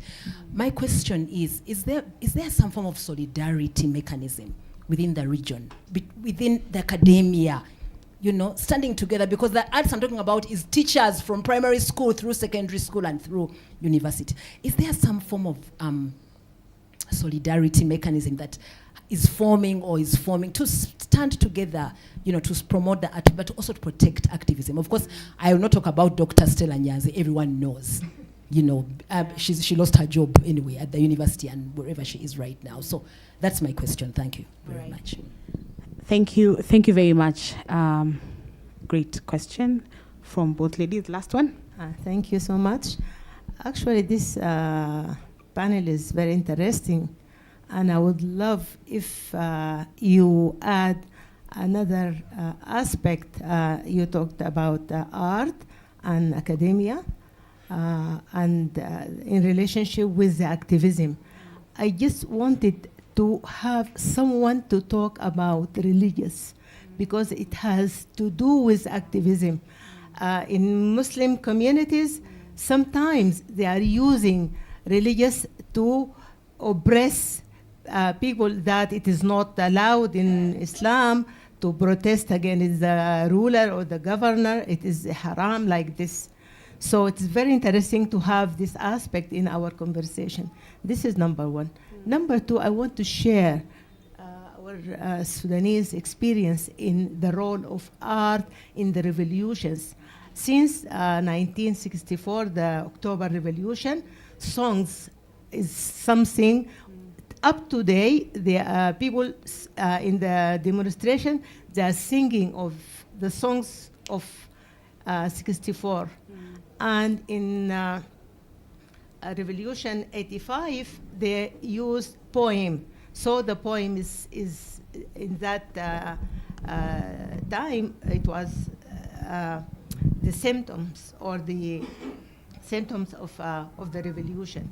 And the last revolution, December 18, the art, the sit-in place, the demonstrators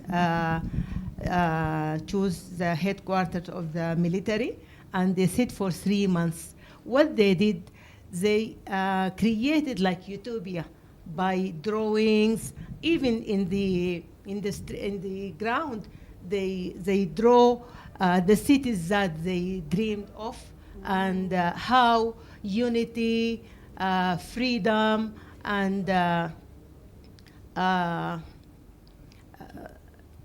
all kind of dreams that they draw in the walls. What they did when the government dispersed the sit-in, they just painted. They painted, they killed the people and paint the walls. They don't want them to rememorize or to see their dreams in the street. So I think art is crucial, important to keep it. Thank you. All right. Thank you very much. So, Brian, are you ready? Okay, so we take just a brief, listen to just the first part of it, and then we will get to hear your responses to the questions as you also give your final remarks. Yes, Brian.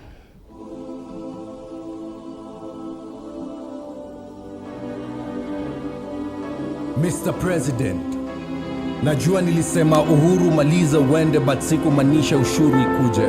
Kama tu vile ulisema freedom is coming. A time bless, aliyasikia kusho, God bless you. Over time, could make happy, wanna say I'm proud of you. Kuna vitu moja nimehame life yangu, looking back, that must be you. You are love. Political offer na tababa kuunge. Mr. President, it is only in Kenya where mwizi wa kuku anapigwa mob justice, lakini mwizi wa mabilioni by the same mob anakuwa elected president. Sheer malice. As a country tuko represented na alumni wa ICC, ni kama tuko anti-social justice. Every election in Kenya ni kama death practice. First lady pale State House wanajifanya waombezi, na in actual sense wao ni praying mantis. Mr. President, power belongs to the people, but hapo kwa KPLC ndio wewe na kina Ndindi Nyoro mmeamua kudraw the line.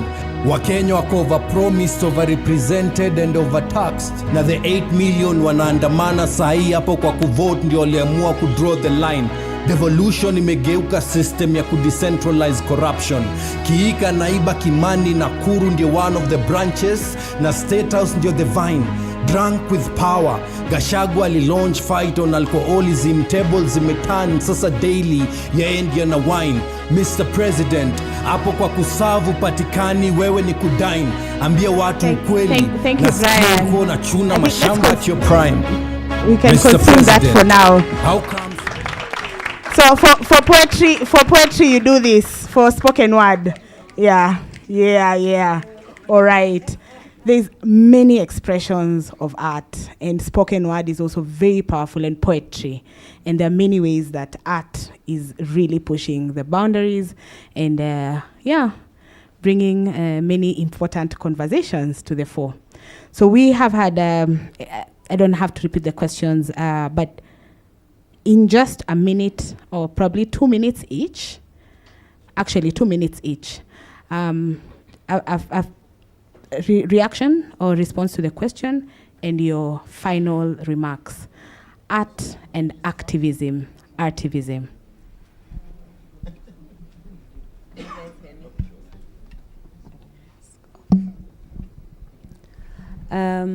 In response to the lady who asked about the religious expression and how that intersects, I happen to work in a very, in an environment where when I perform stand-up comedy, a lot of the comics come from different religious backgrounds.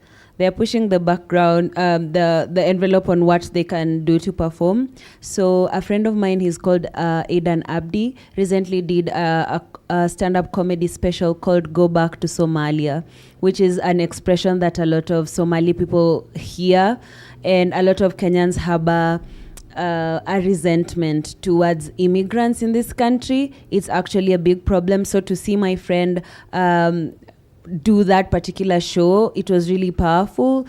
And I think it's I'll go back to the what Hanifa represents. I don't know if there's anyone here who doesn't know Hanifa Aidan. Hanifa is an amazing activist, and Hanifa's own identity is such a complex identity for what we would consider like the ultimate Kenyan, like the most expressive, most at the forefront of championing everyone's rights. And Hanifa herself has said her family is very supportive of her. Her dad tells her just to be careful.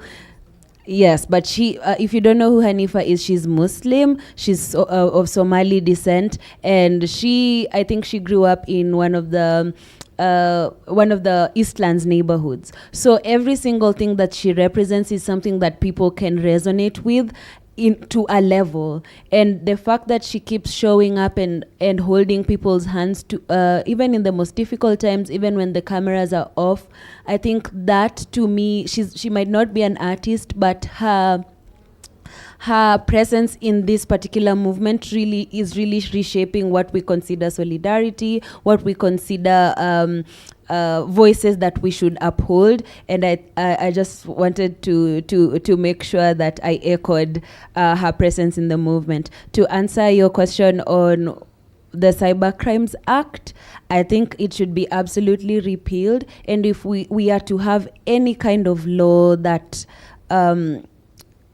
regulates, it should come from a perspective of understanding what art is. A lot of our politicians, as it stands now, think of themselves as entertainers. They don't want to pay entertainers because they want to be out in the streets giving chapatis, giving speeches. You know, they want to do the cool things. They don't want to do the tough things. And art is tough. You cannot be lazy. You cannot be lazy. Ask Gado will tell you. There's days where you write something or you draw something and it's just not coming together as you would hope. And I think governments that are oppressive kind of think they can just cruise with nonsense. For a lot of people who are educated, they do understand the value of art, and they're willing to spend whatever money they have to go to performances, to buy the newspapers with the editorials, to show up to rooms where even if it's just 10 people, that's pushing the needle of keeping those spaces awake. So the Cyber Crimes Act should be repealed and be replaced with regulation that understands what art is. Yeah. Thank you.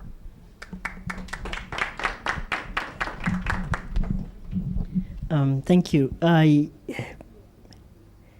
I think that I'll speak to the two questions. First, about the religious question. I think it speaks to my own research fascination with the periphery. One of the greatest tragedies of having so much active disruption of democracy in the center of society is that there are so many other key issues that get lost in the periphery because they just get lost in the noise. I refuse to believe that there are no Maasais producing art about climate injustice and red systems and those carbon systems where you get beaten up for collecting firewood. Yes, where they are promised to be paid 2,000 bob for the next, you can't tell me there's no art not being produced there. Somebody's joking about it. Justine, you mentioned about, and you mentioned this thing about we shouldn't, that risk of trivializing something serious. I think when things get serious, we have to trivialize them. We have to laugh at them because we get power from laughing at them.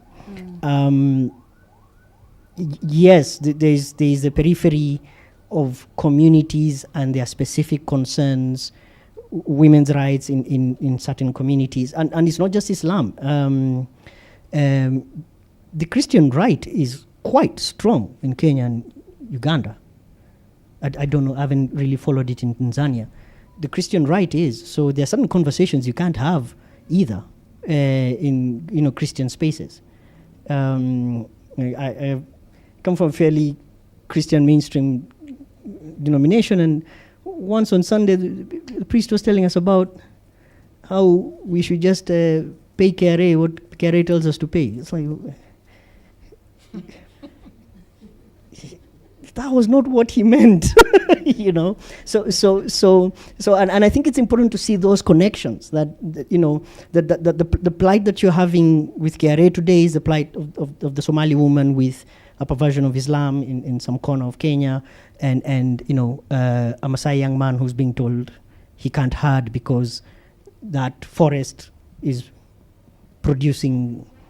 sequestering carbon for Microsoft or something. I think that there's a unity in those conversations, and again, the spaces of social media are fascinating because one of the things I find fascinating about TikTok is that there is something called village TikTok.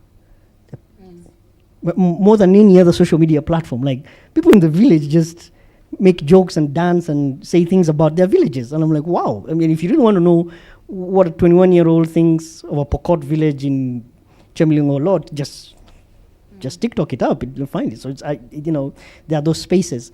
The academy, wow, hey, difficult question. Let me start with your last question. Is there a solidarity system? I think those were broken down, and the breaking down began with the breaking down of the University of East Africa. Let me not go into the details, but some people in Kenya, beginning with Charles Njonjo, did not like the idea that future African lawyers were being produced in Dar es Salaam with Nyerere's thinking, right? So they had to break down the University of East Africa. The more it was split up, and the evisceration, the neoliberalization of the universities have made it such that those conversations have become so difficult to have. Extremely difficult to have. There are no solidarity systems that I know. The Tanzanian scholars put up a letter of protest. I remember Professor Shivji sharing this in Swahili 2 years ago. It's very rare. Where I see spaces for conversation, for critical production of knowledge, are bizarrely in very decentralized peripheral. So I would have a conversation with a Ugandan thinker, and I mentioned something on Twitter about a year ago. The Makerere Journal from School of Humanities and Social Sciences. Someone tweeted it, and I was like, wow, this looks a very interesting table of contents. Where can I buy it? And then somebody actually just couriered it to me from Kampala, and I was so impressed. And I was like, we have this little south. There's no formal system for me to just buy a journal from Makerere University. There's no formal system and I speak as an editor-in-chief of a university press.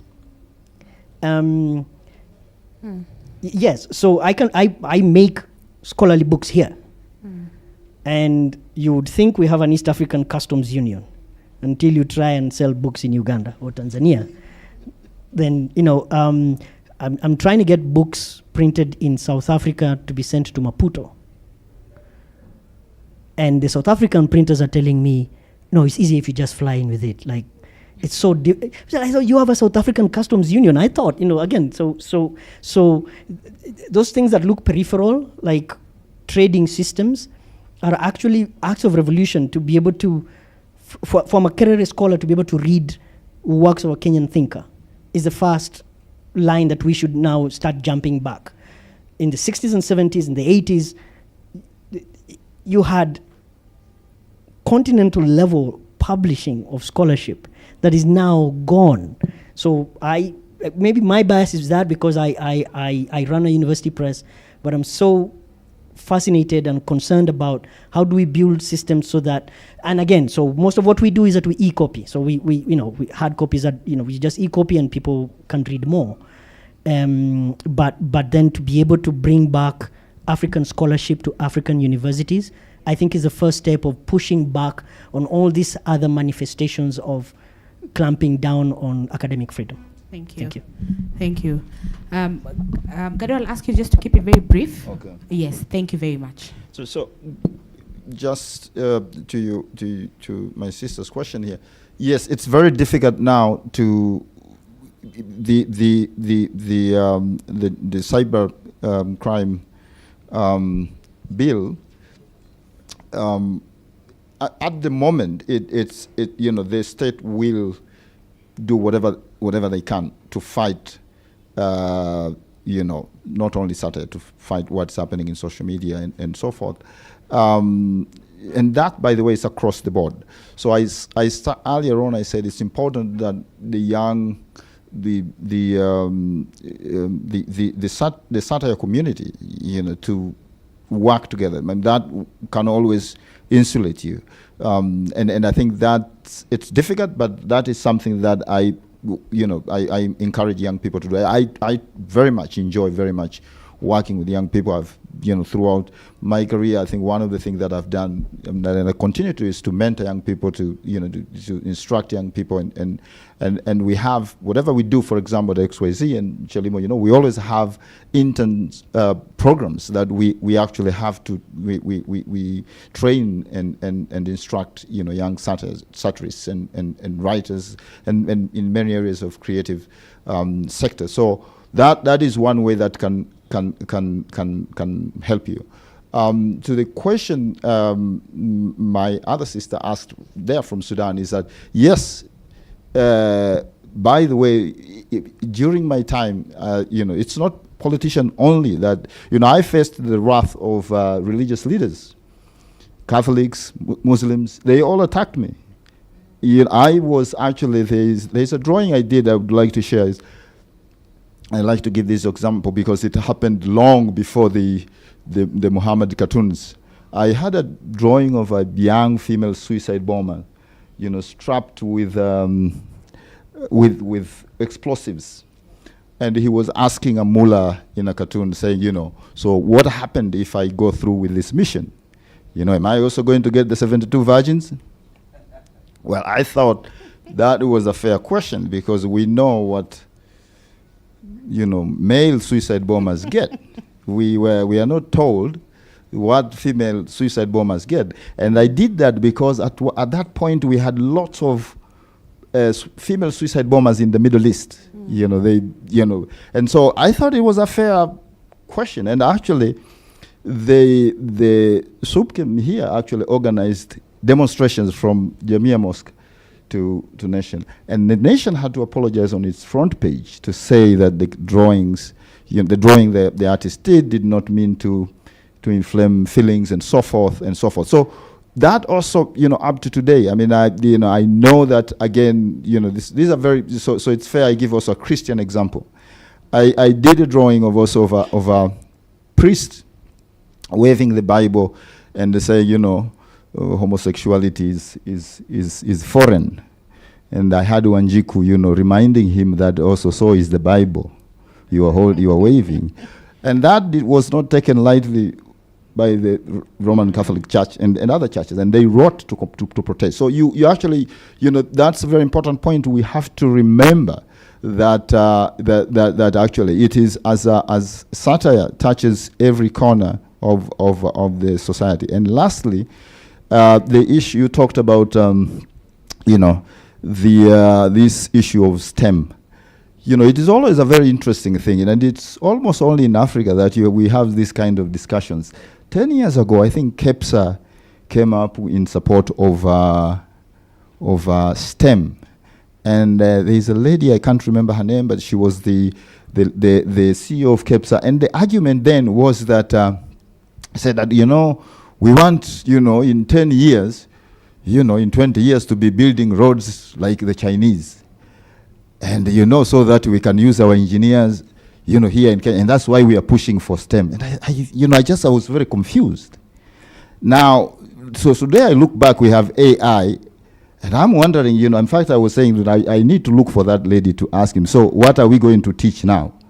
Because this idea of our policymakers just waking up and, come up with these ideas that they've never worked anywhere. Today in China, by the way, the Chinese are putting so much money in the arts, so much money that if, you get to know, you will run out of this room. So much money. They are putting money in animation, they're putting money in music, you name it. The Koreans have showed the world that actually, it is your creative industry that defines who you are. It is not after the crash of the 1990 stock market. The Koreans, they have put so much money in film, so much money in the arts. That's why you have now, our young kids are consuming Korean movies. And we are sitting here still arguing that STEM is more important than that. So the arts and science, they've always been hand in gloves. And one of my favorite artists, who is also was a scientist, is Leonardo da Vinci. So we need actually to learn through, to go through history, to learn from history, and our policymakers to understand this better, rather than just coming out with these policy pronunciations that sound good, and also just because of, particular, interests, vested interest in policy matters. All right. Thank you very much. Let's give it up for our panel. And as we step off, I just want to underscore also that this is a one media that ensures inclusivity of everyone. That irrespective of the language you speak, the place you come from, your religion, that art speaks very powerfully to every aspect of our lives. So as we walk off, we will just, I think Brian will be playing one last song, and we will invite Damaris to come and take on the next panel. So I think we can take a picture. Yes, you can keep clapping for us. Thank you very much. The song that's playing, I'm sure all of you know, Eric Wainaina. I think it's one of the most, it's still relevant to date, 20 or so years ago. All right. All right, Damaris?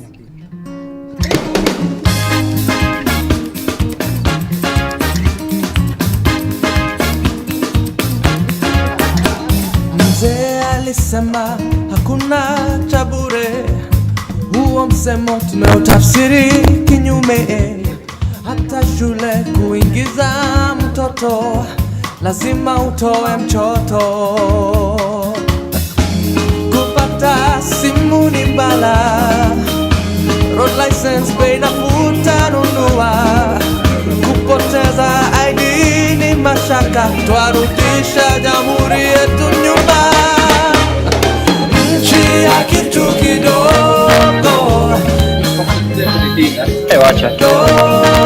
Asante sana Chelivo. Kunywa ketengwa.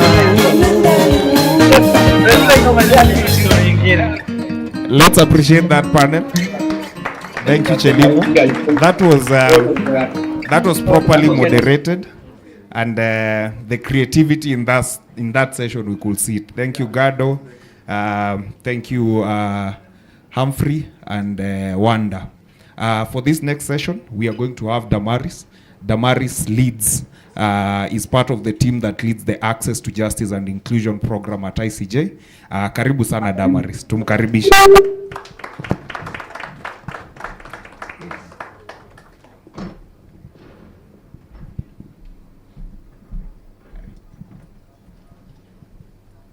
Thank you so much, David. So, good evening. Good evening once more. I can see the energies are so low. Could you stand up and stretch?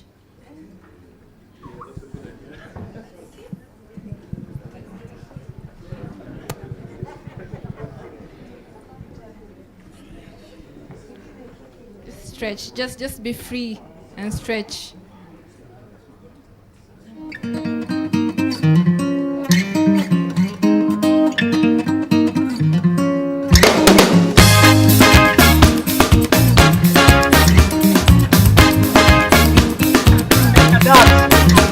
Mzee alisema hakuna cha bure, huo msemo tumeutafsiri kinyume.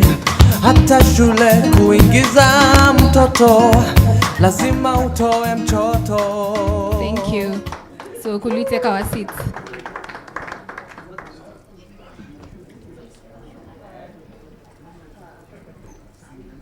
So good evening once more. My name is Damaris Kemwinto. I am an advocate of the High Court of Kenya and also a program officer at ICJ Kenya. And I'll be moderating this session on gender, and I would like to invite my esteemed panelists to the front.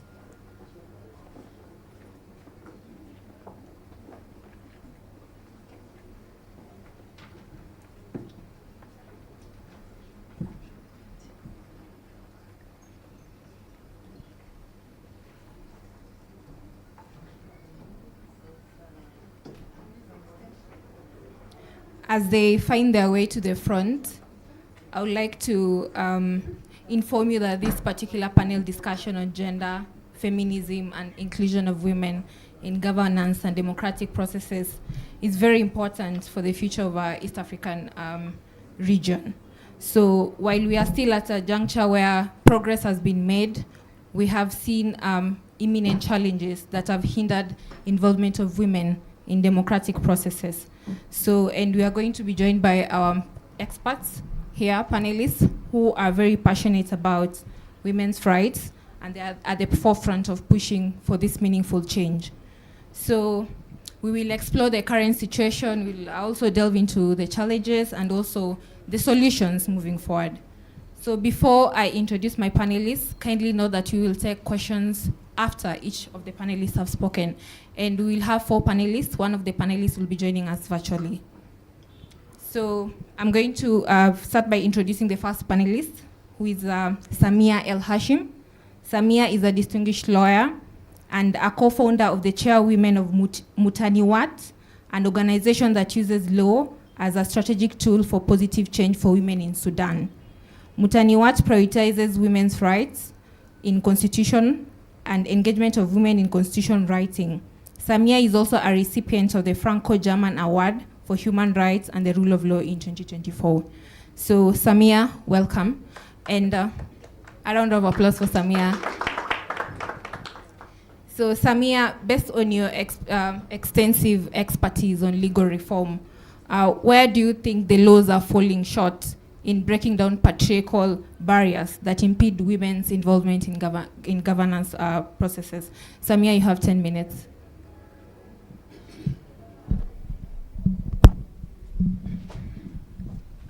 Thank you so much for having me in this panel.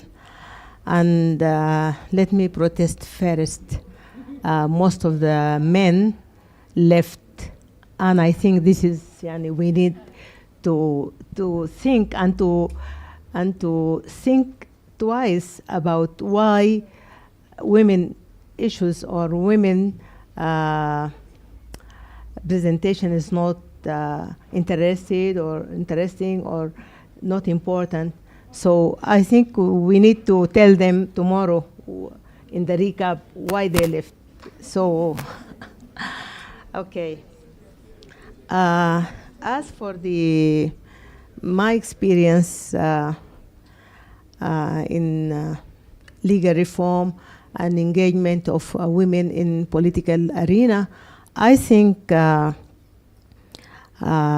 we start with the legal framework govern or rules women mobility, women engagement in public arena.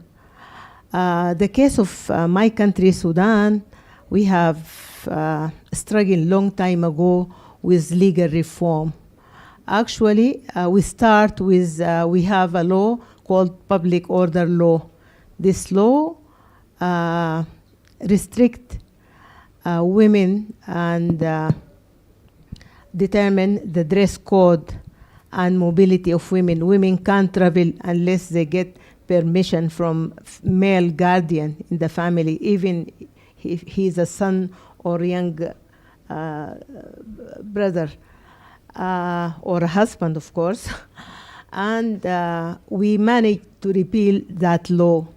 But still it is mindset, this rule of law, this public order. So although it was, there is no law called public order law, is still the mindset of policymakers and even in the judiciary system and the judges, it is in their mind.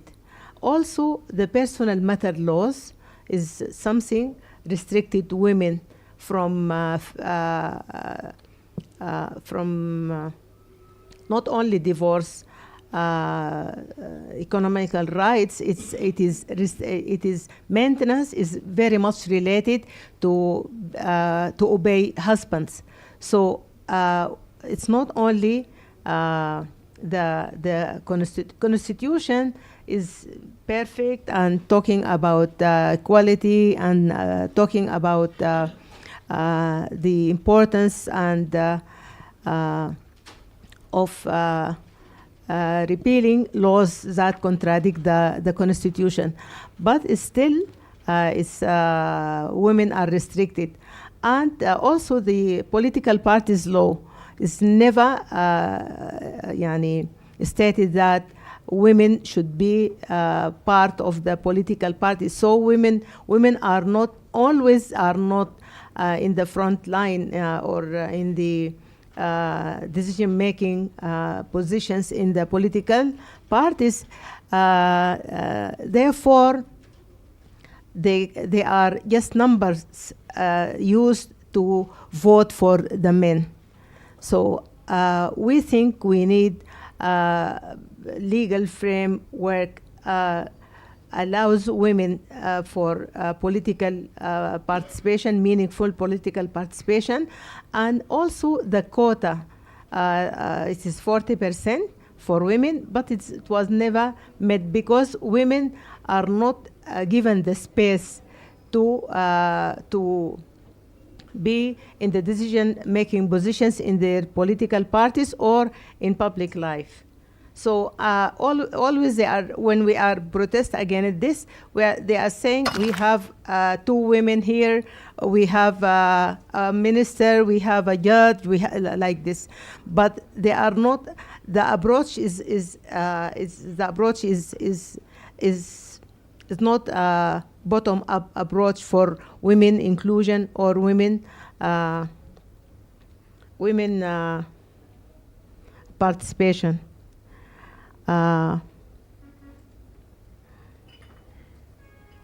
So also lack of being part of the regional and international legal framework for women, women like CEDAW or the Mobutu Protocol. Sudan up to now is not part of this regional and international framework for women, and they are using religious also to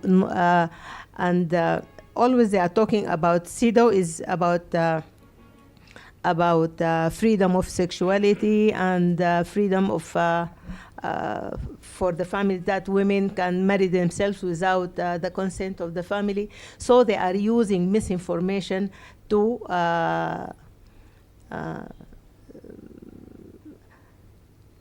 prevent the government from ratifying this framework.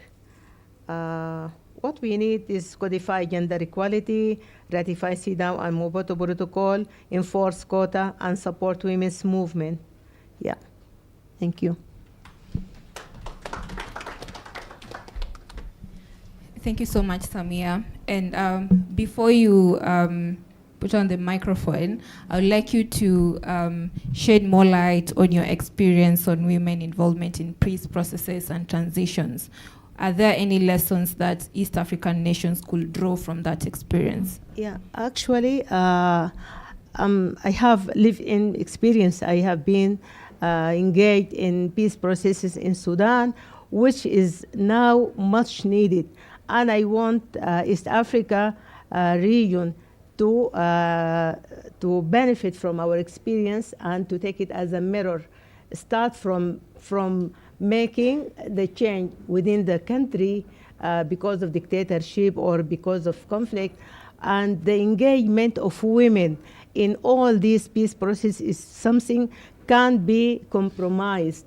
We need women to be part and parcel from for the peace talks and for the make them to be engaged in these peace talks or peacemaking right from the beginning. So what we need is to link. This is not for elites only or for educated women. Peace is something related to the people, to the normal life, going to school, having hospitals, live a normal life. So the voices of women on the ground or in the grassroots is something important, and they need to be part of these processes. And community peace dialogue is something very important. And also, I think the mediations teams also, technical team, we need women to be in the technical teams.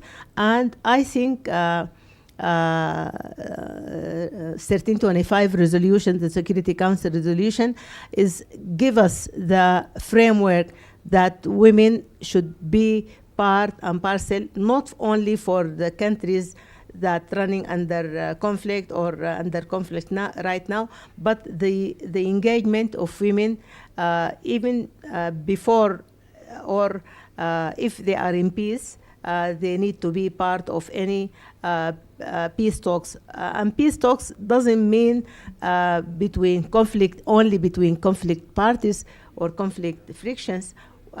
Peace is about communities and it's about people. Thank you.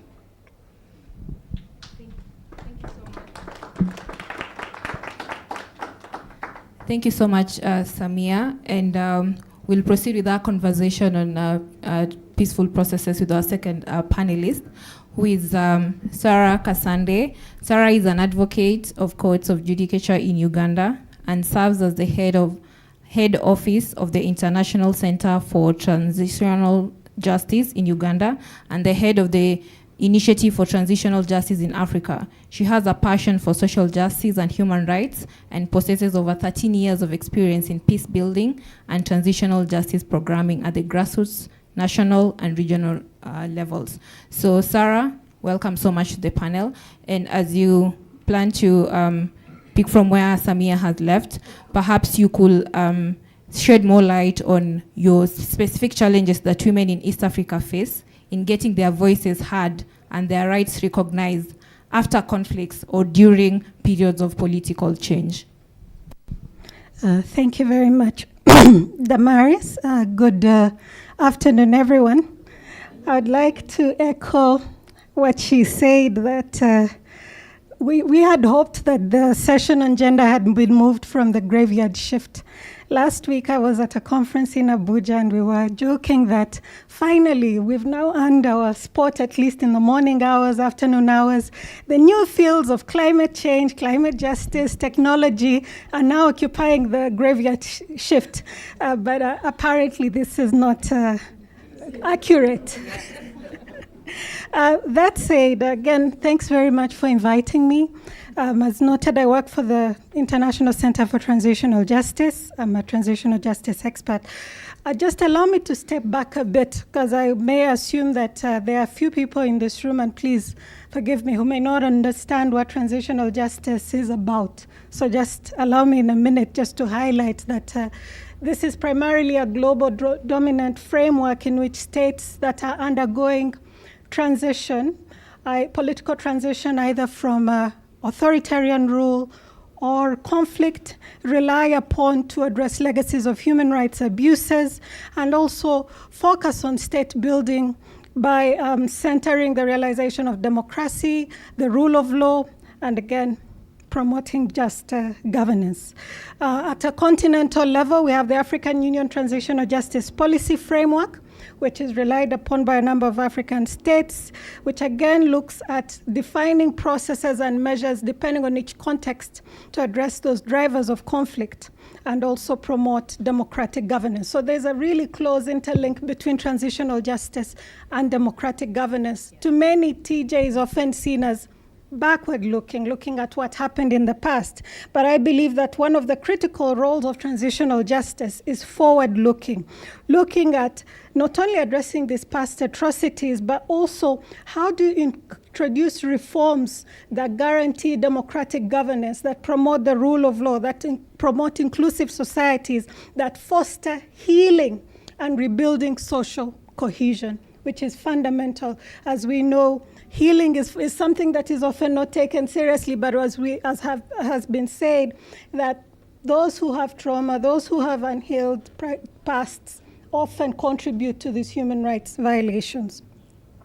And it often occurs at what is defined as critical junctures. These windows of opportunities, as I've mentioned, those points of transition, and East Africa has had that. Many of our countries. Here in Kenya, you've had multiple of those, but I'd like to primarily look at the post-election violence in 2007, which catalyzed reforms that led to this landmark 2010 constitution, which is celebrated in the region, which sought primarily to address those root causes, those factors that led to the violence, the marginalization, those colonial practices that contributed to these continuing violations. And key among this was the inclusion of provisions that foster gender equality, gender inclusion, address the marginalization of women and other groups. And as many of you know, mostly the 2/3 gender rule that's been held. But as we shall discuss, it's one thing to have a constitution and constitutional aspirations, but the struggle to give meaning to that continues for years and decades, and Kenya is leading in that front.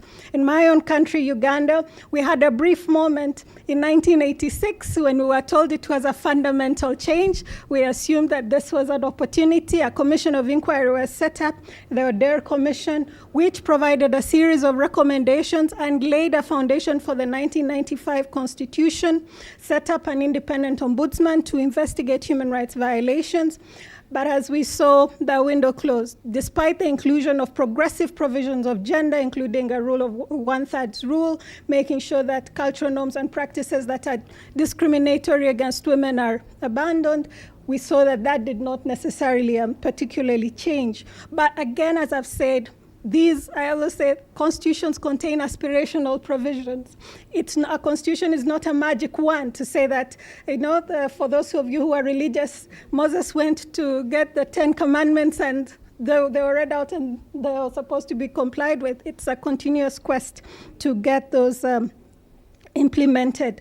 So in Uganda, we have the 1995 Constitution, which talks about extensive rights. Unfortunately, as my good friend Businja Kabumba likes to say, it was an illusion of a constitution, where you have a constitution without a culture of constitutionalism, but at the same time, the soldiers, the NRA soldiers who came into power, did not take off their fatigues, military fatigues. They adopted a new constitution, but still kept on the military fatigues. And so we still have, for all intents and purposes, a military regime in Uganda. But coming back to your question, really, as we know that in context of conflict, human rights abuses, gender norms shape how men and women experience these violations. And at a core to that is gender inequality, which defines not just in transitional justice, but also in democratic processes. And as it has been documented, and there are several UN reports that look at the nexus between gender inequality and undemocratic tendencies, because they're both reinforcing. Both of them rely on exclusion, patriarchal norms, and weak accountability. They often align and to enforce these rigid hierarchies that prioritize male leadership while at the same time marginalizing women. We all have these quotas, affirmative action that many of our countries have adopted. I know many hail Rwanda as having the highest number of women representatives in their parliament. I think it's at 63%. And the biggest question is, to what extent has this transformed into substantive representation? I think we saw a clear example when Diane Rwigara wanted to run for the highest political office in the country. What happened at that particular context? She was charged and prevented from pursuing. So we have to question this aspect of quotas and representation. What do they actually lead to? Can we have gender representation of these quotas without really tackling the fundamental question of gender inequality, those deeply entrenched patriarchal norms that try to carve out limited spaces of saying, yes, you can be part of the process, but within these particular limits. So it basically become more of a token. You're present, but your power and your ability to influence these processes is very limited. And also at the same time, without necessarily changing these norms, these cultural practices in our communities, as you know, women contribute to the highest amount of unpaid labor. So if you say we want men and women to participate in these political processes or transitional justice processes without taking into account the care burden, care responsibility that many women face and the economic barriers that they face, then it's as good as giving with one hand and taking away with the other, because it's not a level playing field. So it's important to address these aspects. But we also need to think about cultural and institutional resistance. Even when we've had these quotas, and I think for Kenyans with the 2/3 rule, this has been quite evident, that no matter how much litigation, no matter how much effort, there's still that institutional resistance to incorporating these norms. And this is often reinforced by different institutions. So we shouldn't underestimate the role of the media in perpetuating these gender stereotypes or diminishing the role of women in these governance and political processes, ridiculing them or trying to use these stereotypes that tend to intimidate or limit women's participation. And this is very evident in Uganda when our constitution was lauded in 1995, and then suddenly you had all these women members of parliament in parliament. But again, their power, their reach was greatly limited. And anyone who would come up with proposals for gender policies, for example, laws on gender equality in Uganda are among those that have spent the longest time on the shelf, right? Domestic relations, laws on domestic violence, and any member of parliament who dares introduce these laws is often ridiculed and at times faces challenges of retaining their parliamentary seat. Aspects of gender-based violence and sexual harassment are pervasive.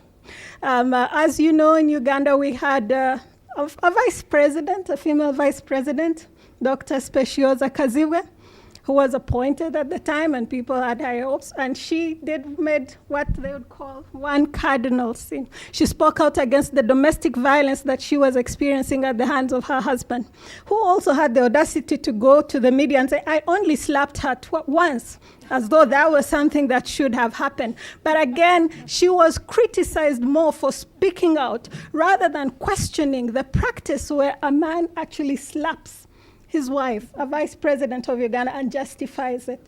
And so we have all this. And there are many examples, and I believe in Kenya there are many examples. And many of you who have been following news in Nigeria, this senator is called Natasha Akpoti, who dared to challenge the Senate president and spoke out against the sexual harassment that she faced at the hands of the Senate president. And she's being dragged to court.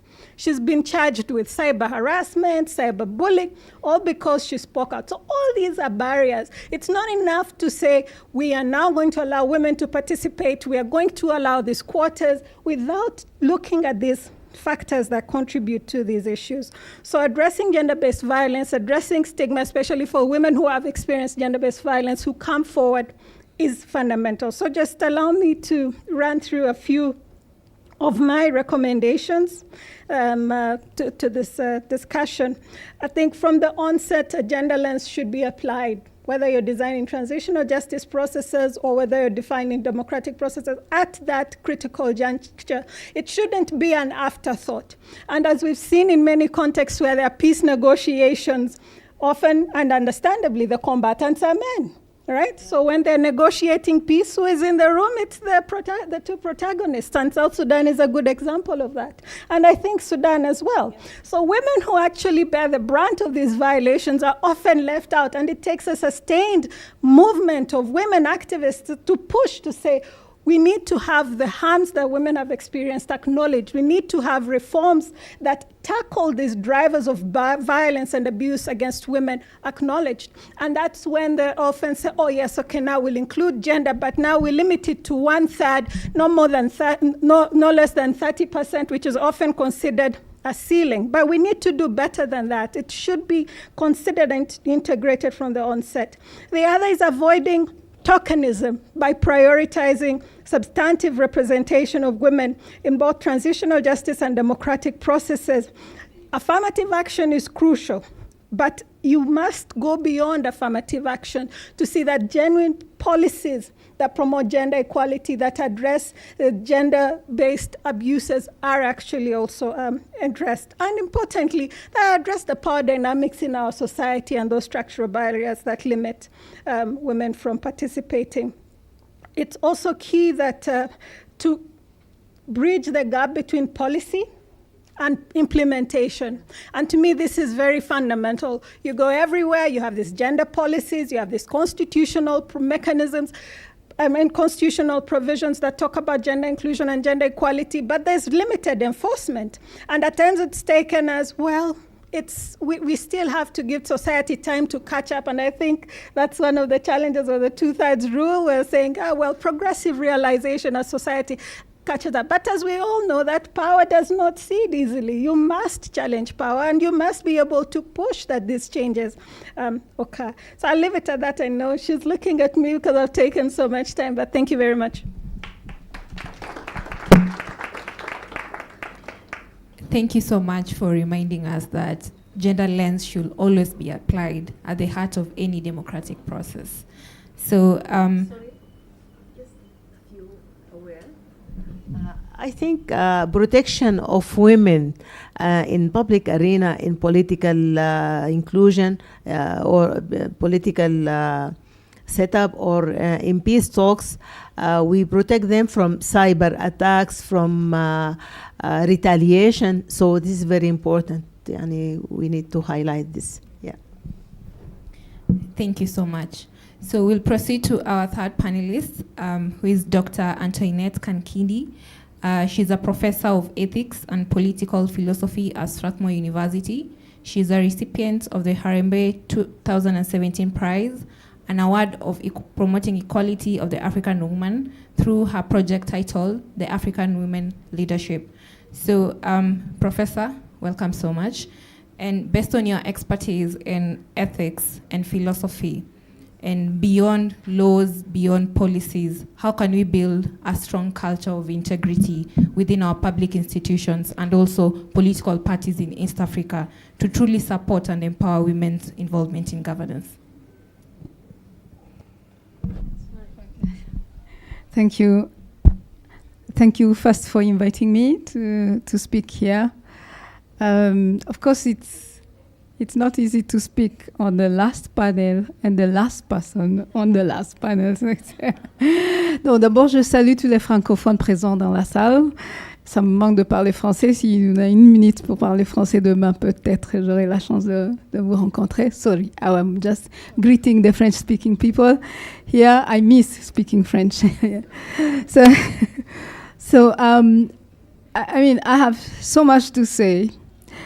But don't worry, I am a teacher, so I will try and be succinct. Yes. So there are several things.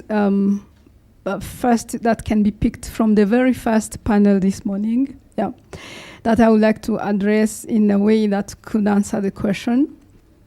And I'll stay with the remark that Madame Jerry Kabeberi repeated many times: the 12%. The 12% of educated Africans, yeah, that leaves out 88%. Yeah, that. So then I will bring in a comment that my desk mate made earlier when the artists were speaking and saying we have to speak truth to power. Yeah? And then she was asking me, but power knows the truth, right? The ones who are in power, they know the truth. So do they need us to speak truth to them? And she was telling me we have to speak truth to the masses, because if the people who are supposed to hold the power to account, they should know the truth, right? So to me, the reason why I ended up specializing in both ethics and political philosophy, which are both two sides of what is classically called moral philosophy, that I studied law in the University of Kinshasa. And when I finished law, I was shocked to see that law had nothing to do with justice anymore. And I realized that law was totally toothless before power. And then I realized that when Professor Mbembe here, who will know that much better than me because he's much more experienced than me, that the structure of society determines the level of institutions we need. Yeah. The basic needs of food, shelter, and health and other things have created the complexity of economic relations that society finds itself into. And it's that complexity that demands the need for order that the law should bring in, right? But the law needs a power of enforcement, which has to come from the political sphere, right? These are three different spheres that each one of them has its own identity. Yeah? And in order to build up a society correctly, each sphere should actually fulfill its function without taking over the other spheres. So what are we looking at in today's society? We are looking at the economic sphere that has become so powerful with the different financial structures we have, an aggressive free market run by monopolistic corporations, right? And it has become so powerful that it buys out politics, and politics subjects the law. Then we cannot be surprised that the law has become toothless and cannot really help us solve problems. So when you're looking at the matters from the political party's perspective, which is her question, I tell my students, political parties must disappear. Why? You can throw stones at me if you have any, yeah? But why? Because they are mechanisms of seizing power and keeping it. I repeat that. Political parties are mechanisms for seizing power and keeping it. To the point that the one that wins elections tries to stay in power And if that means that they have to buy out the opposition, they are going to do that. And that's what we are looking at in the modern society today. And that's why it's so difficult to tell the difference between political parties. Because when they get into power, they just do the same. You can think that they have the same agenda. They have the manifesto they sell to us when they are campaigning. And then they have the same script they follow once they get into power. So when we say that we want to infuse some ethics there, to create some space for women there, I always throw back the question. Because I think teachers, we really don't solve problems for our students. We try to teach them how to ask the questions correctly and then find the answer themselves, right? So the thing is this, which sphere of governance are we looking at when we say political parties? What kind of aims and purpose we want that sphere to achieve for who, right? So when we know that space of governance, then we should be able to say, so how do we equip women to occupy that space, right?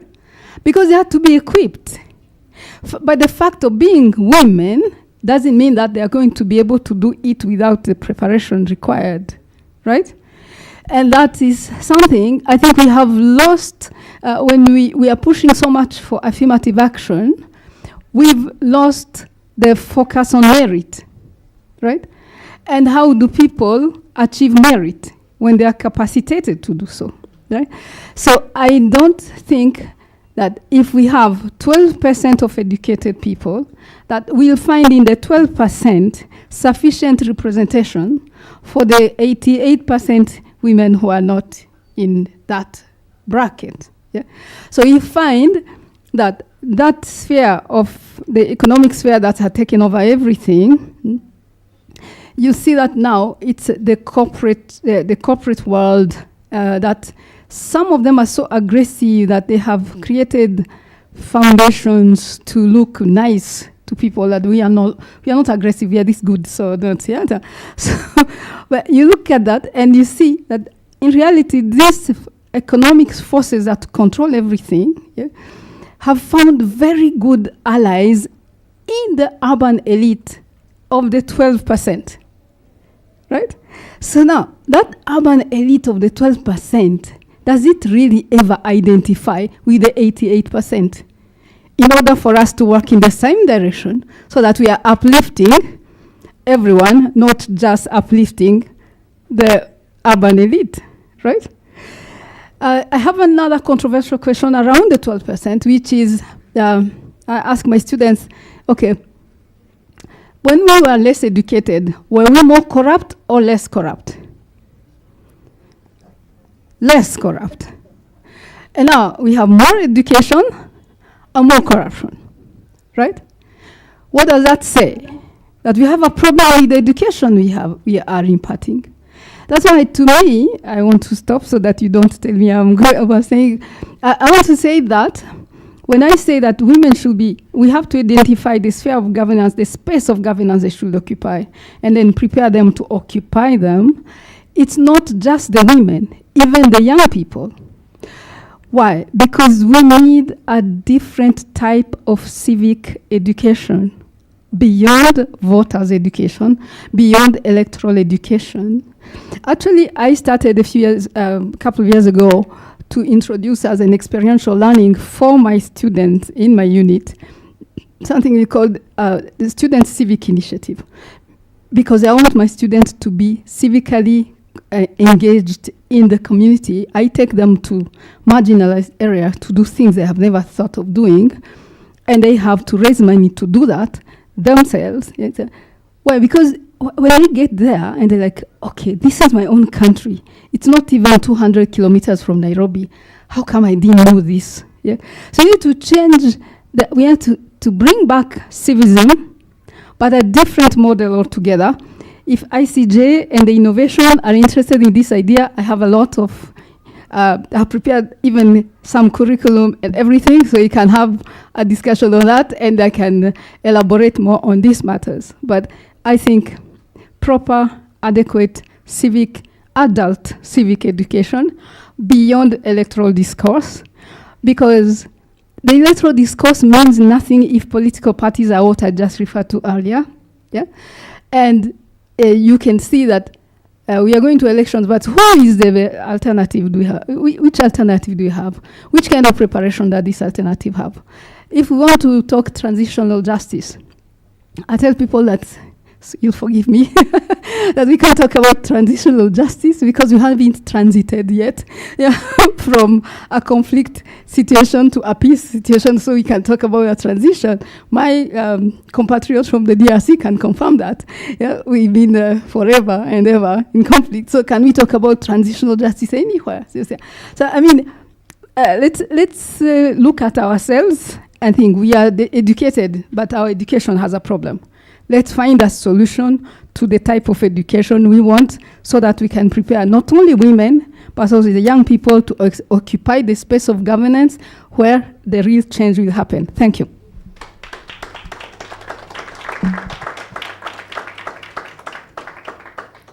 Thank you, Professor. That was very insightful, and thank you for giving us pointers to reflect on. So we are going to proceed with our fourth panelist, who will intervene virtually. So the ICT team, okay, thank you. So our fourth panelist is Anne Ireri. She's an advocate of the High Court of Kenya and the executive director of FIDA Kenya. She's a women's rights transformative champion with a solid and proven record in law, policy, and advocacy matters within the public and non-governmental sectors. So welcome, Anne Ireri. So as you prepare to intervene, perhaps my question for you will be, what's your perspective from a legal standpoint on the immediate reforms that are best to protect women in context of violence during protests and elections? Thank you very much, Damaris. I hope you can hear me. Yes, we can hear you. Thank you very much, and congratulations to the organizers of this great initiative. I'm coming from some distance away from the capital in Nairobi, undertaking fieldwork, so I will request you to indulge me not to appear on camera. Having said that, I join in solidarity with my sisters, indeed, in indicating that we had hoped that we have moved from the graveyard shift and that we are actually having women issues being discussed at the opening forums of many conferences and workshops. I think it is a work in progress. However, it speaks to the reality of how we are still perceiving women issues, that they are issues and matters that are not really mainstreamed yet, but are important. And we do hope that with time we are able to have issues of women and girls mainstreamed into every conversation. Straight away to your question, Damaris. In the context of Kenya, allow me to state that we have a constitution that is now over 2 decades old, and in it were various aspirations and guarantees that would really enhance the participation of women in leadership, whether elective or appointive. And in it, one of the things that was identified was that we need to really protect and safeguard women's participation that is often hampered by violence, particularly in an election or political context. And why is this important? I think we have seen over time, when we listen to the testimonials of trailblazers, particularly in the women's movement, who have had to overcome such huge obstacles, particularly in terms of gender-based violence, that was specifically and deliberately instigated to hamper their participation.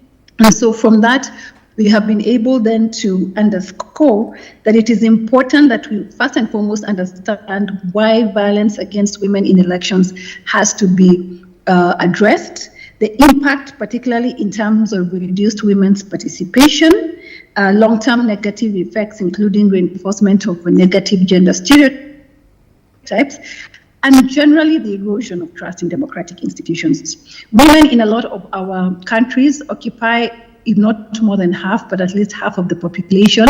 And so it is only fair and imperative that any decision making that is going to affect them is also inclusive of their views. And when we look at women in the election context, it's important to also look at the intersectional roles that women play. One, as aspirants, so those who are seeking to get into office. Secondly, we have candidates who successfully go through the final stages of being voted in, whether through political parties or independent candidates. We have women as voters themselves, and then and finally we have women who are officials in various election management responsibilities, and these are also crucial decision makers. And we have seen from our analysis that these different roles that women play in elections also predispose them to different types of violence. Indeed, in Kenya just recently, we had to deal with a very gruesome, unfortunate incident where an election official who was female lost her life, and all credible speculation points out to the role that she plays as an election official. And so we need to be able to then see how do we best protect women legally whilst enhancing their participation and involvement in elections and also just in democracy. And towards this, I have a few suggestions. I'll be very quick. One is that we have to interrogate our legislative and policy frameworks. And within this, we have to be able to see how best do we tighten and provide for specific laws that outlaw violence against women, particularly in politics. And towards that, I think globally we have a good example in South America, particularly in Bolivia, and they're taking good strides in ensuring that within the context of elections, you have particular discourse that really singles out the question of violence against women and looks at the causes and the factors that make them predisposed, particularly during an election or politically charged dispensation. Secondly, is that we have to then look at, as we work towards having standalone policies, what do we do with the current frameworks that we have? And I'll give the case of Kenya, where we have existing legislation, whether in the Sexual Offences Act, the Penal Code, or we are looking at the Political Parties Act and the Elections Act as well. There has been a lot of conversation around specific provisions that would criminalize violence against women. And in addition to having these provisions, having very clear guidelines on how these cases are going to be dispensed with. And why is this important?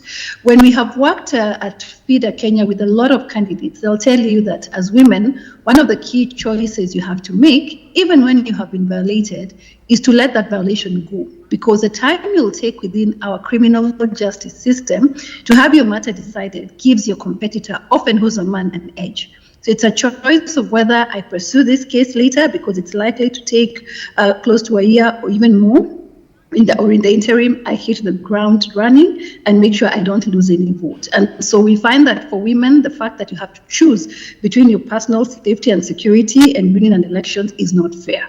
And so we have been at the forefront alongside other institutions in proposing measures, for instance, having limits on when these cases can be decided. We have seen in Kenya election-related disputes can be decided within 6 months. Why not then have specific timelines for violence against women and election-related violence against women that can be determined? Thirdly, is that we can also localize and have faster enforcement through election management bodies adopting protocols and regulations.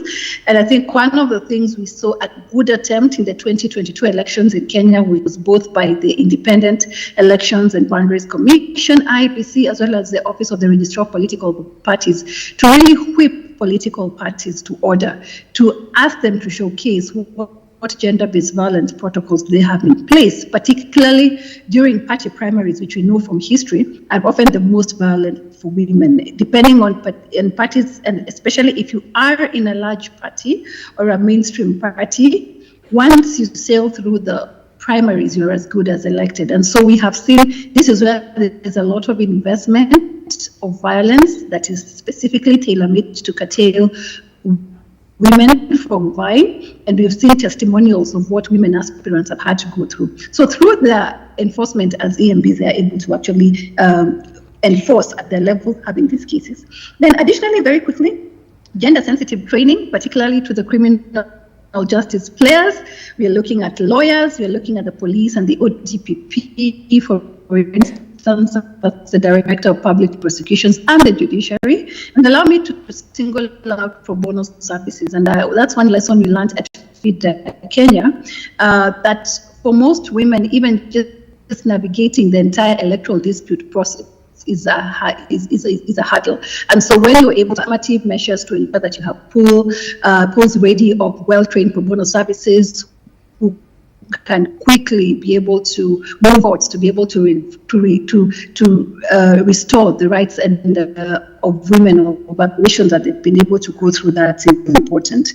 And additionally, looking at it holistically, where we are looking at one, yes, the ability to have disputes resolved through the available means or channels, particularly the judiciary, but also looking at what preventive and responsive measures is. Are we able to speak, for instance, of available shelters where women may feel, even if they're vying for office, they do not feel safe, or safe homes? Are they quickly available, particularly to women who are in the democratic space or who are in the democratic movement and who need speedy and expedient services in terms of their protection to be able to still undertake and participate in the democratic process?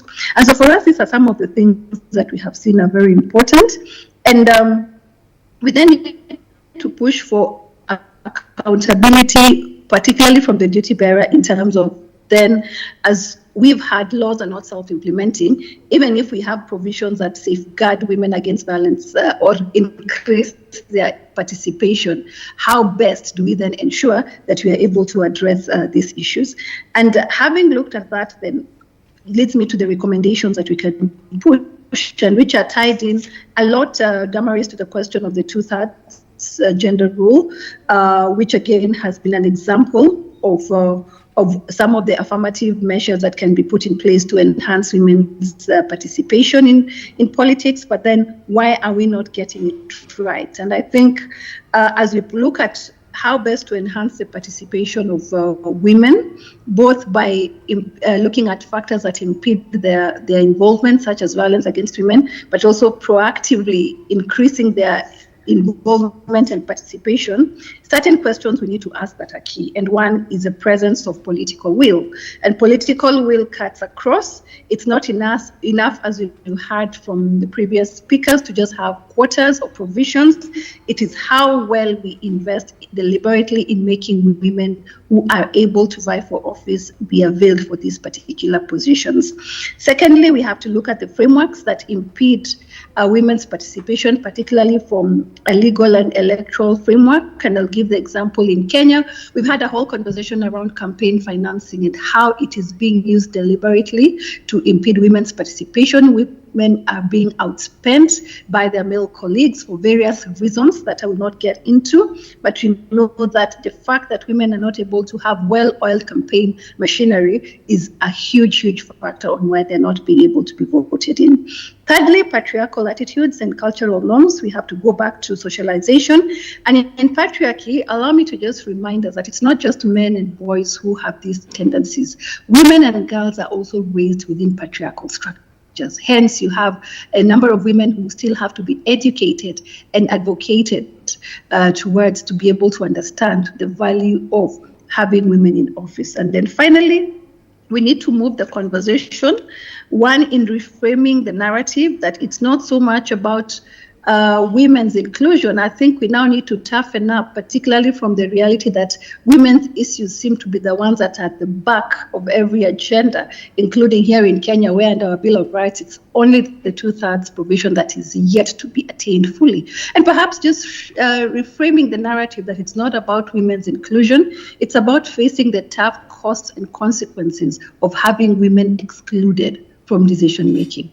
And we've seen that women have been able to collectively organize and mobilize, particularly around issues such as femicide. And it could be an opportunity then for women to agitate further, because the dialoguing and the appeal of inclusion seems not to catch on traction, possibly now being harsher and really, really specifying that there are certain implications of women's exclusion. And then finally, last but not least, Again, on the narrative, I think just building the confidence of women. We have great success stories in our country of Kenya and the context we are working with. We may not have a president or a vice president who's a woman, but we have tremendous women governors who've been elected and who are defying odds. We have members of parliament and who've been able to really demonstrate that they have brought in value, particularly from a gender lens in terms of gender responsive budgeting, prioritizing gender-based violence. So really amplifying these stories, letting women know that it's not so much about capacity building. There's been a conversation around this, but capacity enhancement. Why is this narrative reframing important? Because you want to increase the numbers and the masses on the pipeline of women who then easily avail themselves for elections, because we've seen in our last election of 2022 from research, out of the pool of candidates who availed themselves, only 18% made it to office, particularly in the context of women. So the more women we can have, the more we can easily make it possible for them to avail themselves in office, dealing with imposter syndromes, then we should be able to have more women availing themselves for office. I beg to stop there, Damaris, and thank you very much.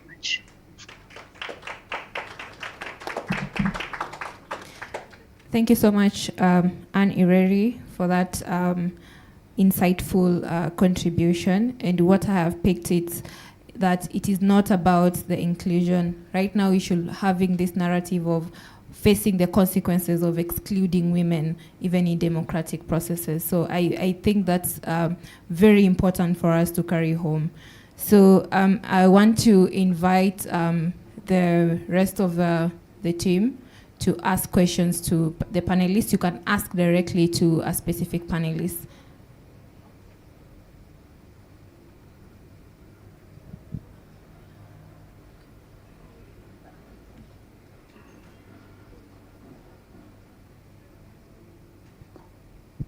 All right, thank you very much. My question goes to Professor Antoinette Kankindi. You've said something that is very profound. You say that political parties ought to disappear because they are tools for seizing and keeping political power. And if I'm to add, I think there have been tools that have been used to, or vehicles that have been used to extend authoritarianism in the continent. And so I know you spoke about it in the context of women inclusion in political leadership, but I wanted to broaden it a little bit in the context of the theme for this particular forum. For a very long time, I've listened to Professor PLO Lumumba criticize the Eurocentric model of democracy, where he says it puts a lot of emphasis on having many political parties as an indicator of democracy. Is it, and of course he says that, as Africans, we really need to interrogate the meaning of democracy so that we can include our values and aspirations as a continent, so that we develop a unique model of democracy that meets our aspiration. Is it then your submissions that this new model should come in the form of, zero political parties being there, and, leaders just emerging organically from the crowds and, taking the positions of leadership? Is that your submissions? Thank you. I think, Damaris, we'll take the two questions, then we can answer.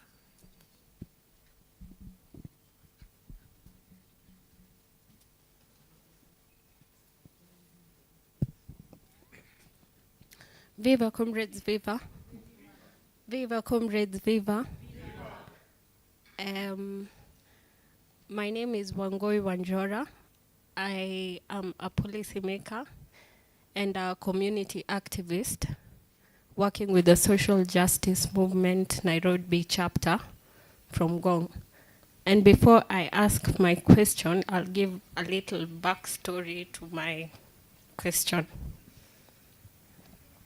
In East Africa, there is a couple of indigenous communities ranging from the Maasai in Tanzania, the Sengwer in Embobut Forest, the Batwa community of Congo, the Bennett of Uganda, and the Ogiek of the Mau Forest and Mount Elgon region. These communities, together with the Social Justice Movement Nairobi chapter, formed a women-led East Africa assemblies in an aim to try and combat a lot of injustices were happening in these communities, directly or indirectly affecting women. And these communities, most of them have been driven out of their land, and their land has been possessed by the government. And we have taken these matters to court, including the East African Court. And most of these cases have been won in court,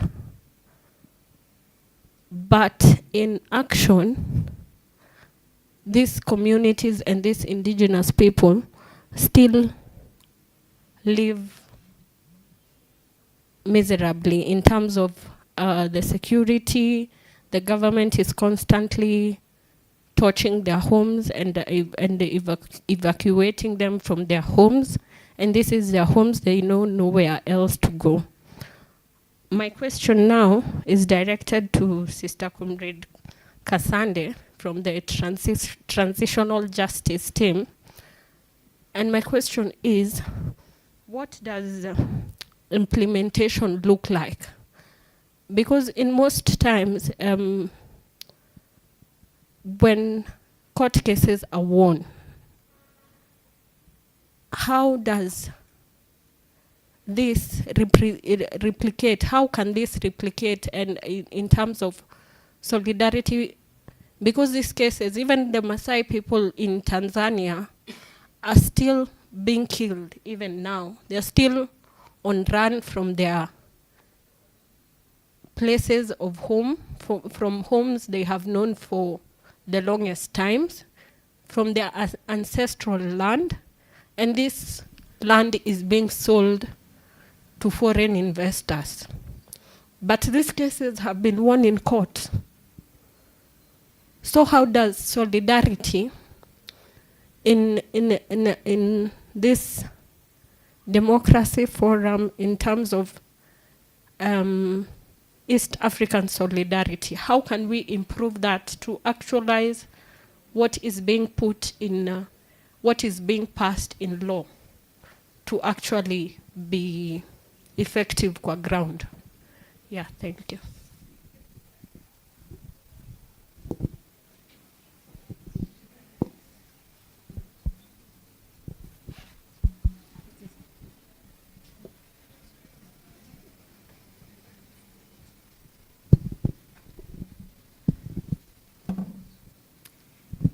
Thank you for this question. I know when I throw this consideration out, people find it provocative, but we have evidence that they don't work for us.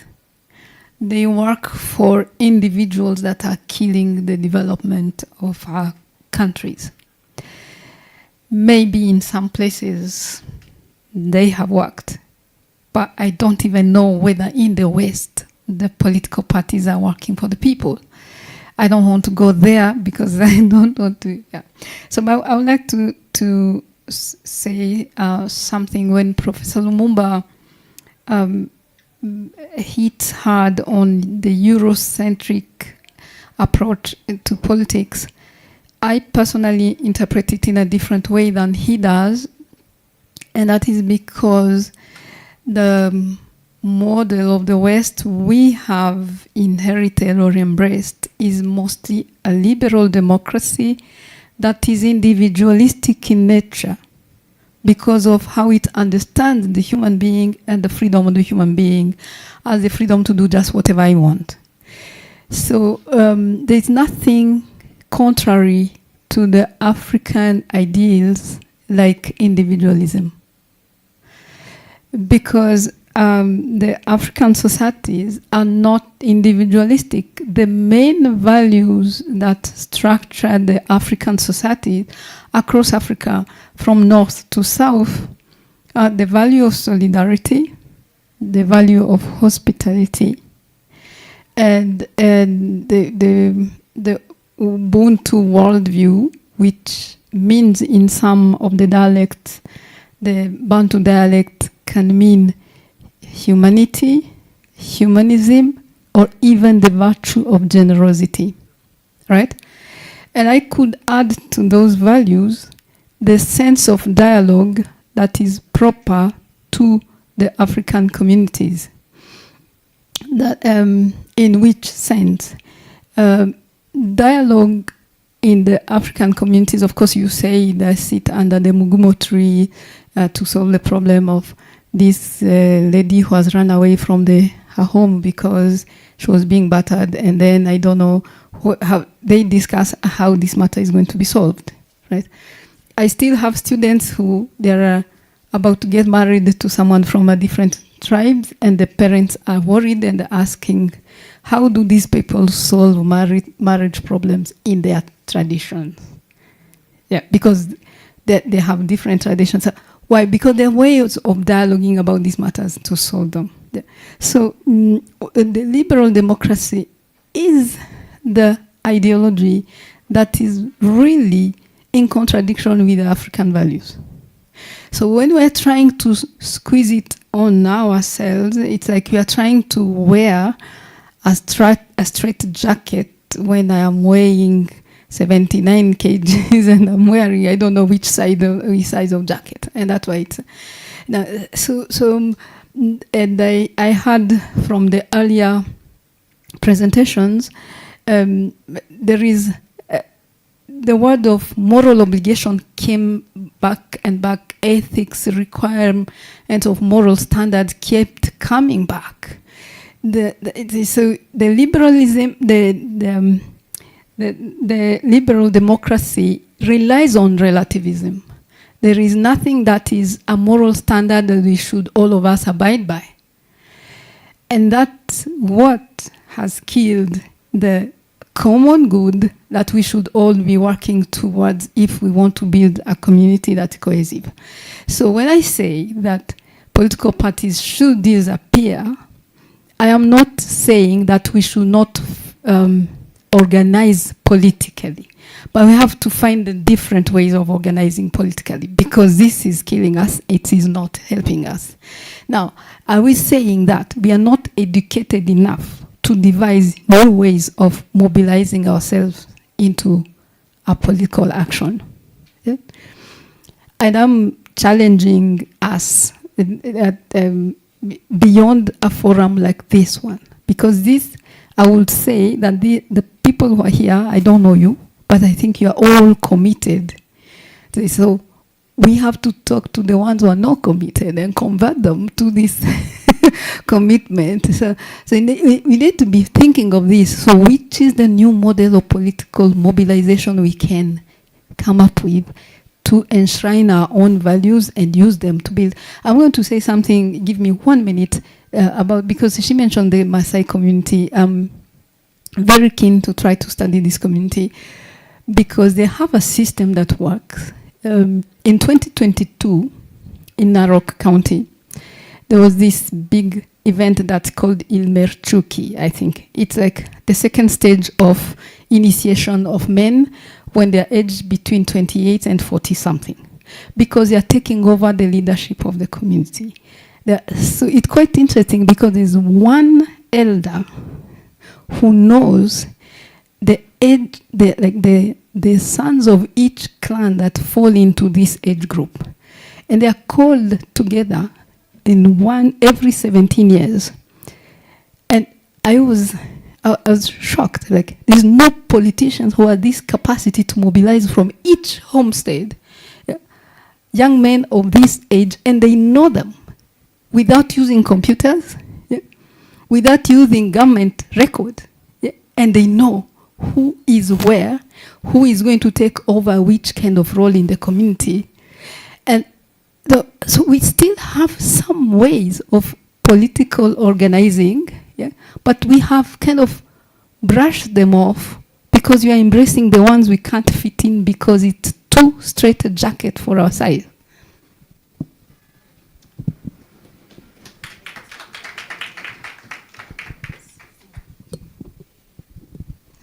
Thank you very much for that question. One of the challenges we face, particularly in this East African region, is the blatant disregard of judicial decisions, the failure to comply with judicial decisions. One of the glaring ones was the landmark 2017 decision by the African Court on Human and People's Rights on the Ogiek community, directing the government to introduce policy reforms, provide compensation, and a series of measures to protect the community. We're now in 2025.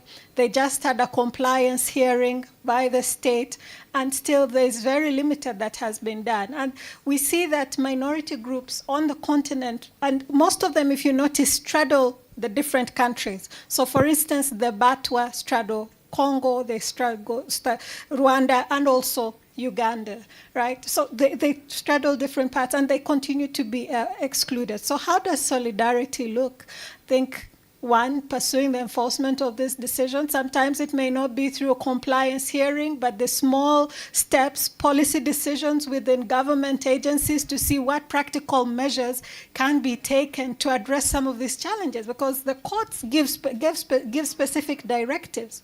And at times, the policymakers just simply ignore them or do not even have the ability to address these policy directives. So what can we do as civil society and activists to support this process? But also looking at, this is not just a minority issue, it's a human rights issue. So if human rights of a particular group are being impacted, solidarity is by associating and demonstrating that these are not just about this particular group, but it's about all of us as human beings, as members of this, as citizens. It's a citizenship question. So that's how solidarity shows, allying with these groups, but also pursuing the approaches of strengthening the ability of courts to issue decisions that can be complied with. And perhaps at a political level, mechanisms that have states reflect on why aren't they complying with these court decisions. Unfortunately, we now see a trend of Article 32 with the African Court, which basically shows African governments are not willing to comply with the court decisions, or whether issued at a regional level. We see how the East African Court of Justice has been handicapped. Efforts to try and push its jurisdiction have been limited, and the judges themselves are now increasingly becoming timid. Decisions that we used to have earlier on when the court was set up are now being more or less pulled back, because the courts now realize that we issue these decisions and the governments may not necessarily comply. So it goes back to the citizens of the continent, or in this case, the citizens of the East African region, to push for the independence of these courts, but also the enforcement of their decisions. Thank you.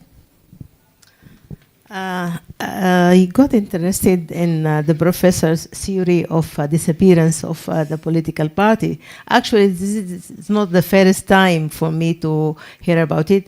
In Sudan, we have a movement of young people who are calling for disappearance of political parties, and but don't be happy, because actually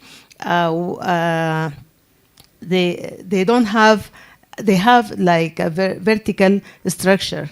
So and they have like the literature of how they are going to get to the power. But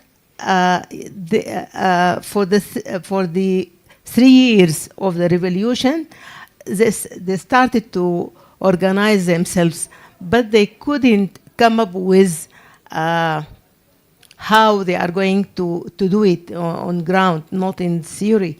And I think academia have a role in this to bring ideas for this theory.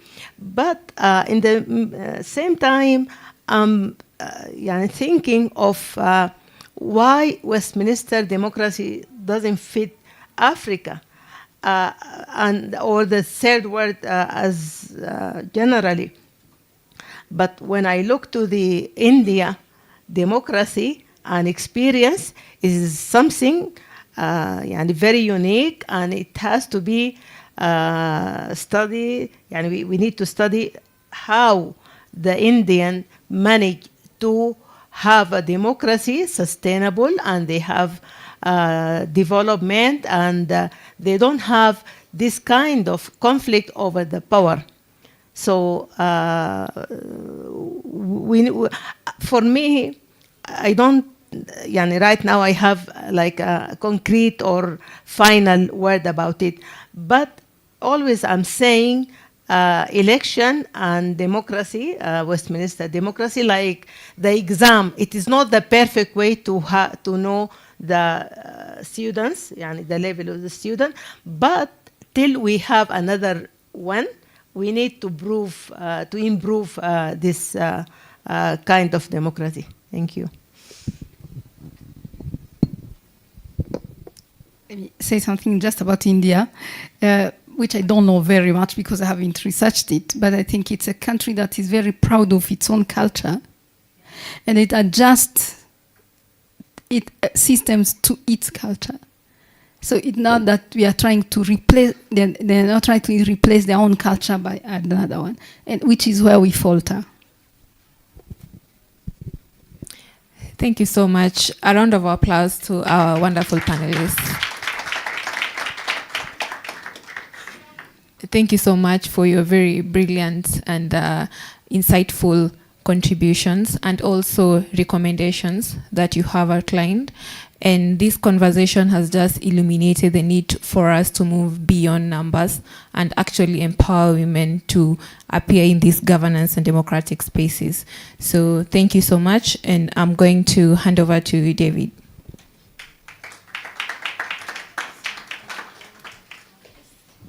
Let's appreciate the panel.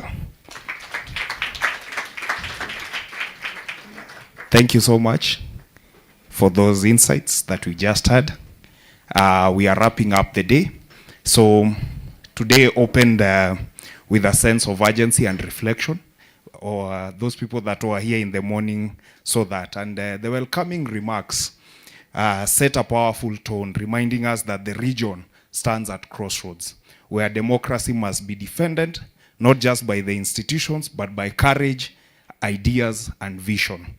The keynote address that we had also from Brian challenged us to rethink beyond our traditional paradigms, inviting reimagination of democracy as a lived experience, not just as a constitutional theory.